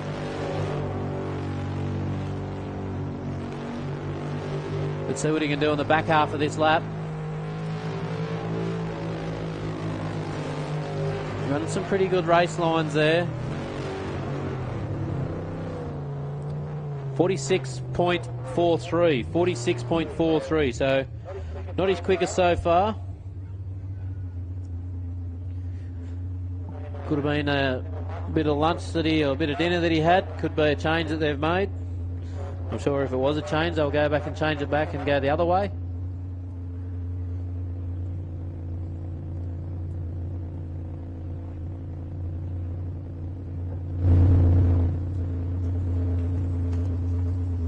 Might have just been a bit of a lapse in concentration on a couple of corners.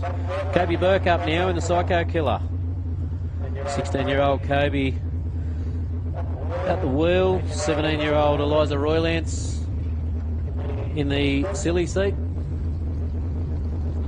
Last time round was in the silly seat with the father Justin, so a little bit slower this weekend, but still just as an important role. Kobe's best so far, a 54.59. But no doubt he'll be trying to better that one. And wrong way. He's not going to better that time this time round as he's regained rotation. He's done an extra loop around the big roundabout in the middle. Comes through there. Split time's not going to be a reflection on how this lap's going to pan out and how his racing has been going.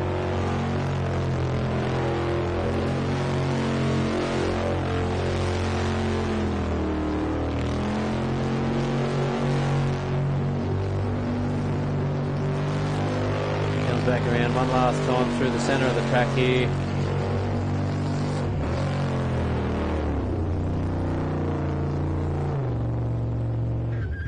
Bringing him over the line for a 63.8. 63.82. He'll go and kick himself on that. Probably blame the navigator for pointing the wrong way, but they will go back and sort their rotational area out and come back and work on that for next time.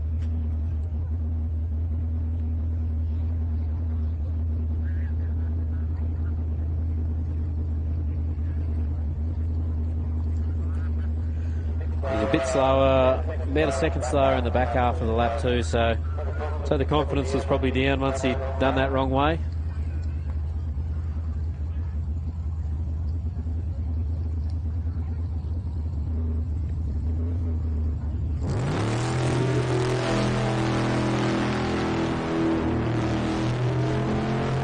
James Ismail out now, coming all the way down from Queensland. Racing here thanks to Font Property Services, Climate Control Systems, Universal Home Improvements and Kaz Art. Nice wicked looking green on that boat. Looks like a Peter Munger style of green when he used to race the Hulk. As James comes through there with a 28.48. A little bit down on his previous best. Taken that very wide and got a wet lap in doing so. So he just come out of that corner very wide and caught the back of the boat on that island, and it's on the land. And he's got a gut full of water, a gut full of grass in the jet unit, and that's why you'll hear that jet unit cavitating every time he tries to hit the throttle like that. So that happens when all the grass gets in there and the water can't flow through the jet unit like it should. So James can just poke along, finish that rotation as is. As we see the live feed just showing him come back down around through that. Oh, he's had two stabs at that island. He's turned in a little bit early and then turned out of it and then had another go.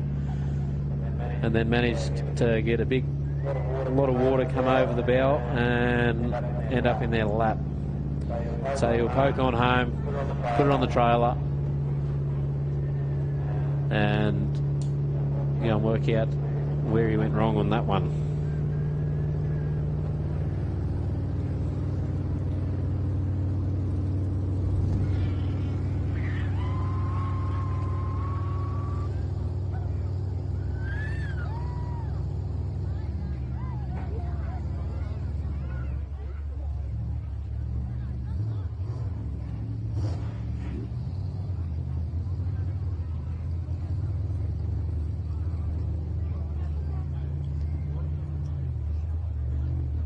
James makes the way back to the trailer. We should see Kyle Elphingston come out now.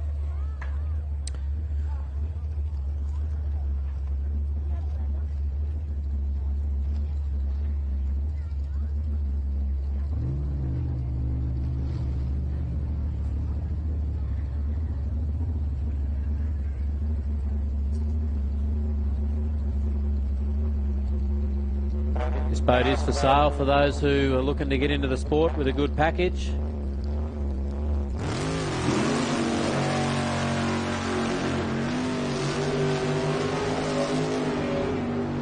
It's a shame. Kyle just seems to be starting to get a bit of a handle on it this weekend. You know, he's been off the pace a little bit leading up to this weekend. I don't know whether he's made some changes or, you know, now that he's made the decision to step back for a while, the pressure's off and he's just getting it all to work. Kyle comes through with a 22.76, 22.76. So that's his quickest split of the day.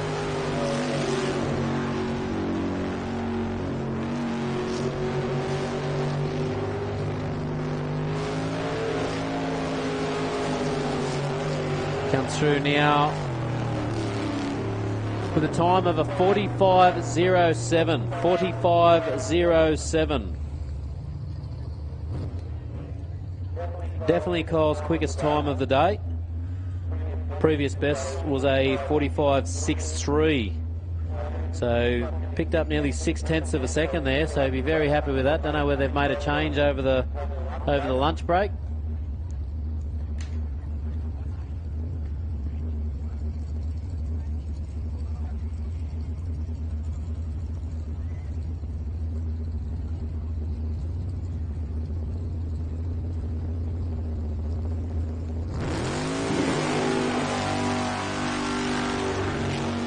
Rod Norton out now.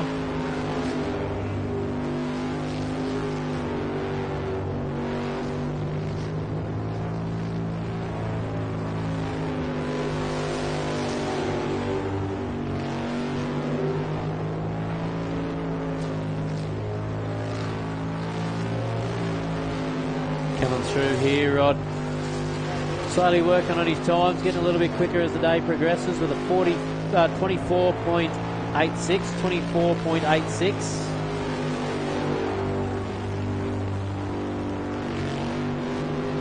So not quite his quickest split.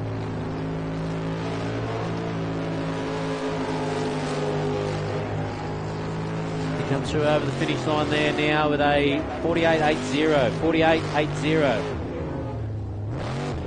So it is actually his quickest time. He's obviously shown a lot more in the back end of that lap, which he has.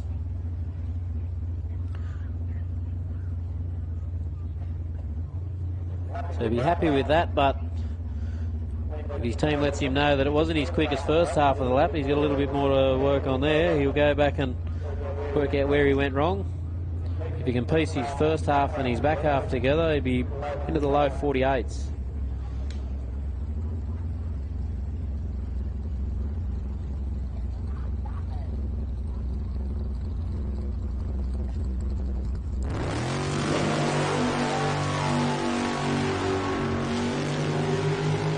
Stephen Mervich. Second race meeting. A bit of a grip on the handling and the characteristics of this boat. Obviously quite confident.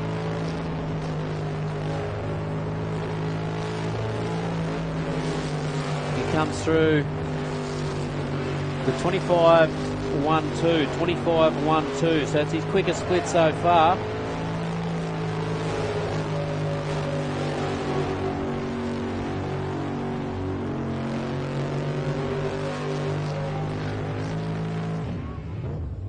Oh, he's had a flame. Ooh, not sure what happened there, whether it was a flame out or a brain fade, but he was on song for a good lap then, but he's finished that the wrong way.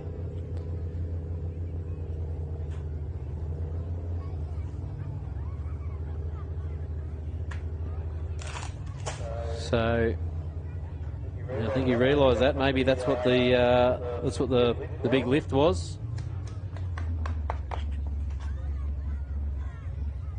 Should see the Rip Shift B team, Nate Mullen.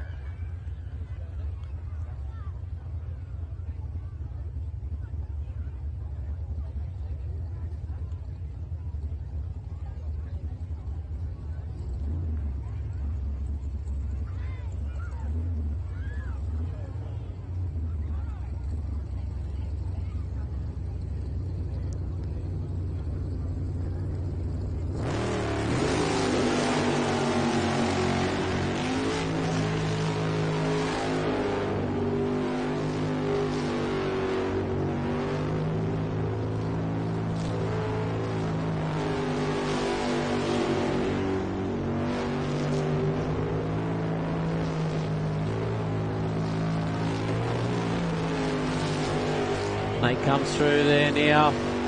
Split time at 22.44, 22.44.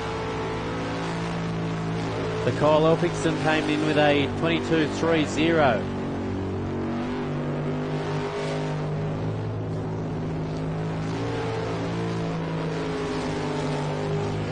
He comes through across the finish line with a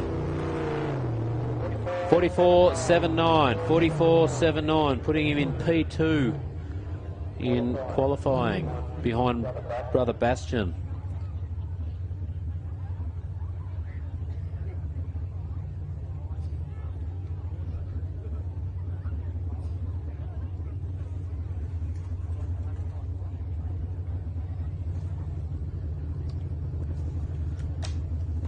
So cementing themselves into the top 12.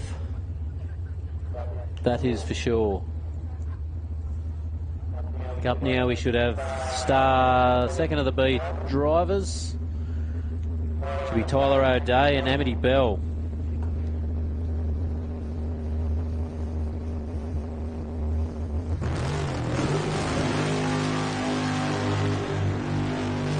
Oh, Tyler having a real good look at that first shoot there.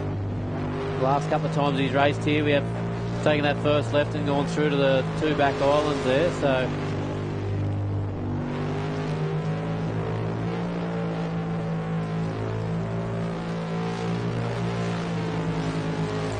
comes down through there for the first split of a 24.84, 24.84, so not quite his quickest. Seen quite a few boats not really nailing their first split so much, but coming home strong in the second half of the track. So that's just getting back. Oh, he's had two bites at that and got away with that, very lucky. Come through there with a 49.01, so once again not his quickest first half of the lap, but his quickest lap overall. So we've got a few people just going out there for the first half, can't quite get a grasp on it, and just getting their head back in the game after the lunch break and coming home nice and strong for the back end.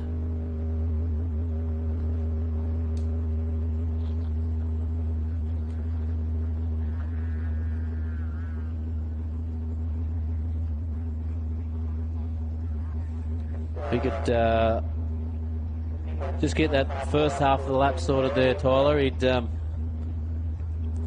knock that down into the 48s, that's for sure. He went a 49.001. The 2 1,000ths of a second quicker, and he's into the 48s. We see Mitch Malthouse out now. Younger of the Malthouses here this weekend. Racing, that is.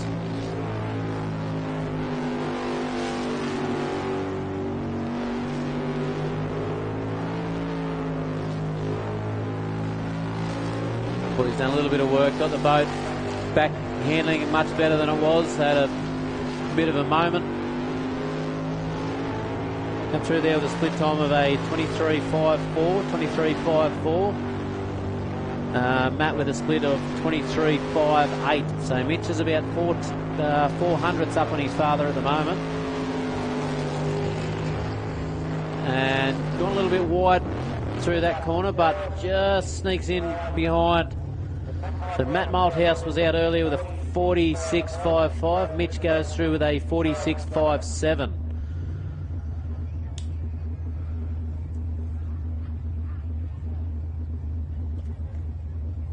Was quicker in the first half of the lap. Matt's made up for it in the second half. Or Mitch's gave it away in the second half, depending on how you want to look at it.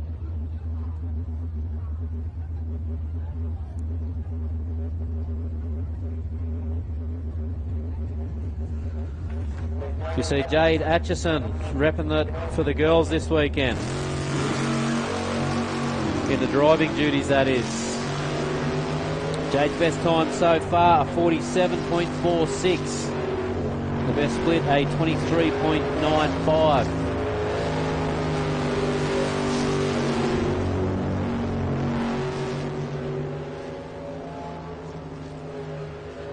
Jade comes down through here now. 24.15, so she's down about 2/10 on her best first split, so she see if she can make that up in the back half.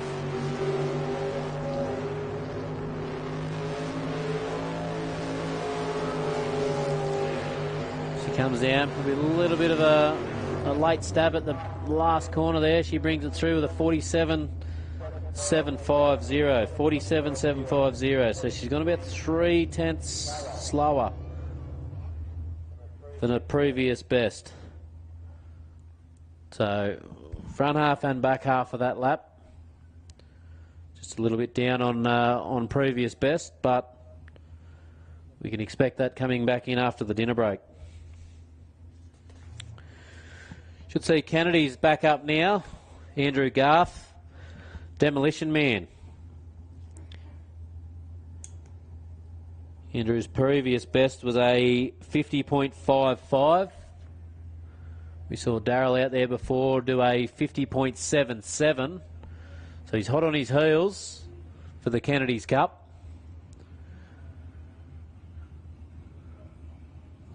So we're getting a little bit aggressive off the start line there. It's easy to say you're going to go up to the start line and not stand on the loud pedal, but excitement, oh, wrong way. Unfortunately for Andrew, he's back on track again now. So he's righted that wrong way. Lucky for him, this is only Q5. So we have 17 boats here racing in the LS category this weekend. Only 12 of them will progress past this round.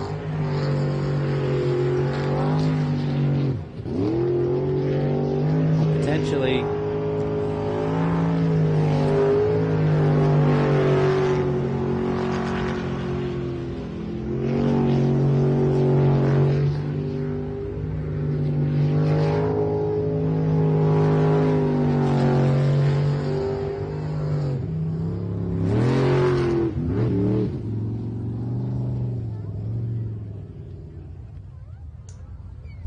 Andrew going through there with a 62.01, 62.01.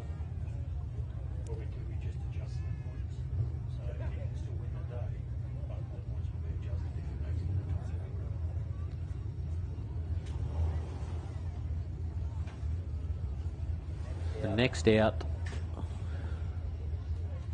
That's it. That's it for the LS category. So the timing team are going to start putting their thinking caps on and work out who we've got for the top 12.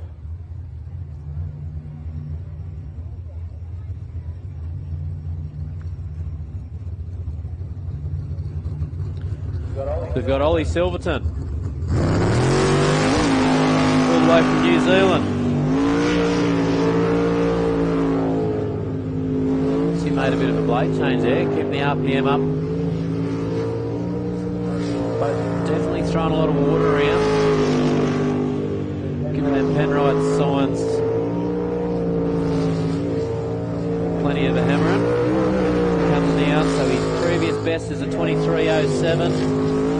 He's got a 23.37. We've seen quite a few just down on the first split, but bringing it home strong in the second half of the lap.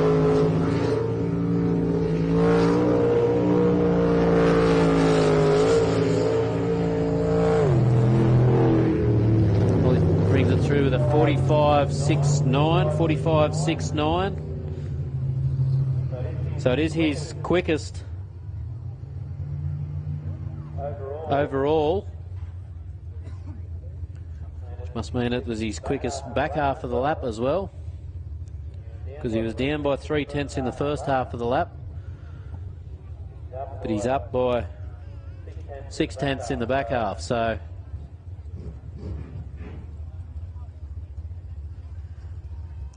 sure he'd be happy with that, but he'd be a lot happier if he got the front half of the lap right as well.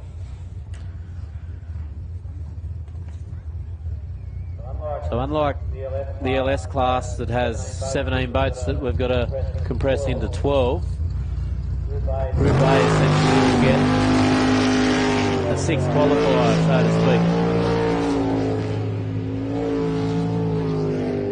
There's only 5 boats here this weekend. We've got Brendan Doyle out here now in the Pulse machine. Brendan's only had 1 lap out there so far. Everything. He comes through with a 22.51.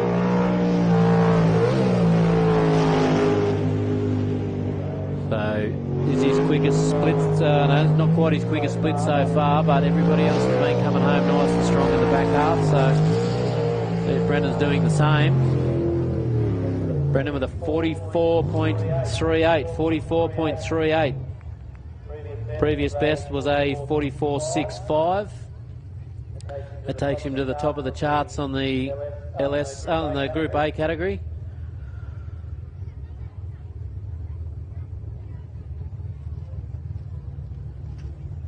So you can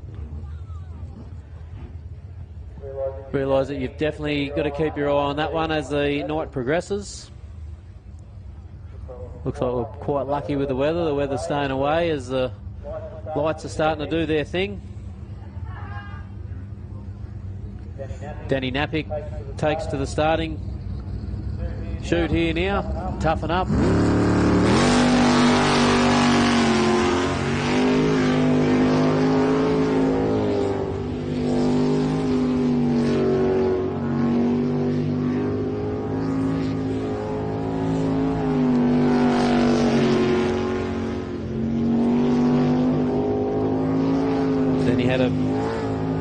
Mishaps here and there over the last couple of meetings, but looking like they're getting on top of the thing now. Then his split time there, a 23.99.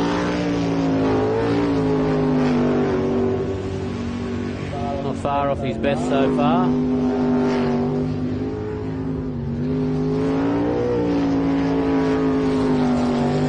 So he comes through over the finish line here with a 47.23.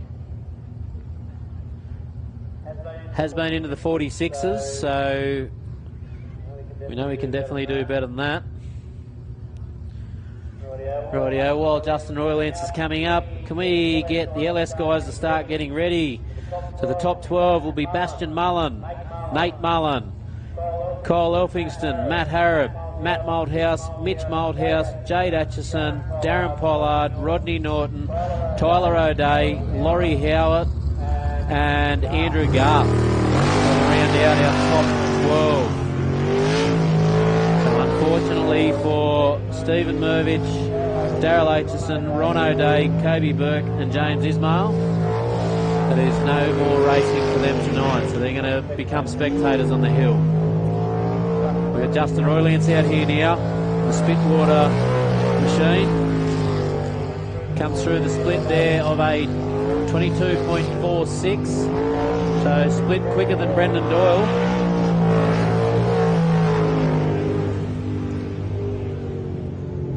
Can he put the back half of the lap together like Doyle did?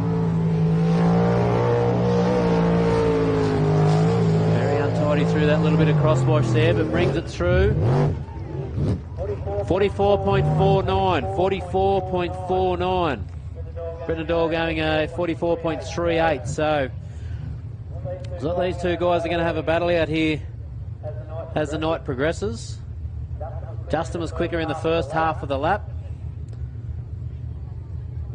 Doyley just making up about 0.2 of a second in the back half.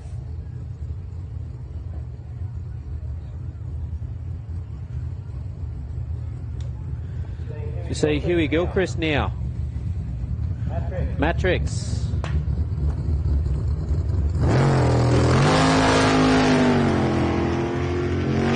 His best so far, a 47.88. We want to be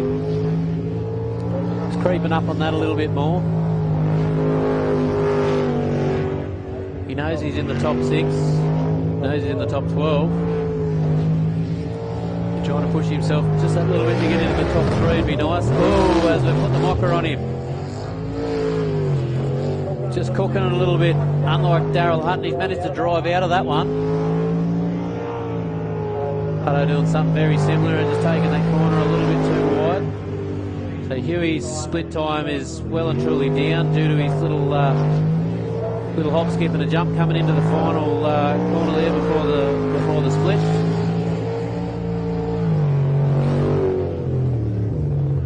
Huey going through with a 52.21, 52.21. Not a reflection of his best lap. Lost a bit of time going into that split. While it's nice and quiet, so can we get out of the LS that are progressing? Bastian Mullen, Nate Mullen, Kyle Elphingston, Matt Harrop, Matt Malthouse, Mitch Malthouse, Jade Atchison, Darren Pollard, Rodney Norton, Tyler O'Day, Laurie Howlett and Andrew Garth. Can you guys get ready and get to the dummy grid, please? Unfortunately, no more racing tonight for Stephen Mervich, Daryl Atchison, Ron O'Day, Kobe Burke and James Ismail. Got Daryl Hutton out there now.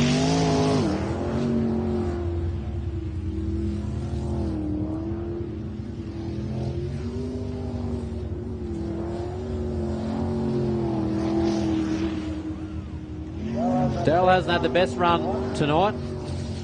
I think he's only finished one lap and now he's done a wrong way. I think he's scared of coming into this corner. Oh, there we go. We're back on track. Not sure whether they've got a bit of an issue. He's very well off the throttle. And he's back on the throttle, so I think the issue might have... Whoa! Issue might have been between the ears, and I think that issue is still between the ears. He second-guessed himself coming into that corner. Hutto's eyesight might be losing him a little bit under lights here, I think. He might be probably going to be swearing at the navigator once they get back. They managed to finish that. Not sure how. He hasn't got it on the trailer yet, so he's not home safe.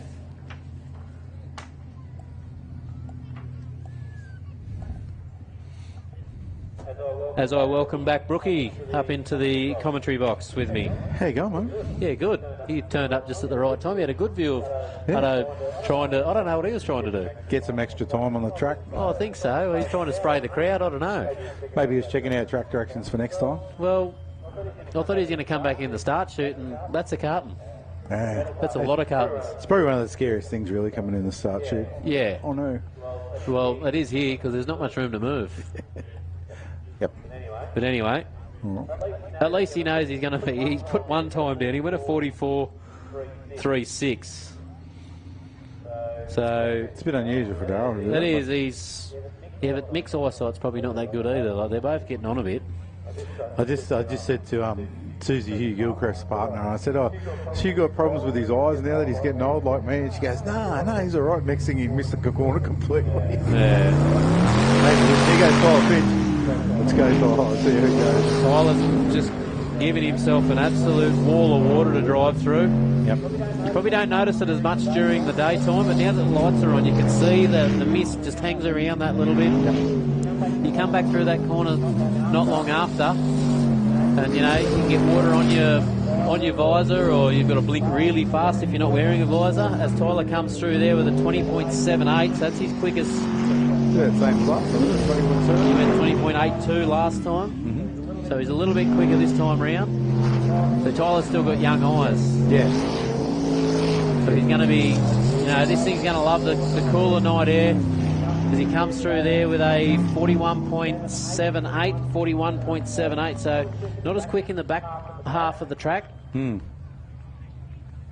it's like 1 second slower than his last lap there. Yeah. So last time out went a 41.52, but was definitely up in the first split. Yeah, I think it was a 20-something in the second half on the last run. 20.7 last time out, and he went a 21.06 this time in the back half of the track. So there's his 0.4. Yeah. Yeah, like I say, it could be anything from the amount of mist that's starting to get onto his visor so he can't see. It could just be one little corner he didn't get quite right because he can't see. And it's really that hard time of the night as well where it's not dark enough for the lights to be 100%. Here's Kenny Casper. Here's another one in the mature group of men. Mature group, got his boat driver's licence chipped in slate, been around for a while. Yep. We always hang a bit on Pete Munger for being the oldest fossil in the sport, but anyway, he'd be down here if he could. Still waiting on a crankshaft to come out of the States. Yep. As Kenny's gets very, very adventurous down, coming out of that back end of the split. So he split so far as a 25, so he's down, well down on his split. It's another one of those things, it's like when you go on the track in the dark, everything looks so different. All your markers, all the little bits and pieces where your telltales of where you want to be and what's going on, all look completely different. So you got to have that time to just go, all right, that's where it is. The track's still there, it just looks really different. The grass is a different colour, the water reflects differently. The thing is, the first time I've ever seen those lights up the end, down the bottom there, in the middle, lights that low. Anytime you're coming back towards that, there's that reflection on the water that you can't see. Yeah. So it just looks a little bit different. So it just takes I think the lights sort of leave a bit of a dull spot there, and that's that spot there where we've seen a couple of boats just snag it and cause a few little dramas. So I think to try and overcome that issue this weekend, they've just thrown another set of lights there. But as you've just stated, so when you're going out of the start chute and you're taking that hard left, there's going to be a shine right in front of you because them lights are a little bit on the lower side. So that adds something that we haven't seen before. Yeah, so it all adds up to being a little bit different too. And then you know where you are, but it's just like a little bit different. So you just take that little hesitant second, point of a second, and that can make the difference in the time. So yeah, I think it'd be, and with that break as well, when we've sat, sometimes the water comes back into the track. There could be half an inch. Could be, it could be a little bit more. Which up that back, that's really close to the ground is really close to waterline. So when you come around the back corner, you look like you got way more track than you have, and all of a sudden you recognise you're not where you should be. So exactly, and a bit sketchy. You can do what Matt Malthouse did, and I think it was Danny Napick tried to do it as well. Mm-hmm. Yep. But that rounds out Q5. Fonzie Mullen wasn't going to come out this time round. Going to save everything. So yeah, you haven't heard anything whether there's anything wrong with it, or he's just going, well, I don't need to, so he hasn't bothered. But I think it's Port Nathan have now. We're going to go into the top 12 for the LSs. The 400s and the Superboats have an option to run what they call a 6 qualifier in case they'll need anything. I think a lot of them will take the option not to do it. Unless they really had to. I just had a message, speaking of old fossils. Pete Munger's just sent me a message saying track looks awesome on the live streaming under lights. And I'll have to tell you, Peter, looks awesome here in the commentary tower. And I reckon if we get a... if we ask the crowd, what do the crowd reckons? The track look good under lights? Yep. Come on, that was weak. One more time. Come on, guys. Give me a bit more effort than that. Does the track look good under lights? Yep. Yeah. There you go, Pete. The crowd's on our side here. Track looks better under lights here than it does on the TV. So Definitely. And look, I understand what Pete's going through at the moment, waiting for a crank to come.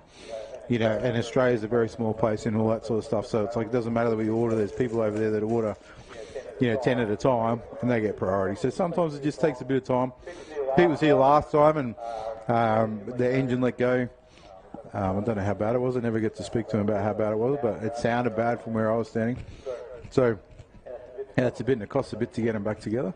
And the Superboat engines are all one-off type things. yeah, It's all someone's brains gone, I want to do this, and they build an engine, make a Superboat. you and me are pretty lucky though. In saying that, I went to the shop to buy the bits for mine because I thought I got a 410 sprint car engine. Oh no, there's 10 different ones for that. And oh no. Yeah, right. So I went back to the same thing again. Well, the problem you've got though is the starter problem. There's not many 410s out there running starter motors because they all push. Start, yeah. Bit hard to push us. Yeah. I don't know how fast I'd have to go before it actually fired up. I'd hate to see you can try and crank start it with a Zip, bit with pull. a strap. But anyway. Anyway. All good. So this brings us to start to get into the pointy end. We got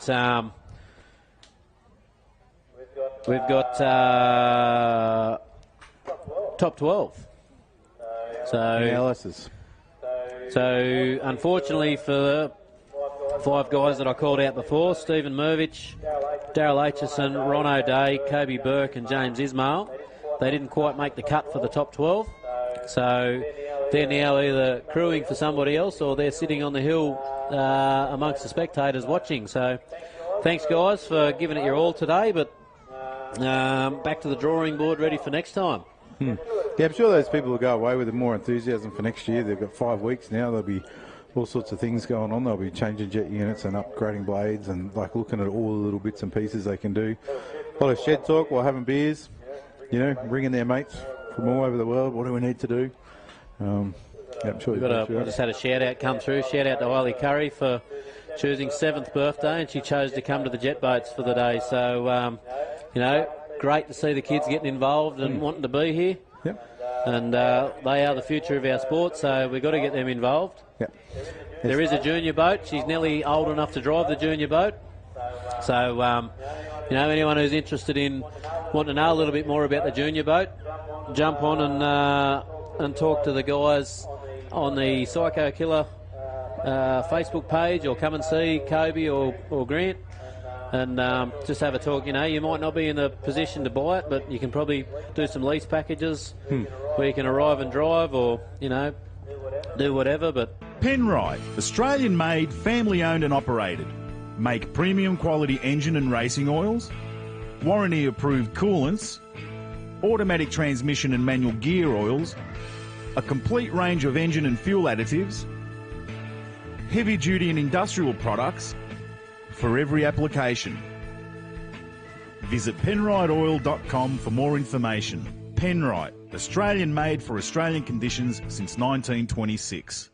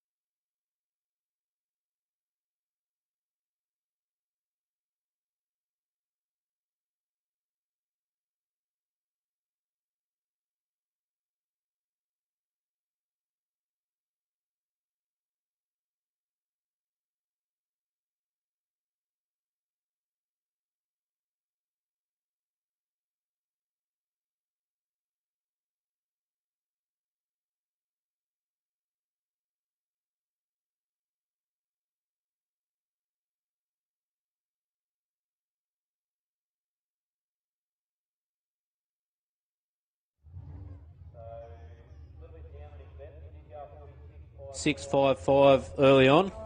Once again, that might be that maturity, not being able to see in the dark, you know? Yeah. So split time was up, but back half of the track is where he lost it. That didn't make it.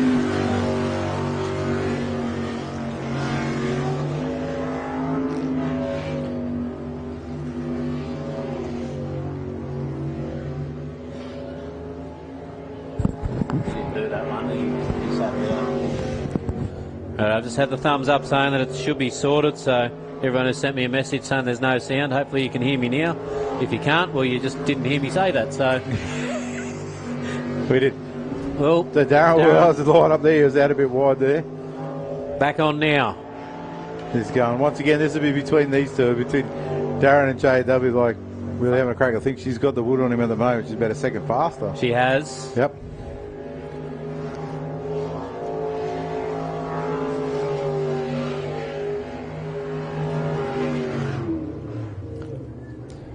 Darren comes through there with a 48.55, 48.55, so not his quickest.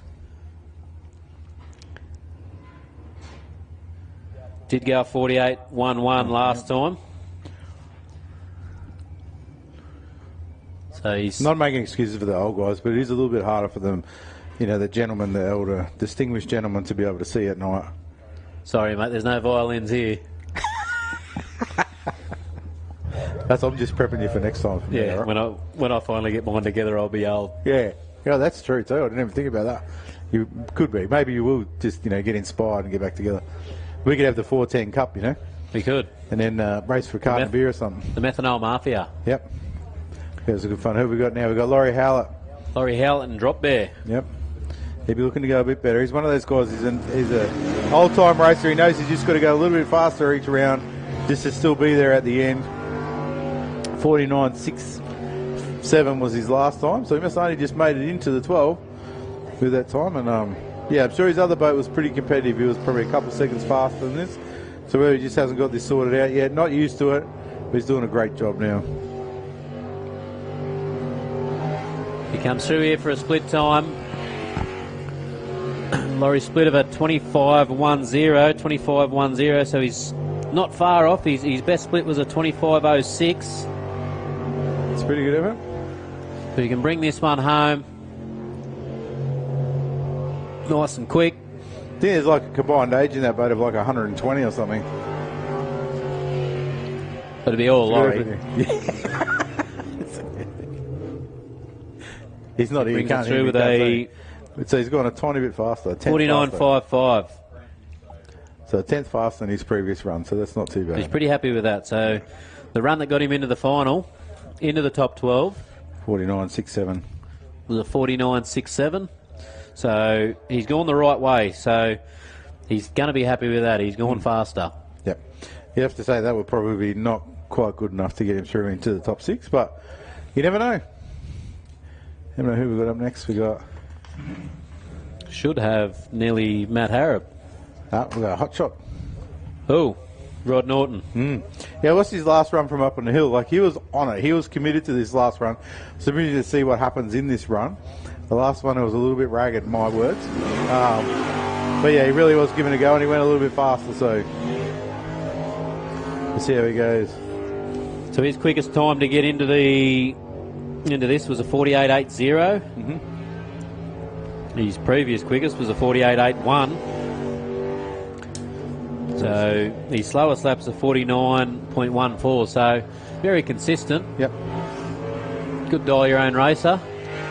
Yep. He comes through the split there with a 24.82. So not his quickest split. No. He's a little bit slower than Laurie through there, so unless he makes it up in the back, he'll be in behind Laurie. He comes down through here now. You can't barely see that boat through the grass. It's a very similar colour as he comes through there with a 49.19. So it's actually his slowest lap of the night. Yep, there's a full second slower than his best. Boat straight. It's going to go on the trailer. It's hasn't got too much work to cover do. might fit. Yep. Hasn't got too much to do between now and the next race meeting, so that'll be a good thing. Nah. Yeah. The cover should fit. He hasn't got it on the trailer yet. Hey, I've seen some of these jet boaters turn their brain off once they finish, and We saw that one that was in America and they ended up on top of the tow guard. yes, That was interesting. But anyway. yeah, no. When you end Yeah, up we've on got top Matty of the Trumpet Jeep, Harrop. I think he's compensating for something, but anyway. So Matty's previous best is a 46.10, 46.10. He was just a bit hesitant into that first corner there. It was like, he's like he said, it might be that piece where they can't quite see exactly like they were because of the light shining. This would be their first run into the dark. They would have been out before. It would have still been a little bit of natural light. He's only a little fella. He's only a cooey. He might be scared of the dark. Nah, well, you know, we got bites, crawlies, stuff here they don't have. Yeah. But no, he's still throwing this thing around quite well. So split time of the 23.53.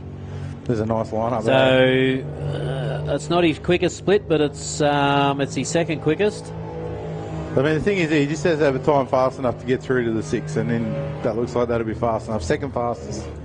So He's gone a 46.30, 46. 2/10 slower than his best.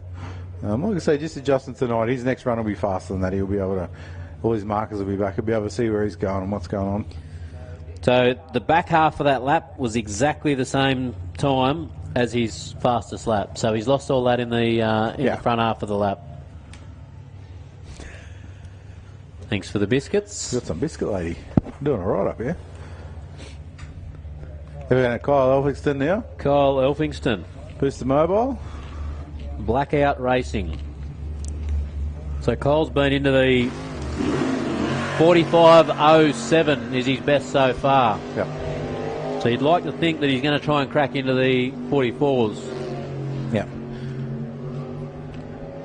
But if he really needs to get there to get into that top 3 and make sure he's going to get through there. He needs to get that 44. Yep, he's going He needs nicely it this lap. That'll put him about a full second behind Bastian Mullen. I don't think Kyle's been that close to Bastian all season as he comes through with a 23.83. So that's about 4. He's a little bit off Matty Harrob's split. Matt Moldhouse, so he's actually off Matt Malthouse as well. It's a really nice looking boat. It's a new package. If anyone's looking for a boat, jump straight into the sport, be really competitive. Kyle's got this for sale. So he's third. So he brings it in with a 46.76. Yep. So well off his best. Yeah, that's a full second. It's over a second. Oh, second and a half, yeah. Second and a half. So not sure whether they made a change and that change hasn't worked or... Yep. Should be enough to keep him in the 6, but if he wants to get into the 3, he needs to pick up. Needs to get going. What have we got 2 now? seconds on that. Oh, we've got the Kennedy Cup winners, have we? We have the winner of the Kennedy Cup. It's a great effort for these guys in the top 12. Yep. Still having a few dramas getting that thing off the line. Yep. Definitely bog that down a little bit there. Yep, in that corner as well, I see, yeah.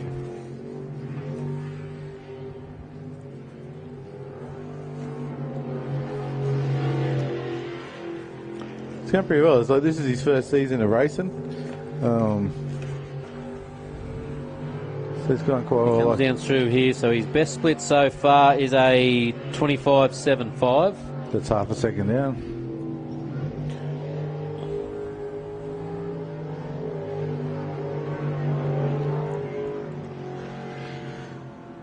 So what makes it a little bit harder too is coming up these back straights, you can't see that grass as well. Yeah. So, you know, people start straight lining where you kind of close your eyes and hope. You know that it's there and you just hope you line it up and just go through it and get to the other side and then turn. 51.480, so he has gone slower, unfortunately, than his previous best. Yep. But I'd say that was definitely, that puts him in 8th sitting there with 4 more boats to come. Mm-hmm. They did get the Kennedy Cup. They did get the Kennedy Cup. So we will have Darryl shouting him, having to get him beers all night, maybe. Maybe we should start something like that. He's got to get beers for him. Well, Yeah? maybe we've just made something up that Andrew's got a beer wench. We could do that. When you get back racing your 410, you and I could do that. You want to get me beers all night, do you? Yeah, for sure. I wouldn't mind. Who we got now? Tyler. Tyler O'Day, is it? Yep. So, aggravation. He's done pretty well here. Like I say, just chipping away. Chipping away. Best time so far was a 49 flat, so he wants to get into the 48s. Now's the time to do it. What is he? He's a 2005 model, so he's only 20 years old. He's got fresh eyes. Yep. He can't use that as an excuse. Yep. Well, he probably can, but we're not gonna have a bar of it. No. He's taken a real nice line through that, and real nice line up the back there. So, might be onto something here. 24.92, so not as quick.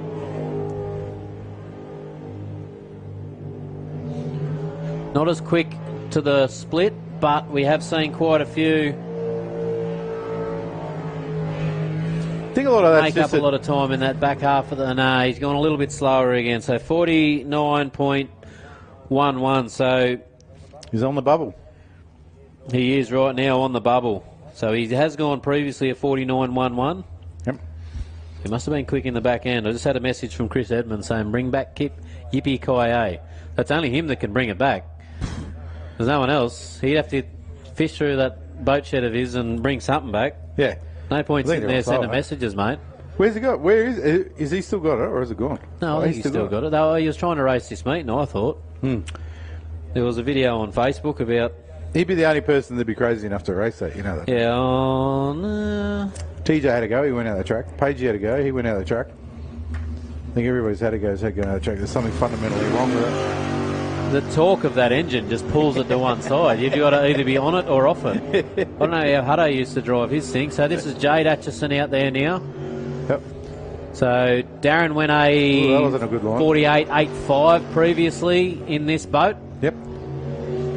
Once again, young eyes. Young eyes. Doesn't tell me what year Jade was born, so I haven't got that information. So she's gone at 23.91. Darren went at 24.63. So she is 0.7 of a second up on Darren already. Yep. Which, if she can finish this lap out, will push Tyler O'Day out of the top 6. Boom, there we go. Fifth. She's put herself into 5th. And 1.2 seconds faster than Darren. So unfortunately for Andrew Garth, Laurie Howlett, Rodney Norton and Tyler O'Day, those guys can go back to the pits and get out of your race suit. Unless you're cold and you want to keep your race suit on, but that's it's cool. It's not too bad in here, but I'll tell you what, it is a little bit cool out there after that little rain shower came through before. They've probably had a flick of water go over them too with a spray. And yep. So we should only have 2 boats left now, which will be Rip Shift and Nude Nuts. Have we got a boat in the water, or I can see Rip Shift warming up. Yep.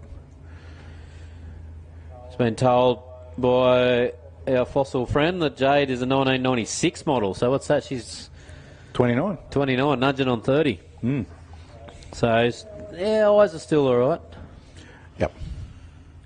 Don't know, like a big thing about it. Like you said before, it's not, you can't use it as an excuse, but you could have one in the bag with it. But anyway, you can use it as an excuse. Anyone can. He's Nate, because you can tell Bastian's got the flash new yellow suits. Yeah. So he's on the edge of the trailer pushing him out. And saying, just go out there and do your thing. Yeah. Here he comes up to the starter. Anyway, I think he's, Nate's, he looks after the boat for his brother and he gets out of it. Like in New Zealand, he went and crewed for him rather than racing to make sure he gets the best opportunity to win that. So he's really, took it easy up that start straight there, so. Yeah, he knows he's got the It's got enough gap He's there. got enough to get into the top 6. He's just got to bring it home. Just do what he's been doing. Keep it in the middle of the track. The boat's got plenty of nuts. The bloats, the jet unit Works well. He's come through there with a 23.16. So, Yeah, he's just. he's sitting Fourth. Sitting fourth so far with the split. But if he brings it home strong, it'll bump himself up just that little bit more. I was saying it's more about making sure the boat's good to go the next And brings it home with puts himself into second. So, Yeah, it was a good drive to come home. The second half of that's got much better. He stayed away from that island there. He watched his brother get stuck. He wanted to do the same thing. So the other thing I haven't spoken about too much tonight is about the jet unit and how that works. There's 2 blades. We call them blades, impellers. props. Inside their props. They've all got a different name. Yep. Inside the jet unit, there's 2 stages to it. And a lot of it's about getting the 2 blades matched up so that the boat works. And sometimes you can just change a blade and all of a sudden the boat comes alive because it works really well. So that can be some of the things efficiency of water flow. So I and suppose it's a bit of voodoo. It is a little bit of voodoo there. Like there is some mathematical equations, but you see, the first blade's designed to pull the water in. The second blade's designed to compress it and push it out. Yeah. There goes Mitch. Whoa! Hey, he's had a flame out. Absolutely. Not sure what happened there. Once again, super lucky. He's very lucky. That thing, as soon as he turned, that thing just went boom and shut down. So possibly an electrical gremlin there. When we say super lucky, super unlucky. Super to get there unlucky. and do that, but lucky that boat has all it's done is spun around and gone backwards up on the grass because that could be catastrophic. There we I go, the will ducks say, here. I though- hope those ducks don't hang around. I will say, though, lucky for Jade Atchison. Jade Atchison was sitting on the bubble there, and Mitch had gone faster than Jade. So Ooh. Jade owes him once. You might have to get him a beer later. you might. So going off that, unfortunate for Mitch and Harrison. That puts them out. Yep. So at this stage, provisionary going through to the top 6 for LS will be Bastian Mullen, Nate Mullen, Matt Harrop, Kyle Elphingston, Matt Malthouse, and Jade Atchison. Yep. So, but that will all depend on Matt Malthouse Being able to go. too. Well, he'll still go 3. Like it's still He's still provisionary, so he stays in there. he stays in there. But if that's more than an electrical issue, it might be a top 5, which I don't want to see. I want to see Matt go out and defend. Yeah, once upon a time we used to be able to say, oh, I'm not going to run, and then they would take the 7th boat into the 6th. And now the rules change, so it's just if you go out and you're in the 6th, it just stays up. Wherever you end up, you'll end up in the 6th position. So, yeah. Matt wouldn't know whether he was coming or going then. Mitch, wouldn't have known whether he was coming or going then when he come around that corner and that thing cut out and it just, the back of the boat lifted, and that's due to no suction, no propulsion, no water going through the jet unit. So the water essentially stops once that engine stops, lifts the back of the boat up, and if he was already mid-turn when it happened, brings the back of the boat around and gracefully parked it on that island, and he was beached Esbro. He definitely was. Not going to do it again. No. So hands together for Mitch for making it this far. Come on, Mitchy, give the crowd a wave, mate. Yep. It's one of those things, it's like a tough day. You run into It the is. wall early. It's a hard day, but at least give the crowd a wave, mate. You can't just sit there and throw your head around. Come on. Yeah, where's your wave to the crowd? They're here You to can see do it. You know you want to. So Mitch and Harrison, the protege of Matt and Leighton, the up and coming, but now they're the down and going. We didn't get a name for Ricky Rickshaw recovery boat yet. No. Recovery Rick. I don't know. Doesn't ring. Needs to be better.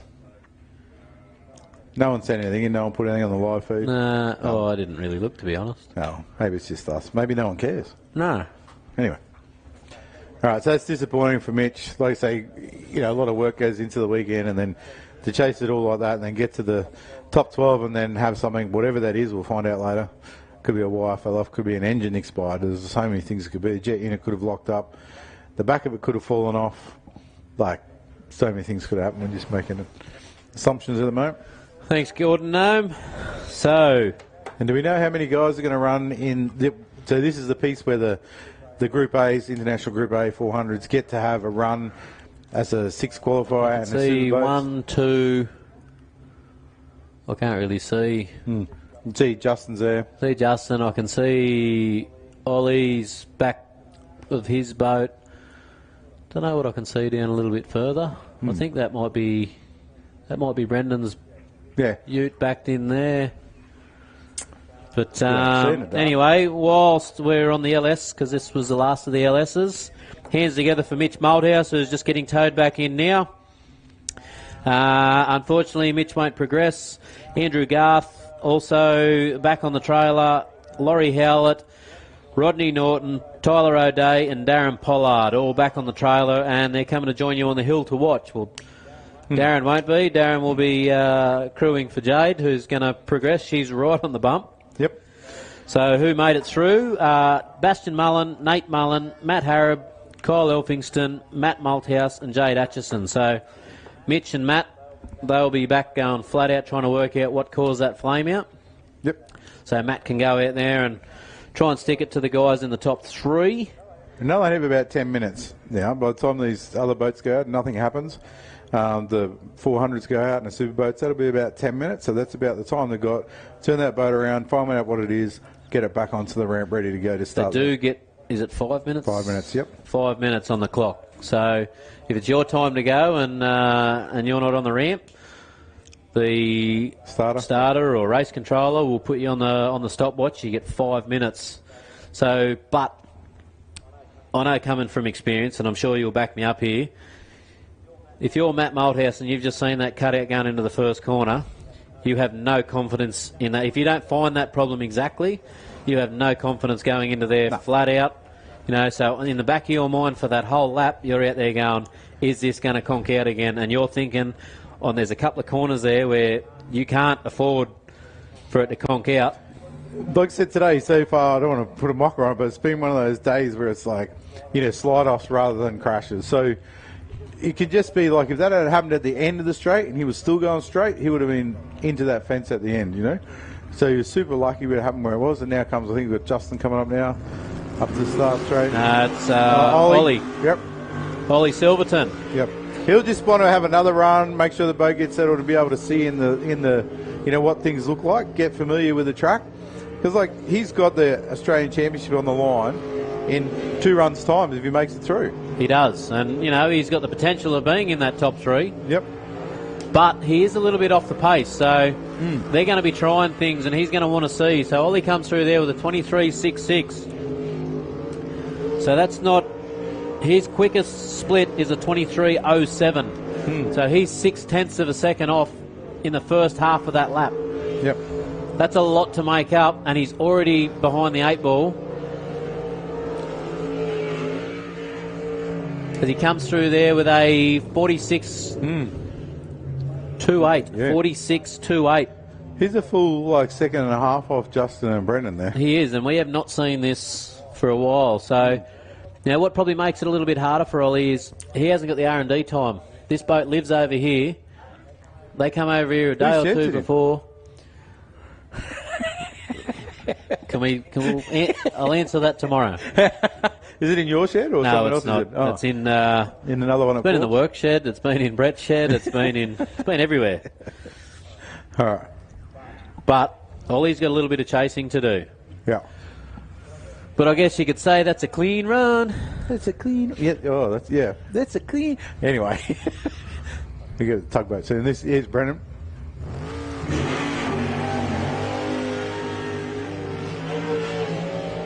They'll be saying again, Brendan missed out 4 runs earlier today. I just got a name for the tugboat. Game over. Okay. We'll get them to sponsor us up at the coast, Gold Coast. Mick Darwin. Yeah. Oh, Mick Darwin. Yeah. He's seen the tugboat a few times. I'm not going to say nothing. Brendan's off the throttle a little bit there. Just a little bit unsettled up that back straight. Yeah, he's pretty good split time with a 22.52. So he's well over, he's 1.1 second over Ollie. Brendan doesn't need to go out and do anything silly. No. Not this time round. He was telling me he's still got a bent grill in that from when he was at the World Series. He ran into the tyres and bent the grill, and he hasn't had time to get it out and change it. And he said when he's going flat out, you get to feel that it just starts to lift the back. It must get a bit of air and just lifts the back of the boat. So he's not going flat out because he doesn't want to do anything dumb. A boat racer saying that? Stop it. Anyway. Yeah. Now, this must be your brother, is it? It's got to be. It's a bit hard to see in the dark down there. So it's not his quickest split. Oh. And it's not his quickest back half of the lap. It must be. I can see the marine airflow on the front there. G'day, Brad. No, it's tough enough. Tough nuts. Can't see it. Must have been the squiggles in the line. Can't see it. No. Must have been just thinking of Brad Marsden. So before when we were talking in the thing, I went around looking for the solenoid for the starter motor. Yep. Just at the break there when we were doing that little interview for the thing, Danny rang me and said, "Oh, I've got a solenoid for your starter motor." Danny did? Yeah. A little bit late. That's probably what it was. That why he's ringing you while we're doing here. Would have been nice at lunchtime. Anyway, that's cool. It's good to see that he did find one for me. And you know, Hutto was telling me I delivered a lawnmower here today for a crew member, and Hutto come up and he tapped on the starter and he went, "I think Brooke needs that." I did look at it, but there's now because it got stuck. I think there's a couple other problems in it now. Yeah, right. Yeah. Burn a solenoid. Danny coming through there with a 47.79. Yep. It needs to come a little bit better. He's like, he had his first run in this boat when he first bought it off Jody, and he won that race. It's slowest run all day. So maybe Danny might be having a few problems with the old look. Yeah, the mature gentleman. What is that? What we're going to call it? The mature handicap? Something, I don't know. I put myself in that bracket. It's okay. I'm not hanging on people that I'm, you know. And I'm not going to say too much. A big 4-0 next year. 4-0. Just a spring chicken. Justin Roylance up now. Justin's best time so far, a 44.49. Just seems like these guys aren't like attacking that start straight like they were earlier. No. I think they're just getting their head around this night racing while they've got a free ride, I suppose. Yeah.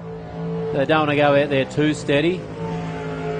Yeah, you can't go too steady. The boat just doesn't do what it's supposed to do. Boat doesn't handle. So 22.80. It's reasonable. So second quickest split. Brendan's was a 3 tenths or 2.5 tenths down on Brendan Doyle there.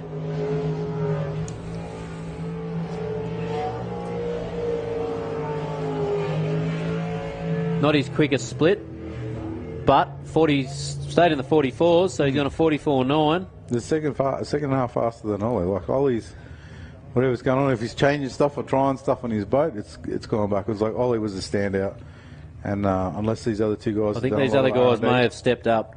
Yep. Ollie is trying everything, but you know, last meeting he had Mr. Sprintech over here, Pete Coey. They were trying things on that boat to see what they can make it do. He's Huey Gilchrist. Yeah. Gone are the days of the boats that were all lit up. Yeah, they used to have the LEDs and the flashing lights. Huey, you can tell Huey wasn't fully on the throttle on the way up the front straight there. Again, yeah. And Susie said before that he would have been really disappointed with that run before. I did speak to her, and as he just went, he didn't have a really good run, so he's been in those 47, 48, I think it is, during the day today. So he's been a 47.88. And his split 51 on that one was a 24.42. So he's back into the 25s on the split. Yep. But a 25.24. It's an interesting line there. It's the first time he's been in the 25s. He's either been in the 26s or the 24s on the split. So he's just going to split it right down the middle here as he brings it through over the finish line for 49.05. Yep. 49.05. I think he changed that points box. He hasn't gone as fast since. I don't know what that's about. Stop missing and carrying on, and he's going slow. Maybe like that rhythmic beat. Like it doesn't want to hurt that points box. So Daryl Hutton back out on track.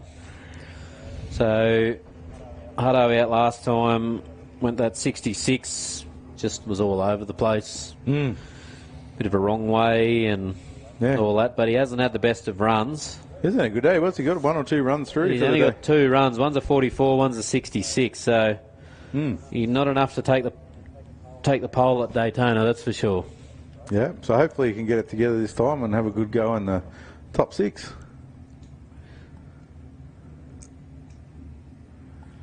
we still got no Fonzie in this one? No, looks like...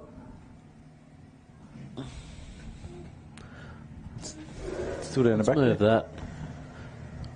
Looks like there may be... No, the utes, the headlights are just coming on the ute now, so... Yeah. Not sure whether they're pulling out of the... Yep, boat's coming out of the pit tent, so we might leave that window open. We can see it a little bit clearer. No reflection. Daryl Hutton out now. Mick Parry. Daryl the tree lopper. Mick the garbage man. Tree lopper. He's a forestry man. Yeah, he lops lots of them. Hundreds of them. Yeah. He's got like 100 trucks. Yeah. There's heaps of trees at one time. The Hutto's best. Still, yeah. A little bit easy. Did he have a look up that top chute, did he? Yeah, no, he nearly went a little bit wide out there. The boat not looking as nice on the water. Yeah. You know, he's come around there, so his best split so far is a 22.12. Doesn't like that corner of the way. Whatever he's got set up in there, 23.6. 23.6, so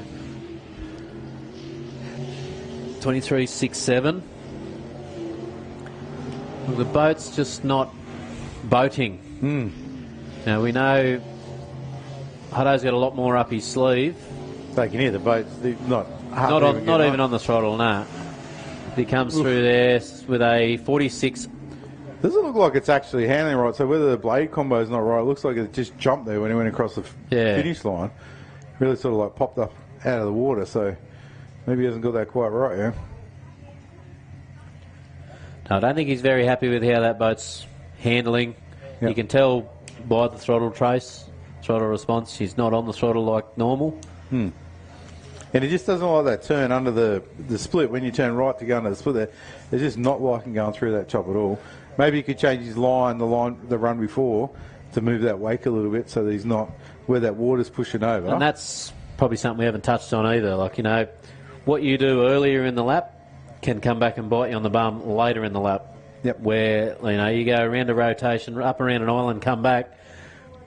If you're 2 or 3 inches further over to the left, that could create a crosswash that upsets you than if you're 2 or 3 inches further to the right. If the boat's on the chime and you want it to go straight to have less wash pushing, well, there are all little things that you got to learn, and like they're the things that take time. So here goes Tyler. This is the guy that's really pushing Fonzie. So just watch the amount of water this thing throws out, and you know that's didn't throw as much in his face that time. So we're seeing this thing go into the 2 zeros to half track. Now this thing's probably going to be loving the cold night air. The boost will be up a little bit. The horsepower's up. You know, this thing is obviously the jet's reacting quite well. You don't hear him on the throttle quite as much. You hear it just bang the limiter when he's like, you love that set, so it's 100 RPMs above what he wants to run maximum or something like that. Or just hit it just so the jet unit doesn't run away. So his split time was a 20.84. So he's around his normal split times. Comes through there with a 41.75. So has gone a 41.5. Yep. Once again, just looking at the track, he'll go faster when it gets later. And, yep.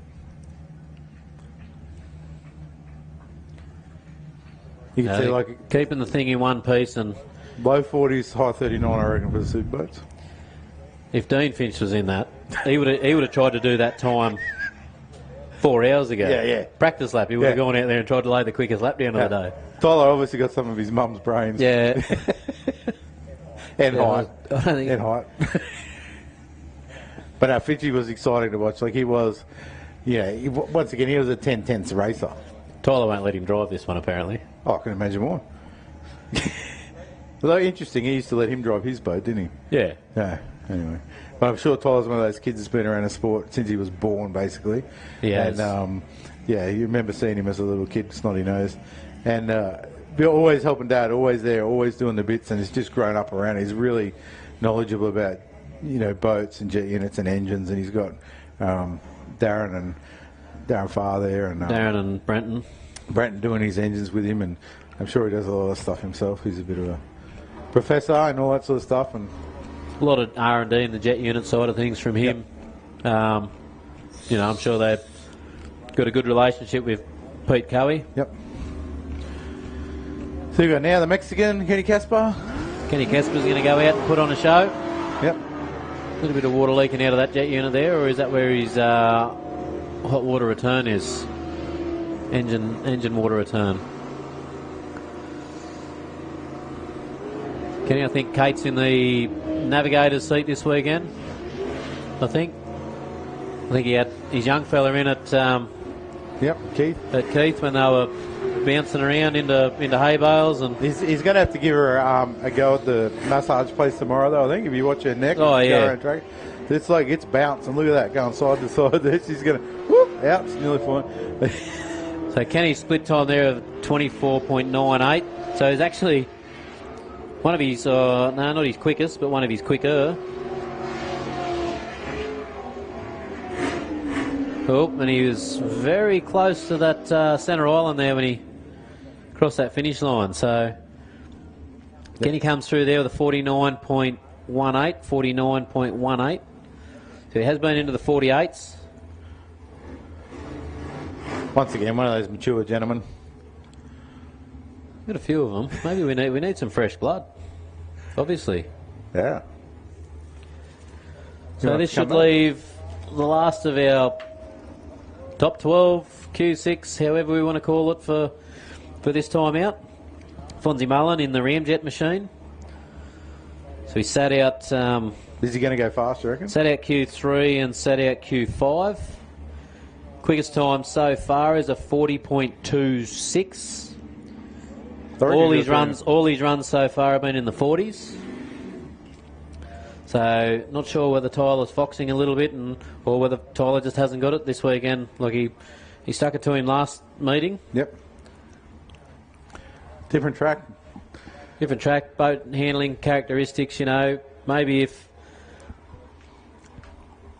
that first corner wasn't a hairpin back on itself, there might be a little bit more for that twin turbo thing to breathe. Yep. Well, credit to Fonzie as well. He's put together a great package. Oh, 100%. Yeah. He's tried plenty of different options. Well, when you said earlier on today, the kid sent me a photo of Fonzie out in the middle of the lake in a cutout, and he was there paddling it back. So it's not like he doesn't have problems. He doesn't have things go wrong.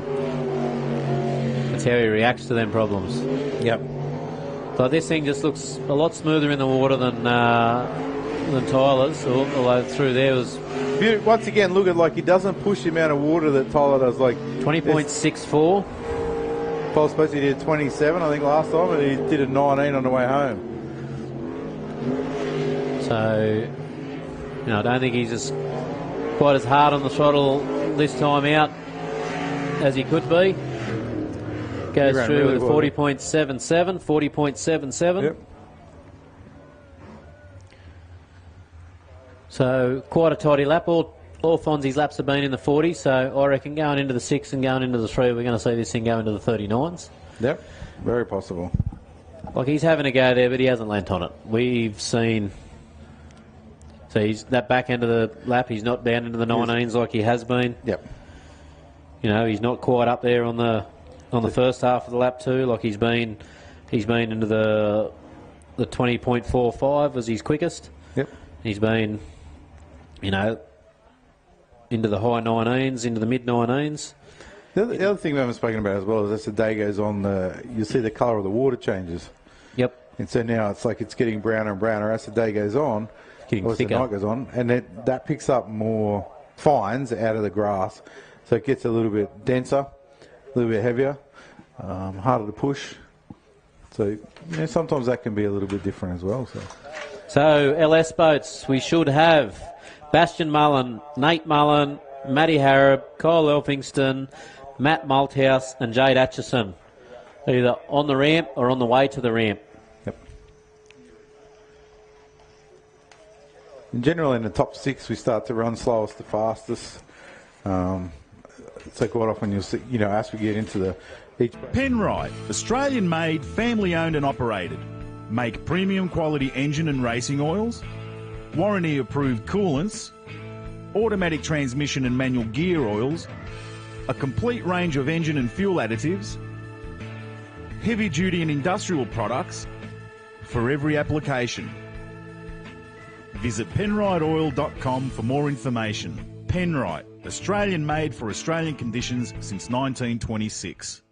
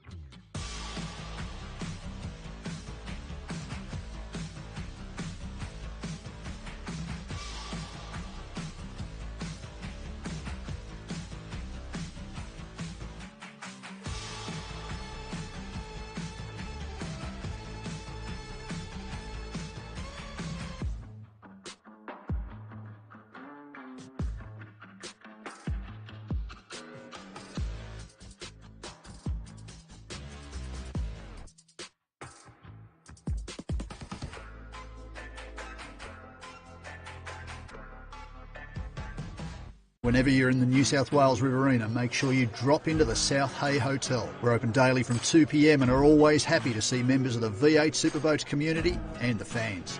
Great food, great company and some of the best beer on tap. Catch us on Facebook or drop us an email. We're the Murrumbidgee's best kept secret.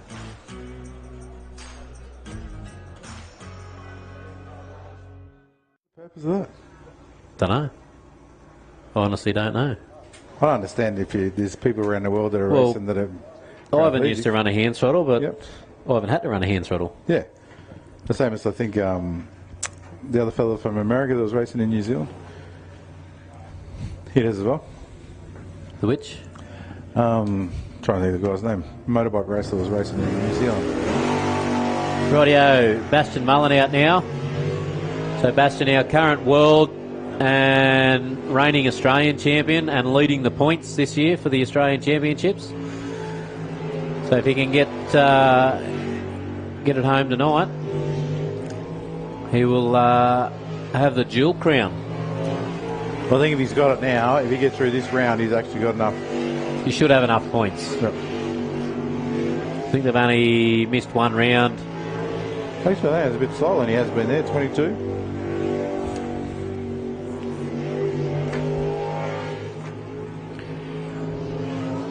He's a high end of the 22s. He has been a low 22, but Sebastian brings it through there with a 44.43, 44.43.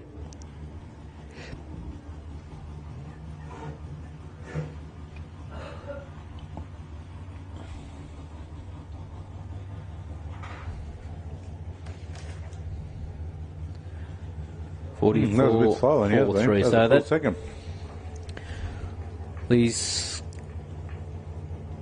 been in the 43s all out of the 3 runs that he has had.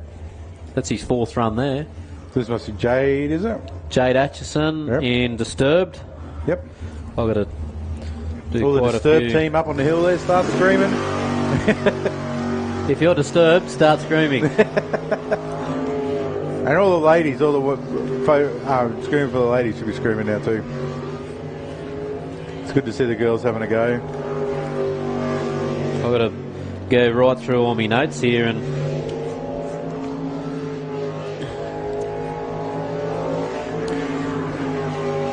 here we go. So Jade's previous best lap is a 47.45. I'd say she's going to want to really throw the kitchen sink at this one. So 23.76. So she's up on a split. She's about a quarter of a second up on a split. She crosses there with a 47.0. Hands together for Jade Atchison there. So Jade's just pulled out her best time. Really, when you're racing, what, 4/10 of a second. So nearly half a second quicker. You can go home happy if your last run was your fastest run, I reckon. 100%. Yeah. And it doesn't matter where you actually go through, especially when you're starting out. You know, if that's what you do every time, you just get faster. And your last run was your fastest run, you've got to be happy, you know. And then next time you come back, it's a little bit faster, you know, and just move your way through. Race yourself. Hands together for Jade there. Great effort. Great drive, repping the girls. Yeah, I don't know how many times she's driven that boat. It might be only the second time. I don't know. I don't think she raced. She didn't drive that at Keith, did no. she? No. And her... She had the other one. Yep. No, she didn't race at all at Keith. No. So, and then the meeting before, she was in what is now known as Send It. It's a good effort. Different boat. What was it called? Twisted, I think. Twisted? Yep. Yeah. Disturbed, Twisted, Toxic. All confusing. They all look the same. So... Next out was... it's Matt.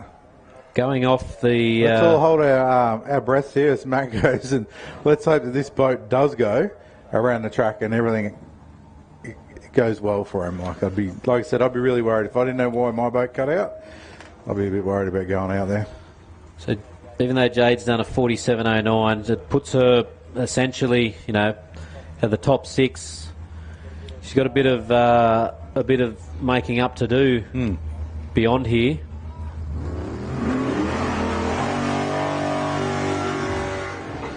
And exactly the same thing. Is that? Did you leave that GPS coordinates in? You'd have done the exact same thing. I reckon. Yeah. I reckon Mitch's was better. He got further up the bank, didn't he? Mitch got further up the bank. Yeah. So hands together for Matt there. Matt's not going to go any further unless it's via towboat. Like I said, that's like so lucky. So lucky. But, yeah, so they're going to have a look at some wiring issues there. I reckon there's a wire that's moving. As soon as they throw that boat into that corner, that wire's letting go and cutting that ignition. So, wop, wop, wop, wow. I reckon there'd be a bit of like, while there'd be upset and anguish that happened, I reckon there'd be a bit of relief that happened there. Yeah, just like that. You know? And he was going slower, though. He was obviously thinking about it. Oh, so he wasn't going 100%. Good effort and great result. Ass in, you know, not a great result, but the best that could have happened in that situation. So, and they're safe and they get to come back and row it back onto the trailer. Yep. So Matt's had a couple of excursions today, but I think the cover should still fit. I think the rear fin's a bit bent, but other than that, I think you might owe the... Oh, no. They've managed to get it fired up by the look of it. Yep. Just going to... There's...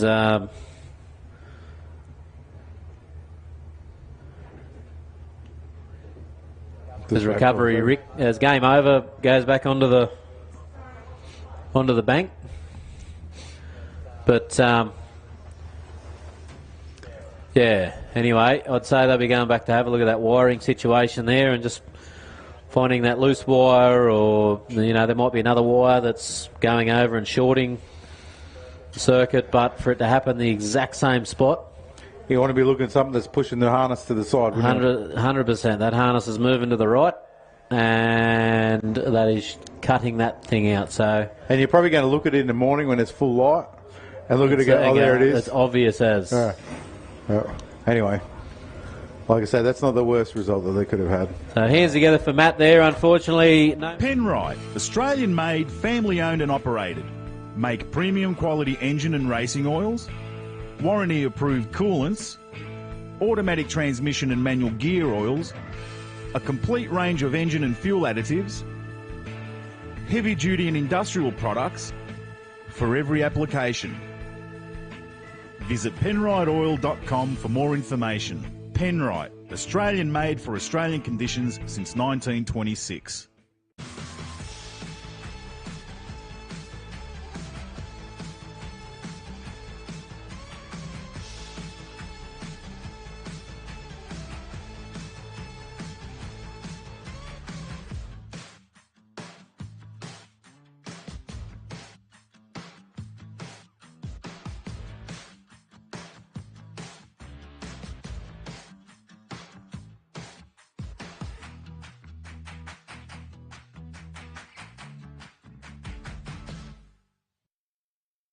Be able to just got to get the weight in the right spots, or Yep. you know, for the boat to do what it's got to do. So Kyle's best day 45.07. Yep. I think you really have to be doing that to get through as well. You know, the boat just, it sounds strong, but it's like it's just Yep. not. Like I said, just something in the jet unit is not quite perfectly matched up yet, and he'll be working on that. And that. You know, something as simple as a rotation of the Yep. rear blade in The conjunction to spacer, move the blade forwards or Cole backwards. comes through there with a 22.9, so he's still down on his best split.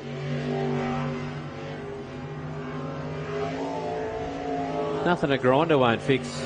He comes through there with a 45.43, so definitely picked up where he was last time with that 46. So that puts Jade Atchison on the bump now, on the bubble. So his first split was nearly the same as Bastion there. It looks like Bastion might have been going a little bit slow. And then the second split, almost a second slower than Bastion there. But yeah. 7/10 slower there, so... Yep. Yeah, I'd say Bastion was just going out first time under lights. Knew he had plenty up his sleeve. Just going to go out and take it easy.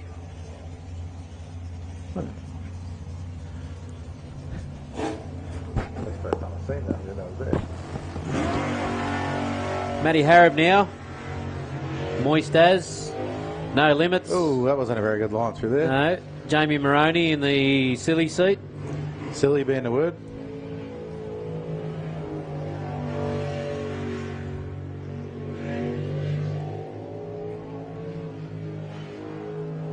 Definitely got this part of that rate going better. That first few corners wasn't as good as what it could be. Split time there of a 23.43. So down a bit. So He's behind Jade. He's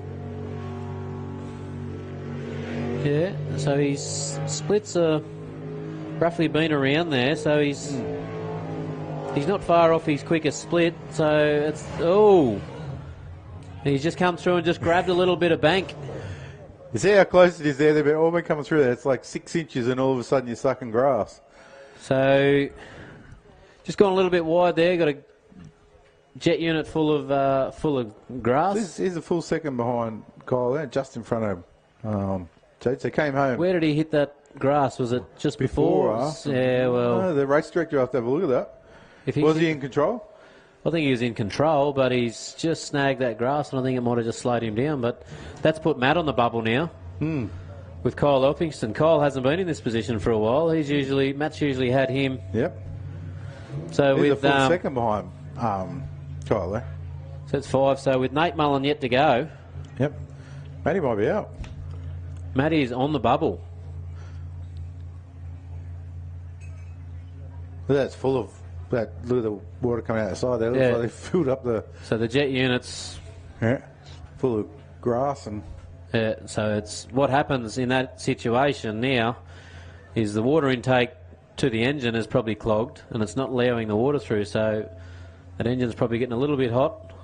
So he's going to keep an eye on the red light that might flash up.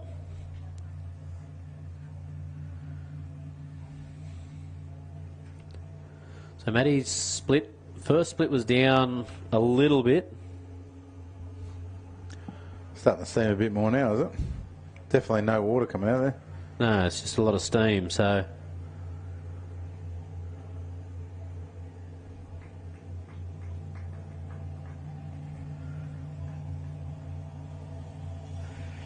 Matt will be getting out of this boat.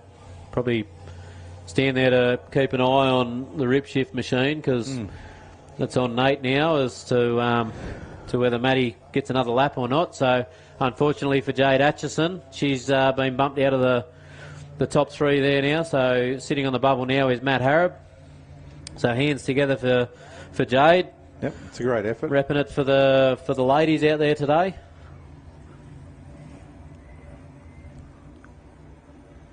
Usually got Jodie Cottam out there doing a few laps as well. Now we've seen the likes of Brooke Dixon over the years. Teresa Parrish. We've had quite quite a fair chunk of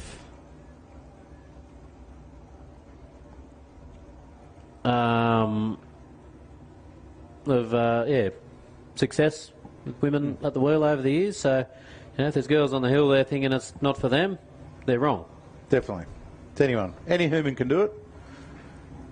Have a bit of fun. Here we go. Here's Nate going up here. See Bastion pushing him off, giving him a little chat. Kelsey Gill sits on the front of the boat, tells him to take breaths. She's a little Buddha, I think. Not that she's a Buddha size, but she's a little calming influence there. I have to put that in there in case I got in trouble from Kels.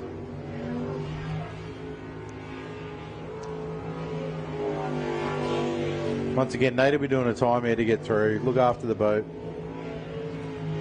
So Matty Harrop on the bubble. Yep.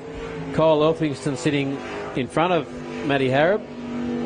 So Nate's time's 2/10 behind at the split of where Matty is. So maybe he's going a little bit too slow. He didn't get that corner too well there. Just chopped it in a bit. They want to bring this home. Like I said, he was 2/10 behind Matty, so... But I think Matty lost a lot of time there. Yeah. Bang. P2. Yep. So Nate Mullen through there with a 45.22. 0.8 picked up on the back. So Matty Harrop is bumped out of the top three now. So seeing Kyle Elphingston in a position he hasn't been in for a while. The top three. So he's been working fairly hard to get this this package. And now that he's said that he's selling it and going to take a step back for it, maybe the pressure's off. Maybe it is. Maybe Taylor's going, yep, that's good. Now sell it. Yep. Show them what it can do so that we can sell it. So anyone looking for a boat, Booster Mobile is for sale. See Kyle or Talia in the pits on the hill. So he's definitely taking it easy in the first half of that lap because he's come home quite strong with his quickest back half split. Yeah. So good drive there from Nate. Very mature drive. Keep everything in one piece. Now, who takes the boat out first in the top three? Bastion. He went out last time, didn't he? No, he went out before, remember? He did. He went out first. Yeah. And then yeah, Nate took the chocolates. Yep. And did a terrible job doing a jump in. Yeah, done the silly salmon into the water. Ollie Silverton should be up first. So these five guys. Hugh would be first, wouldn't he? And this slowest the fastest.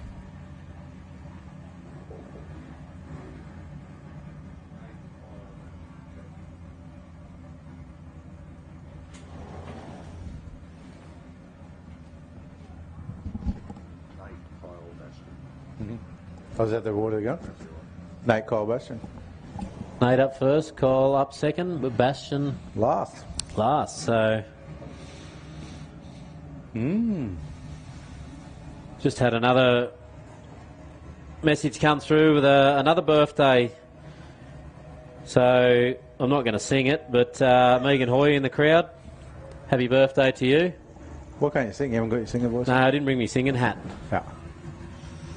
I don't sing it. I'm terrible, apparently. So glad to see got the people travelling. Huey's up first. Yeah. Well, he's put me paperwork out.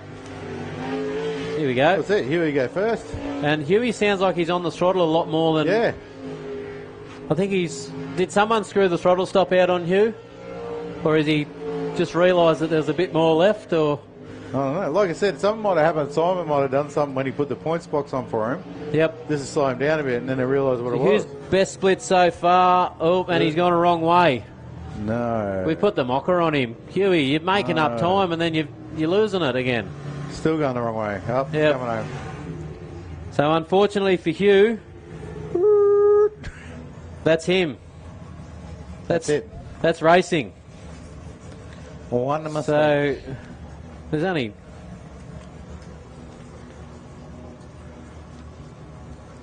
There was 5... Yeah, there's 4. 4? Yeah, there's 4. Now there's 4. There was, sorry. There was 5, now there's 4, so... They got Danny. Danny Napick up now, is it? Yep. So the navigator's looking excited. Clapping the hands. Who's the navigator this time? Got Will Cartwright in there. Oh, little Will. From Canberra, one of your locals. Will Cartwright. Yeah. He's the boat tart, isn't he? He's the one who just gets in anything. Yeah. Will, I think he's a little bit of a semi-local here. I think he's got relatives out this way. Yep. He's from... he lives in Canberra. He lives Canberra or Queanbeyan, around there somewhere. He's come to a couple of carton meetings with us. All right, yeah. But it sounds like Danny might have found a few more RPMs on that throttle too. Yep.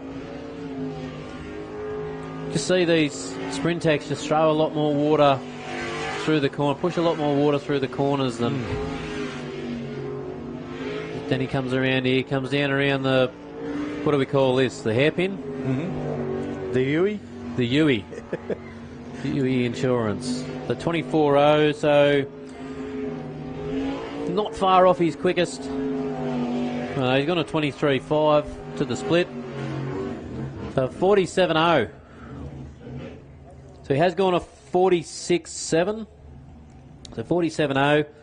You know, it might be enough to give him another lap. We've still got to get these other boats through. We've seen what can happen. Well, when you look at it, like Ollie's only running 46s in the middle of 46s, so he's he's got a bit to pick up. It was a 45s Ollie was running.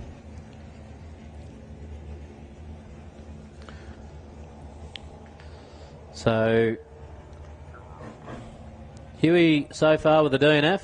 Danny Napick got the only time down for the Group A's. For Group A at the moment. Sorry, my water bottle fell over. Yeah, I don't know that Ollie used to going out. You know, he had third fastest. So it's been a while for him, but... So Ollie's quickest time so far, a 45.6.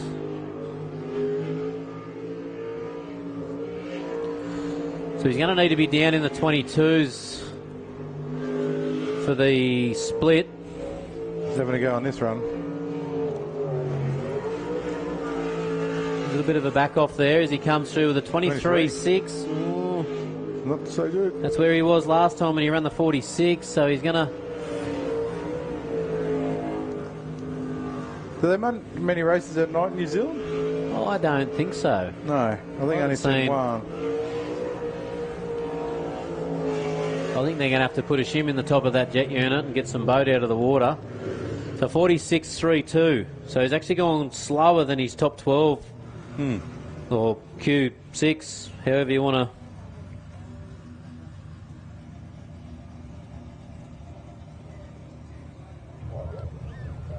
Yep.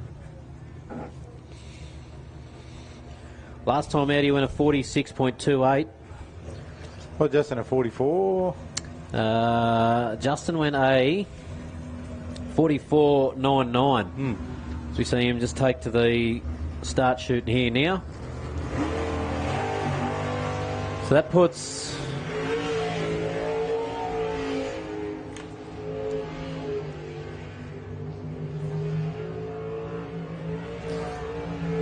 See, the boat just doesn't seem to push as much water through the corners as you see the Sprintex.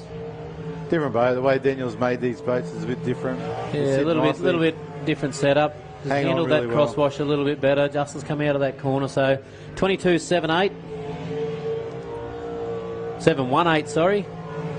22.71. So already he's a bit behind 1 second up on 0.9 of a second up on Ollie.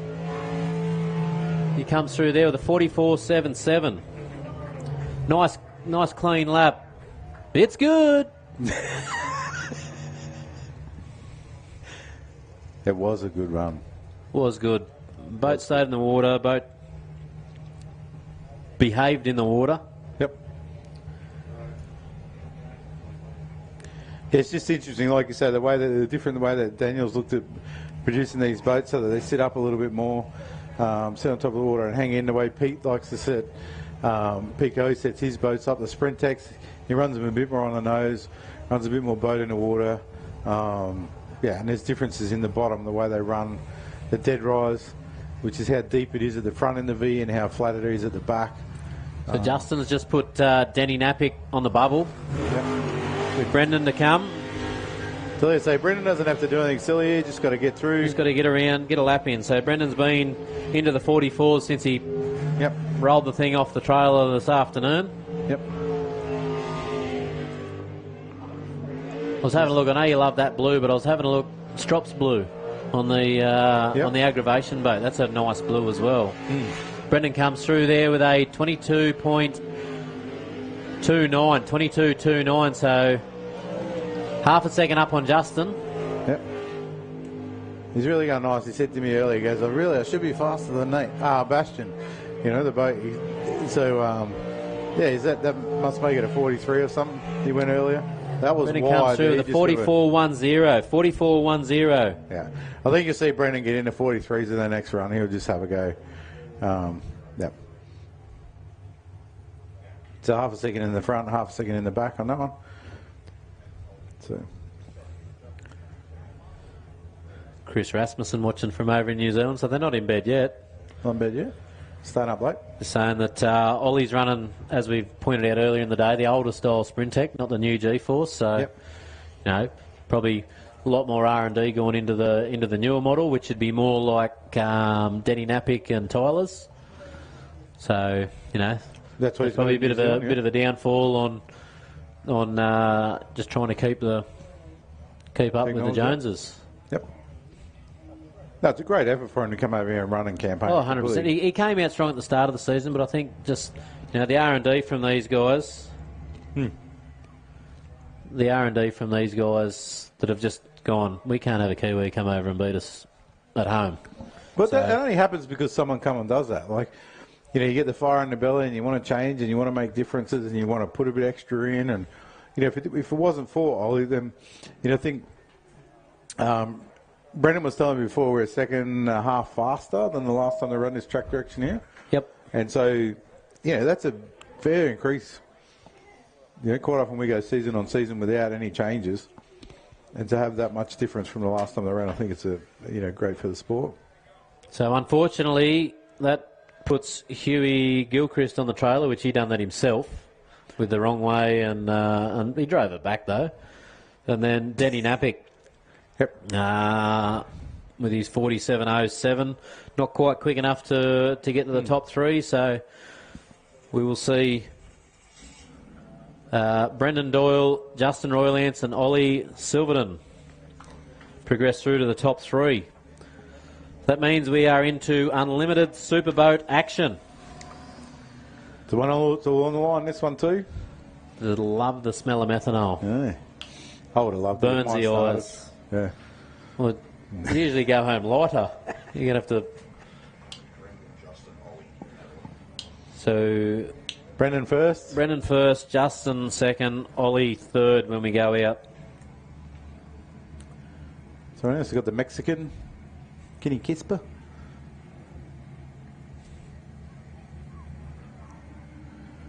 Used to come from down Sale way, Moe, down there somewhere. Gippsland, don't know if he still does. He's a farmer down there, isn't he? So Kenny's going to go and hang it all out to dry, I guess.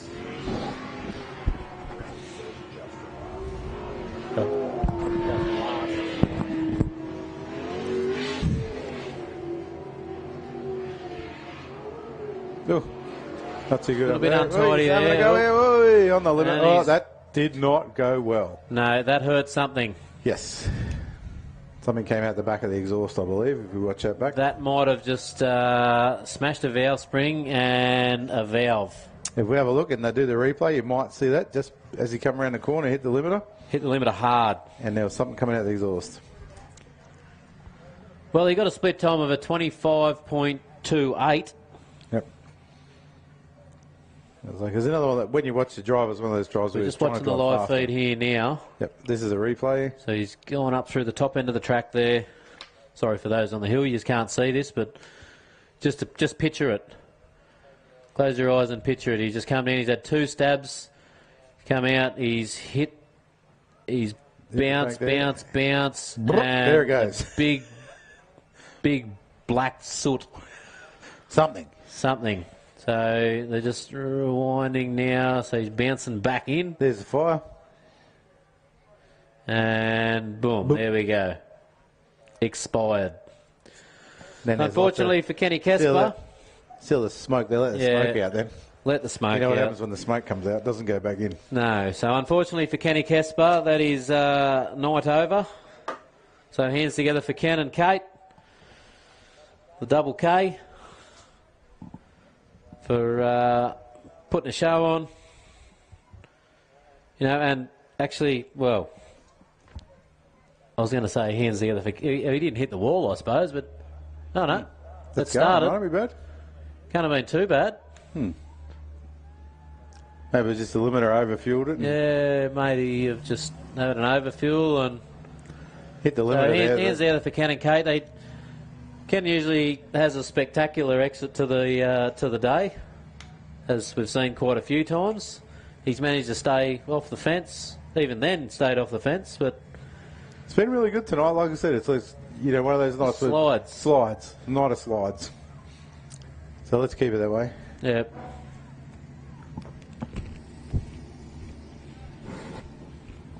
Yeah, not as spectacular for the crowd, but good for the sport, good for the people.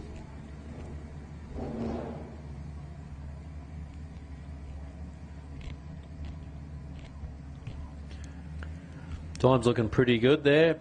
Just coming on to 20 past 7, so... Way on time. We've got, pretty good run leading. What have we got left? We've got 4 boats. Is there 4 or 5 in Unlimited? 4. 3. Only 3 now. Yeah, there was 5. There was 5. One didn't start. One didn't start. One stopped and then restarted. Yep. And now we've got 3 to go. So we've got 3 to go. So we should have Nutsy up next. Nutsy, Loose Cannon, and Ramjet. Yep. So Hutto's probably... All Hutto's got to do is get the right way and he's in the top 3. He doesn't have to do anything stupid. He doesn't have to go fast. When was the last time you had that thought, that told to you, and you've just gone out there to just get the right way? On the 10th. On the 10th? I've never. No. You're still going to go out there and lay it down. I'm not sure what they're looking for out here. Air filter, is it? Maybe that's what it was. It's the air filter's come off, so it's mixtures out, because they run an air filters on, run an air filters off. Mate? I run them off. That was just the limiter. No, I know, but I'm just saying the overfuel and everything's just gone too much. Limiter, overfuel, air filter. That's why I keep it simple with the 410. It's just got piston dribble injection, just goes pumps the fuel in there. It's got a Maggie, runs. Yep. Till you get a little bit of crap come through into your nozzle and goes sounds like a chaff cutter. Here it was. Yeah. I know you put a hole in. I put a hole in a piston at Cabar, and you put in between your bore here, didn't you? No, it's just between 3 and 5 in the head. Yeah. The liners are all right, but I'd throw 2 new liners in it when I do it. Yep. But I was doing hot laps here that meeting, and I think I was on the 7th hot lap when that happened. I was back to back, and I was doing 2 hot laps through a round of racing. So I'd go out at the start of LS and at the end of LS, essentially. So I'd done pretty well. I was on a flyer too. I was getting better. I was getting good at the rotation. I'd done 7 laps to everybody else's 3. And then you smoked an engine. And then And that was the last time you went racing? I've been racing, just not at the wheel. Well, I race go-karts. It's not the same. Yeah, but it's cheaper. Cheaper. You got thrifty, haven't you? Hey? Trying to make your next million. You can't spend that on jet boats and keep it. So anyway, we've got Nutsy. He's turned off for some reason. Oh, they're still there at the track. Still on the track, so... Safety crew's out now. Almost back. Rightio. Hard Nuts Hutton's just started back up.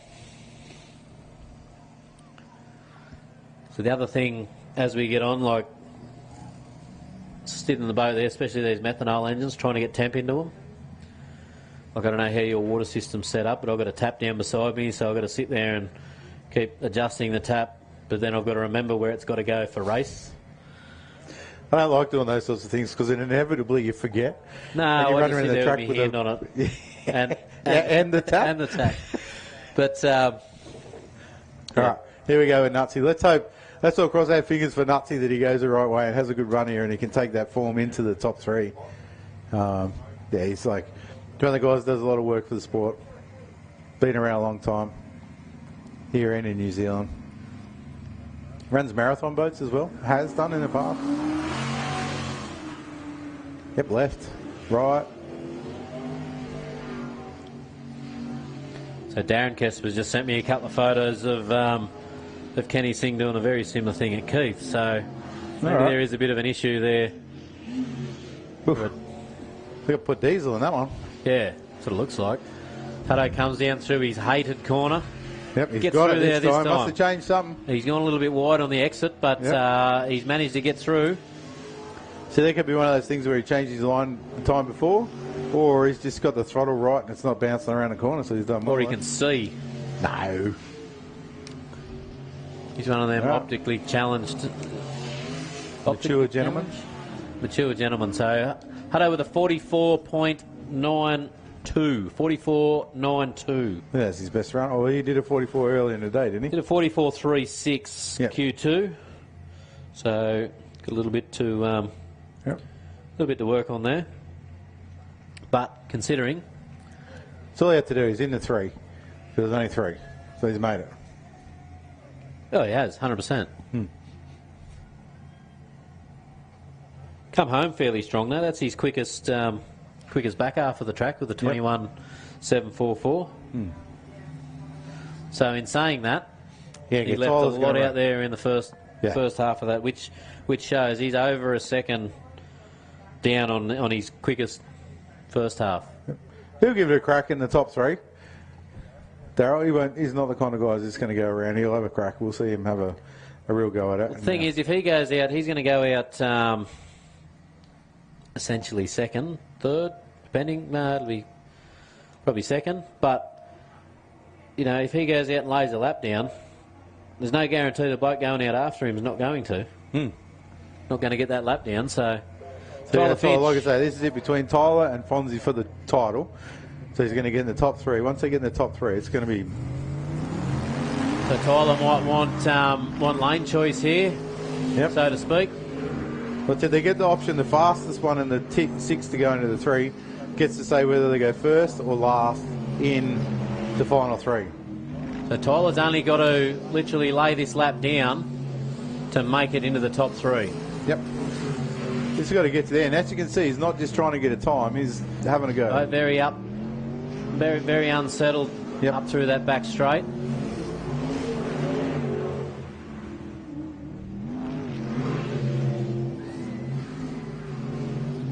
He's definitely using a lot more throttle this time around than we've seen as he comes through there with a 41.13. 41.13.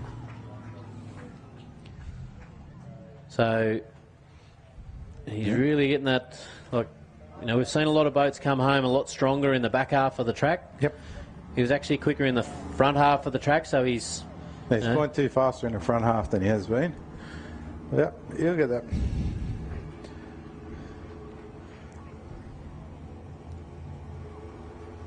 Like I said, it'll be interesting to see how Fonzie goes this time, whether he does just do another 40 or whether he does... Well, he's only got to go out there and drive how he's been driving. Yep.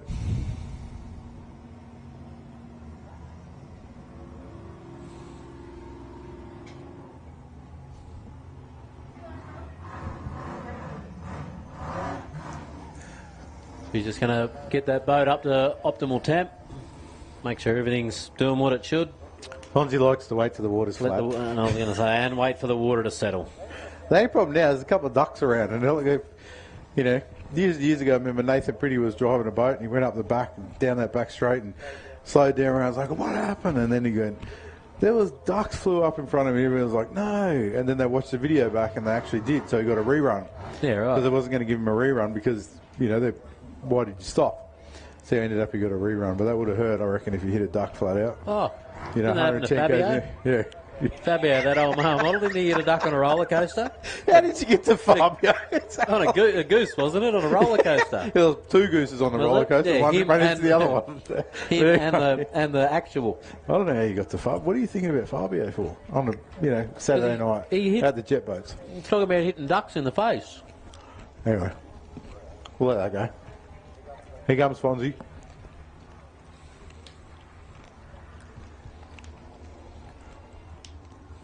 So he's only got to finish this lap to get himself into the top 3. But that's not Fonzie's style.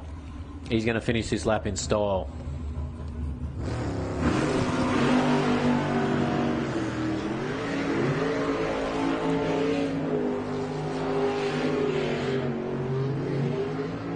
But he sounds like he's up on the RPM, so we might see that 39 here, like he's been teasing in the 40s.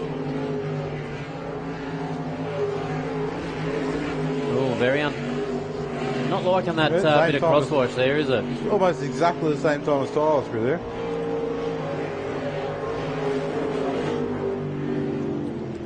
Fonzie's getting a lot of upsetting crosswash coming into that run to the split. Tyler's getting a lot coming out of it. Boom, 40.42. 40.42, so... He's nearly a second faster in the second half. On the first split, and almost exactly the same time, Bonds and Tyler. So, like, if he's going to get into that 39, it's going to have to be in that first half of that lap. Well, but he's through. Did the fastest time. We get to choose whether he goes first or last. Moving to the LSs now. So we should see Nate Mullen come out first. So Fonzie will get in. Nate will take his time to get off the ramp, give his old man a chance to get out of the boat so he can keep an eye on what's going on here. And now what happens with the 2 of them in the top 3? They get the time to... Nate will come back to the ramp, and then he has 5 minutes to change over. And for Bastian to be in the boat ready to go. So they've got to fuel it, strap him in, make sure everything's all right, start it up and be ready to go within 5 minutes. Penrite, Australian-made, family-owned and operated. Make premium quality engine and racing oils, warranty-approved coolants, automatic transmission and manual gear oils, a complete range of engine and fuel additives, heavy-duty and industrial products for every application. Visit penriteoil.com for more information. Penrite, Australian-made for Australian conditions since 1926.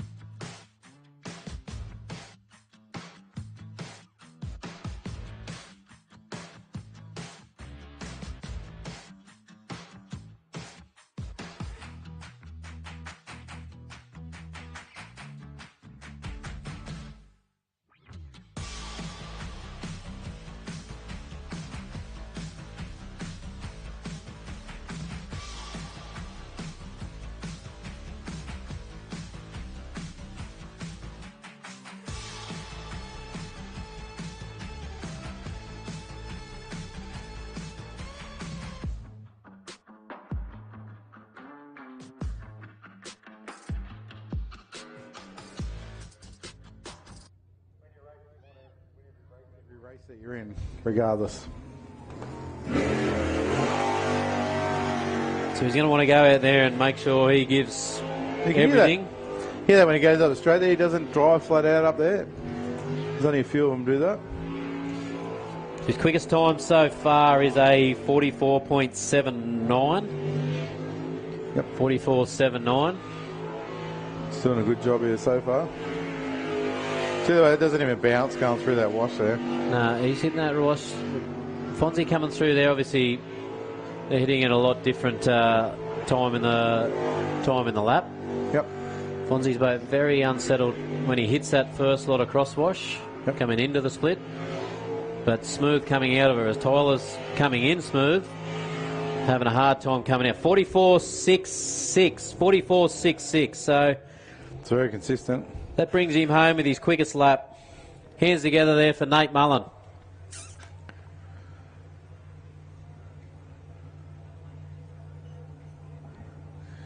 Then we got Kyle up next. Like I say, I don't know how long it's been since he's been in the top three. It might be not as long as I think, but yeah.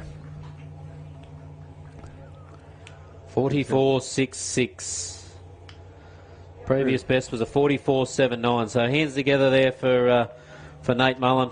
Kind of best. What's Kyle's best time so far? Kyle's best time so far would be the 45.07. So, yep. You know, Kyle's got a little bit to try and. It's half a second. Quite a rabbit to pull out of the hat here, but let's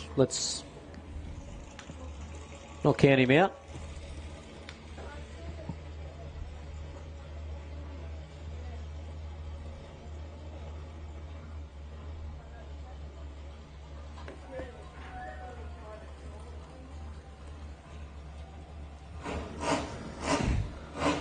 Once again, thanks to everyone up on the hill. Yeah, it's a great crowd hanging around too. Big job, I know, with kids and all that sort of stuff. Staying out, well, it's not too cold, but you know, we had that shower. Well, it's nice sitting in here, but you know, we had that shower of rain come through. You guys have been absolute troopers and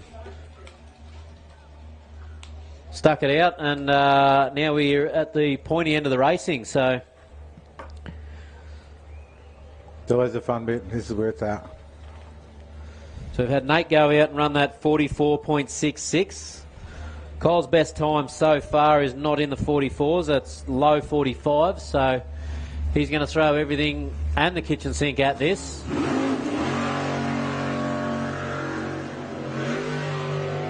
Same there. He doesn't go around there. It's got a bit off it, so.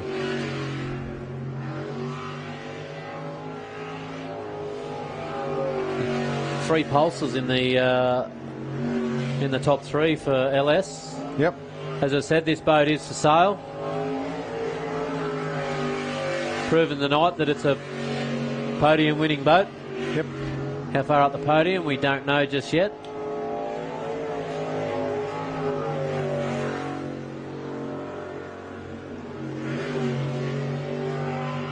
Kyle split there a 22.86, 22.86. They're slightly slow. He brings it around for a 45.11. So hands together for Kyle. Yep. He's no, not quite his best time. He went a 45.07 previously. He's gone a 45.11, but he's the back half of that lap is his quickest run home. So hands together there for Kyle Elphingston in the Blackout Racing Boost Mobile boat. Currently sitting in second with one driver to come. Current world champion, reigning Australian champion. Could be. Well, he's going to be the new Australian champion. Points-wise, yeah. He is the new Australian champion too. So congratulations to to Bastion Mullen.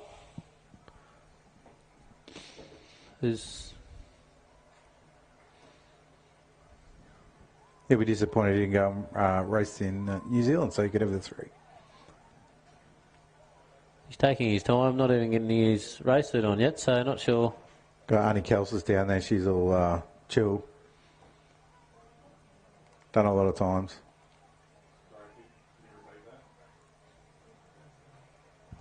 She's going the wrong way.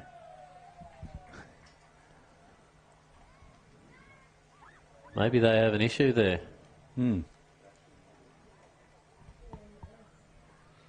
Hold the phone.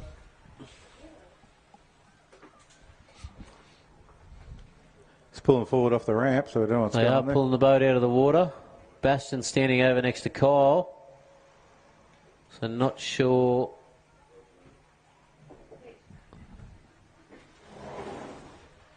Just getting word through now that Bastion's not running. Hurt something in the boat, so unfortunate for Bastian Mullen there. Didn't get to go out and do his celebratory lap. Didn't get to go and show the crowd why he's Australia's number one, world number one. So a little bit of an anticlimax there. Great effort there by Nate. Not sure what's going on there, but anyway, hands together for... There's Nate's one. Nate's won tonight. So good job for him. 2 wins in a row. 2 wins in a row. Yep. And... that might have been strategic. well, he's had 2 wins.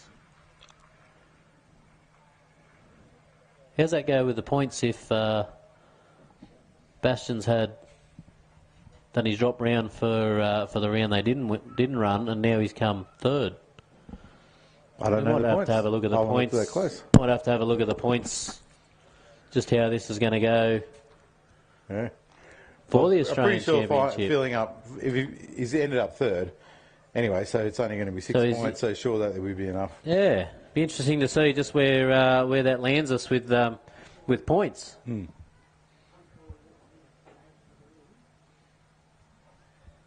There we go. You can still see on the live feed that Bastian's standing there near the boat. Grant's over there talking to him, by the looks of it.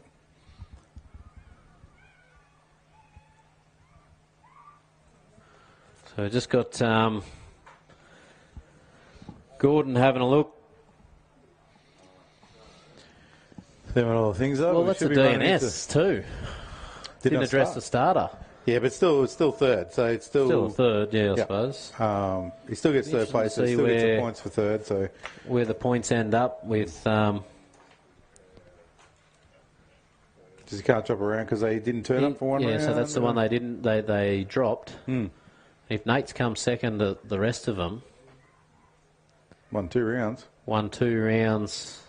Where's he go for like Matty Harrop and Kyle? And yeah. Don't know. So we'll have to we wait just haven't. Just got Gordon checking the. All the times, I'm sure they would understand what that was down there in the GM Motorsport camp. Yeah, he's got to. So. Yep. Anyway. All right. So we should be now going into the Group A's. Group A should be starting to get ready on the ramp. There they go. Probably might get a tyre. Maybe it's a tyre for the Australian Championship. Don't know what it is. We'll wait for Gordon. He's over there punching his numbers on the computer. What do you call him? Gordon Gnome. Gordon Gnome. It's like a garden gnome because he's just short. Yeah. Looks like a garden gnome, doesn't he? Picking his nose. That was harsh. No one else can see that. Just No, I know. Anyway. That's why I said it. I just wanted to get an insight of what we've got to put up He with can't up hear here. us either. He's got his headphones on. He's got his official headphones on, so he can't hear what we're dribbling. But anyway. Let's go. Here we go. So first one out is Brendan. So he was obviously fastest and chose to go first. Get the run out of the way. Doesn't matter what happens after that. Your run is done. Sitting there waiting and seeing what happens with other people. There could be something happens. Could be a crash. Could be all sorts of stuff if you sit there and wait forever. But anyway, Brendan's going to go out. He's been on fire since he started. He's been the fastest all day. So it'll be interesting to see how he goes. So he has been the fastest since he's come out.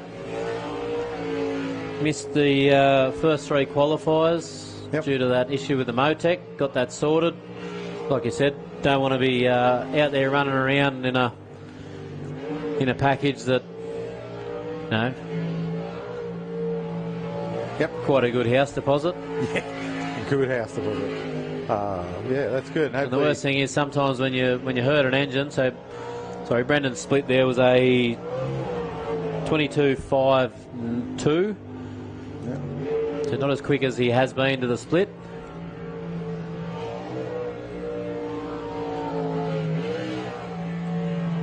He brings it through there with a 44.28. 44.28. So that is achievable for Justin Roylance, who's It's 44.5 or something. Win a 44.49. It's going to be close. Bit of pressure on Justin. On two aspects. Like I said, if you want to be... He's got to beat... All he's got to do is beat Ollie to get the Australian Championship. But you don't want to get the Australian Championship coming and second. Win. No. I know I wouldn't. If you want to go out there and give it all it's got. So he's got a little bit of time up his sleeve. Ollie's, just can't quite get it happening this weekend. Yep. Yeah, whatever's going on there for you is just a little bit off the pace. But well, I just think the others have just really stepped up.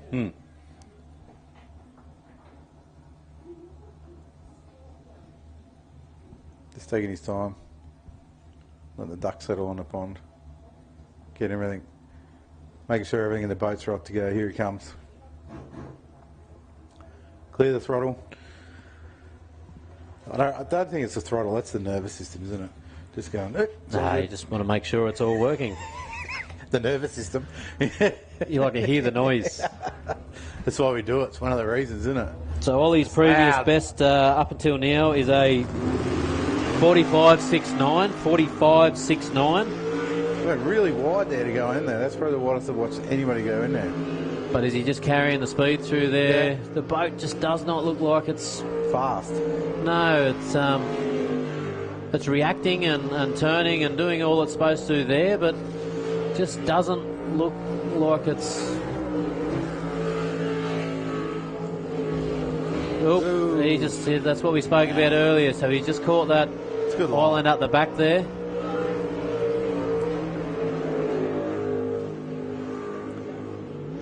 He's just see that going straight up there is not as fast, as much as he can, trying to minimise the steering inputs. But going straight up that line there is like you wash off too much in the corner, you get there Come through with a 46.17. Yeah. So hands together there for Ollie Silverton. Great effort, like I say, appreciate them coming out from New Zealand. All the way from NZ. And it's great to have them here to have the competition and see what's going on. So give them a great big cheer, crowd. It's a great effort to come over and campaign all year here. There's a crew of about 500 people up there with PSP shirts on under that tent. It's a big ask to come all the way.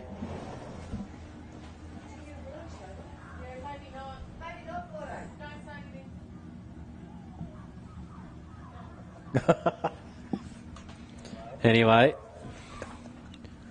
got the timing crew over here just trying to work out where everything's sitting so far. Points and that sort of thing.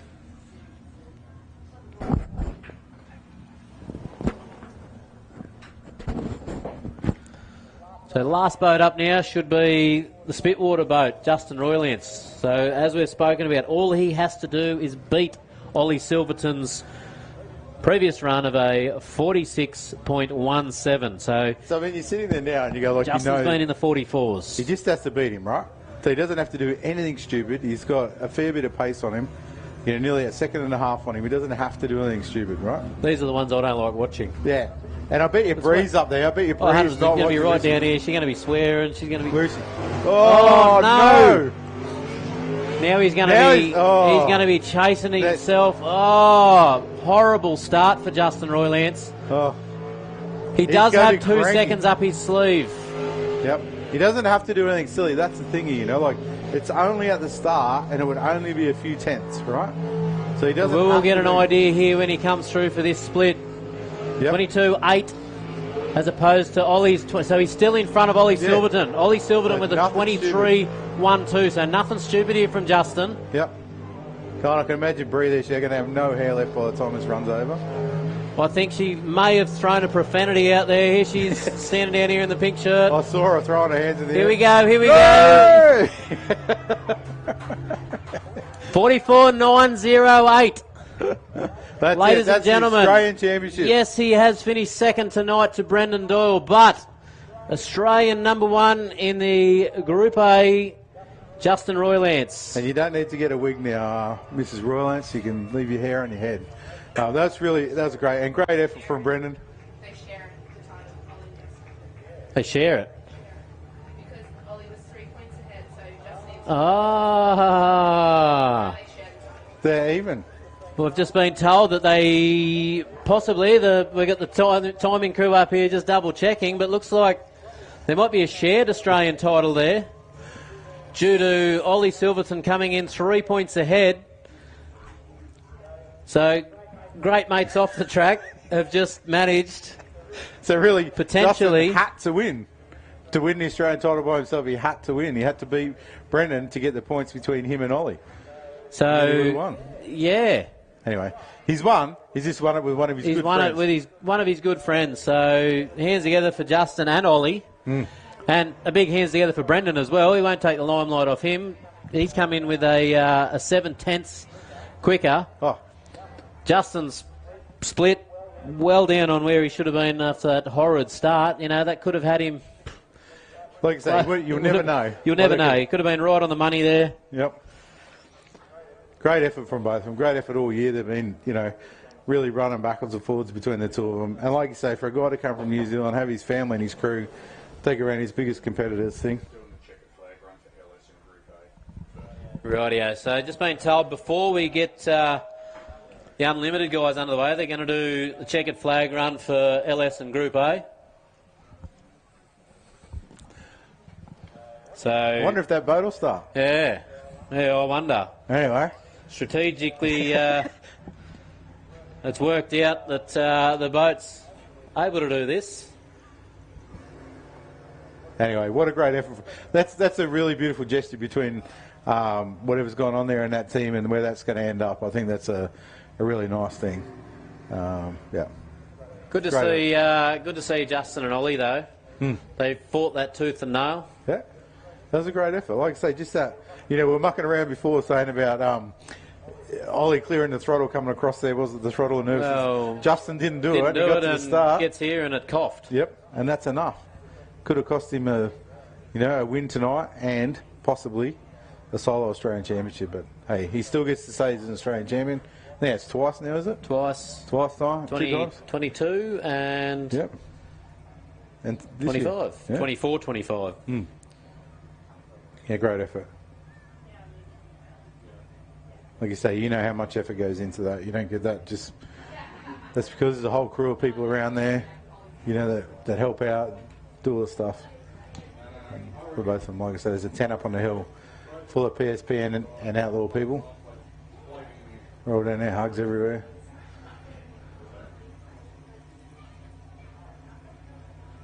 So we will see the checkered flag run.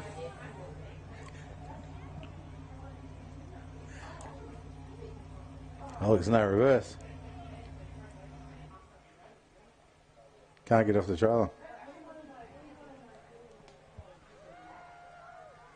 Push it out and start it off the trailer. Yep. Maybe that was the issue. Maybe it was. There you go. There we go. Will we see another silly salmon? Or is it too cold tonight? Keep the flag down until you get under there. That's Perfect. Flag goes up. We have seen over the years people getting a little bit excited a little bit early and taking the timing loop out with the flag. Yep. They're Let's see if he doesn't park it up there somewhere. Is he going to do donuts or is he... Don't know. He nearly done a donut and landed on the... That's on the island. That's out there. That's out wide there on the grass, yeah.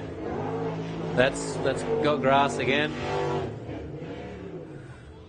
Yeah, you keep the flag up this time. You're not going under the finish line. Hands together. Nate Mullen. Great effort. 2 wins in a row. Yeah.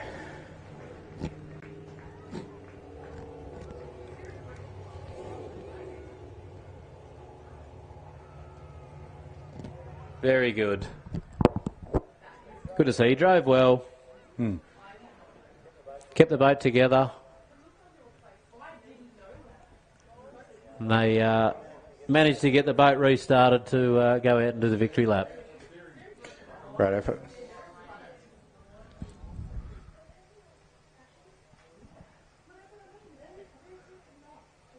We should see Brendan Doyle now. Should be getting his thing warmed up. Probably had to take it back in and put some fuel in it, knowing these things only just got enough fuel to get one lap down. They don't want to carry that extra weight. I mean, it's interesting, you watch some of these jet boaters and they'll punch holes in their boats and do all sorts of stuff to make as light as they can, and then they don't mind a cheeseburger every now and then. I hope you weren't looking at me, I was looking away. Could have been looking at myself. How much fuel does your boat hold? How's fuel? About 30 litres. Yeah, right, so a little bit more than mine. Yeah. I think I was around about, I am around about the 20 odd litres. Fishtails. This is the funny bit, isn't it? They get stuck. They drive all this and then they get stuck on an island. Yeah. I don't want to put the Motzer on him. Plenty have done it. Plenty have.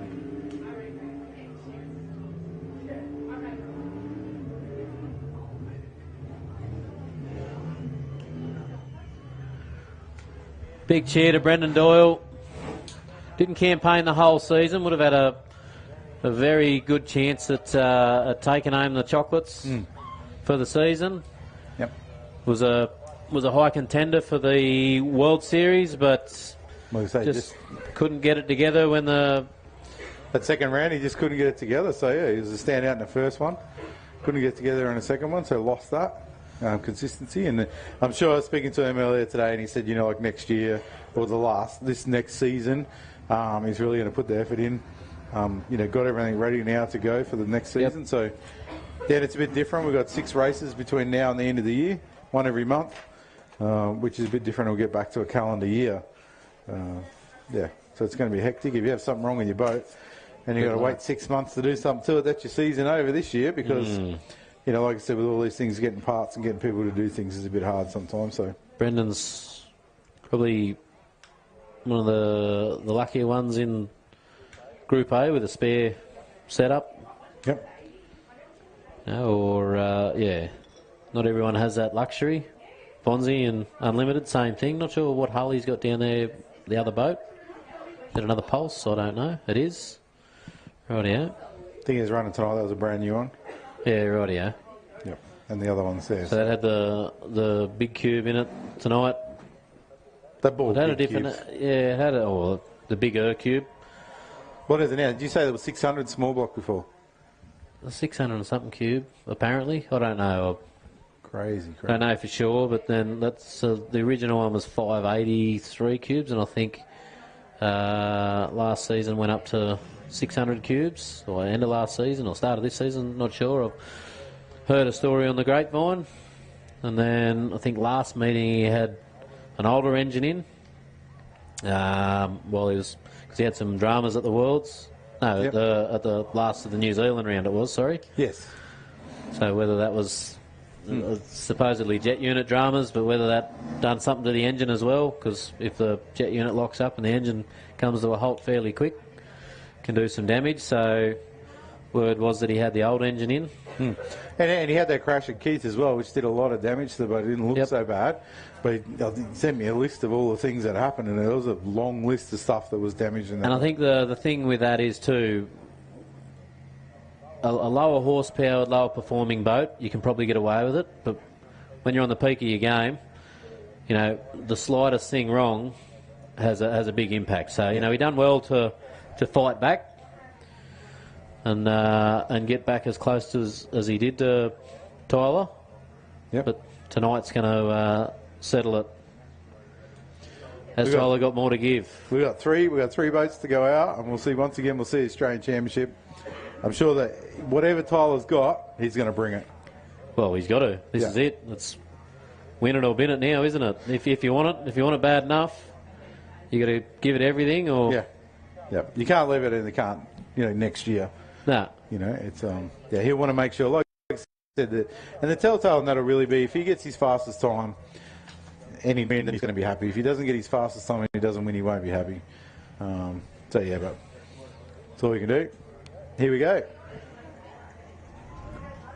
Who's out first? It looks like Loose Cannon. Yep. Looks like the man we're talking about. Tyler Finch. So he's about to go. What's he going to leave on the table? Is he going to take everything? Is he going to give it his best? There's a bit on the line. This is also like Australian manufacturer, New Zealand manufacturer. You know, engine builder versus engine builder, driver versus driver, team versus team. He's a lot quicker to that part of the track than we have seen. Yep.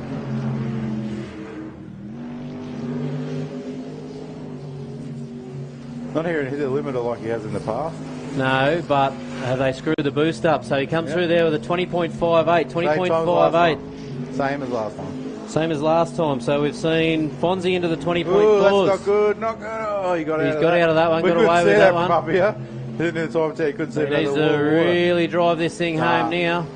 Looks like he's sort of giving it up. No, he's off the throttle a bit there. 41.366.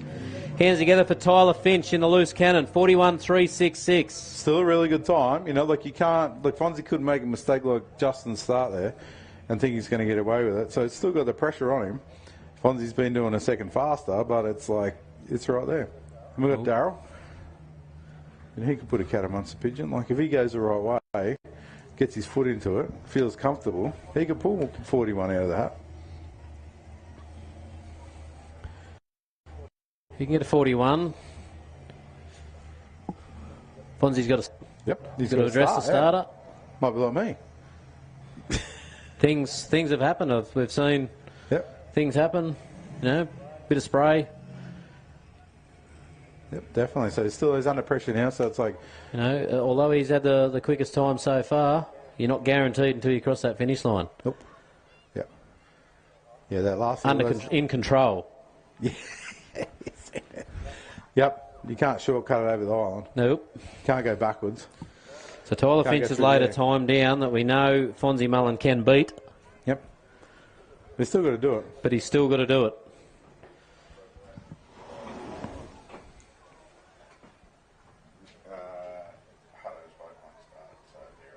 All right.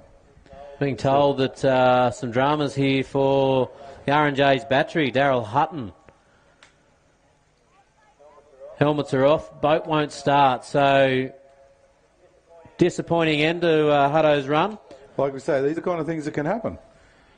It has happened, it can happen. So hands together for Daryl Hutton for making it this far. He's had a couple of DNFs and put on a bit of a show earlier on, but unfortunately, dramas and boat won't start. So can we give Daryl Hutton and Mick Parry Probably been most entertaining boats. Yeah, well, they've put on a good show. He's spent a little bit of time on the islands, but unfortunately, when it's come down to the crunch, the boat won't start. The helmets are off. Sounds like Fonzie started. So that gives us the end of the last boat.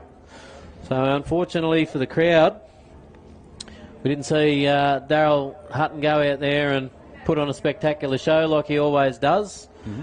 But still going to be spectacular, you know. Still going to see some spectacular. Tyler's time's fast enough for Fonzie to have a crack here, and anything can happen. So Fonzie's best time so far is a 40.26, so which is a second faster. But you've only got to cook one. Well, he's got a 39 in, and if he's going to do it, now's the time. He's got no other time. He's not going to do it later, is he? He can't. Maybe he will. Maybe do another lap just to see how fast he could do go. A 39 in his victory lap if he takes the chocolates. But, we've seen him faster to the half track and faster at the back half. So I think he's the second faster than anyone in the back half of the track. Yeah. He's done a 19. He's like, whatever he's got going. If he keeps his composure and puts this lap together, this gives him the Triple Crown, gives him the Australian title, the world title and the New Zealand title. Don't know how many years for the Australian titles. It's 10 or 11, I think. Yeah, not sure. Few. He comes in, so the only one I know of with the Triple Crown so far no one's done it in Unlimited, but Ollie Silverton has done it in Group A. So this is a lap that determines whether Fonzie Mullen can do it in Unlimited. Yep. Probably not attacking that corner as quick as he has. Usually comes around here. He's gone. You can hear that engine. He's definitely jet units. He's definitely having a crack. Just the way that goes around here is unreal. Just handles that. Doesn't like that crosswash going into the split. He comes down here. You can smell that methanol. Nice line through there, nice and wide, carrying that speed. Comes down here, one more rotation to go. 40.137. Hands together, ladies and gentlemen. Great effort. Fonzie Mullen has taken the Australian Unlimited Championship, making him the Triple Crown, Australian, New Zealand and world number 1. Yep. So he was out last year and he's out this year, so that's a great effort for him. Like so, put so much into the sport, so much effort into the... Flawless run there. Back half of that lap was the quickest we've seen with a 19... I think he did he went quicker actually. His last run was quicker in the back half of the lap, but this one was quicker in the front half. So half a second faster in the first half. Yeah, so he's put 1.2 seconds on Tyler Finch. So congratulations, Fonzie Mullen. Flawless run, flawless day from this position. I'm sure they've been busy after that flame out. I got a photo of him out in the middle of the lake, paddling, laying on the front of his boat with his top off, paddling it back. It was about 10 minutes before driver's briefing. Yep. So, like, he's been under the pump all day, and he's still come through with it. So, what a great effort. I'm sure that Tyler, next season, he'll have, 5 weeks now, Tyler will be back in that shed. He'll be trying to work out where he can get more out of that. But this guy here, got TJ sitting there too. He's got a nice boat that goes all right. TJ. So he'll be next season, yeah. He's looking. He'll be looking forward to it. Yep. So there's a few. We should see some good racing. Pull that flag. Good job. They've done enough times. Done it enough times. Lee Stewart in the silly seat. Yeah. So, hands together. Fonzie Mullen. Done it again. What a great effort. Alrighty. All That's right. us done. That's us done and dusted. Thank you, Mitch. Thank you to all the volunteers, like I said before, the people in the timing, the starters, the race directors, the pit marshals, the safety crew out there. Thank God I didn't have to see you today. Love yous, and I didn't get a chup from Aaron. Happy birthday, Aaron, out there. He's the head of the safety crew out there. He's the guy with the looking like a clown, the orange boots, the orange socks, the orange top. Wherever he is, wave to us, Aaron. Wave to looking the like Ronald McDonald. Yep, look at him. Yep. That's him. Sing happy birthday to him, everybody. Enjoy it. So, all the people on the gates, ticket people. Thanks to the crowd. We like to put this show on because you guys are there. Thanks to the teams and crews, drivers, everybody involved, anybody at home. Thanks to the the food vendors up there for making everything. Can you ask the board to just come have a little powwow? Who? The board. Because the AFJSA board come and have a meeting at the commentary box, please. Need the AFJSA committee. And, thanks to you, Brooke, for giving up your day when you could have been on the hill. Unfortunately, you weren't racing. I'm sure you'll get that issue sorted and you'll make sure that you have a spare starter motor, or 2 spare starter motors. Won't happen again. Won't happen again. So, a few guys out there had some hard luck today, but they got to race. Yep. Got Fonzie on screen here now, just out of the boat. The emotions will be running high through that team. Well, that's, all of them Australian champions now. Yeah. So, great job by all. Everybody involved with making this season happen. The board. The JSA board. The guys that do the live stream. Yep. People on the live streams that watch it out there. The people that sponsor the sport. The sponsors, Penrite Oils for coming on board. Without them, we wouldn't have the live feed. We wouldn't be able to make these things happen. So, big thanks to them guys. Don't know who else does the track here. Is it like Canards? Yeah, we've got some other sponsors on board with Ryland's Tractors. Yep, we've got a sign out there on the side there. Yep. Well, it might be Freck later, the mower that he's just bought. As long as he's got his clothes on, not like Phil Dixon used to do. Yeah, no thanks. So, very good. Rightio. Well, that's over and out from here in the commentary team. Thank you. Thank you all for putting up with us all day, and we hope we put a good show on for you, and look forward to being back here in 5 weeks. 5 weeks, May. Cool. Thanks guys. Winter Woolies.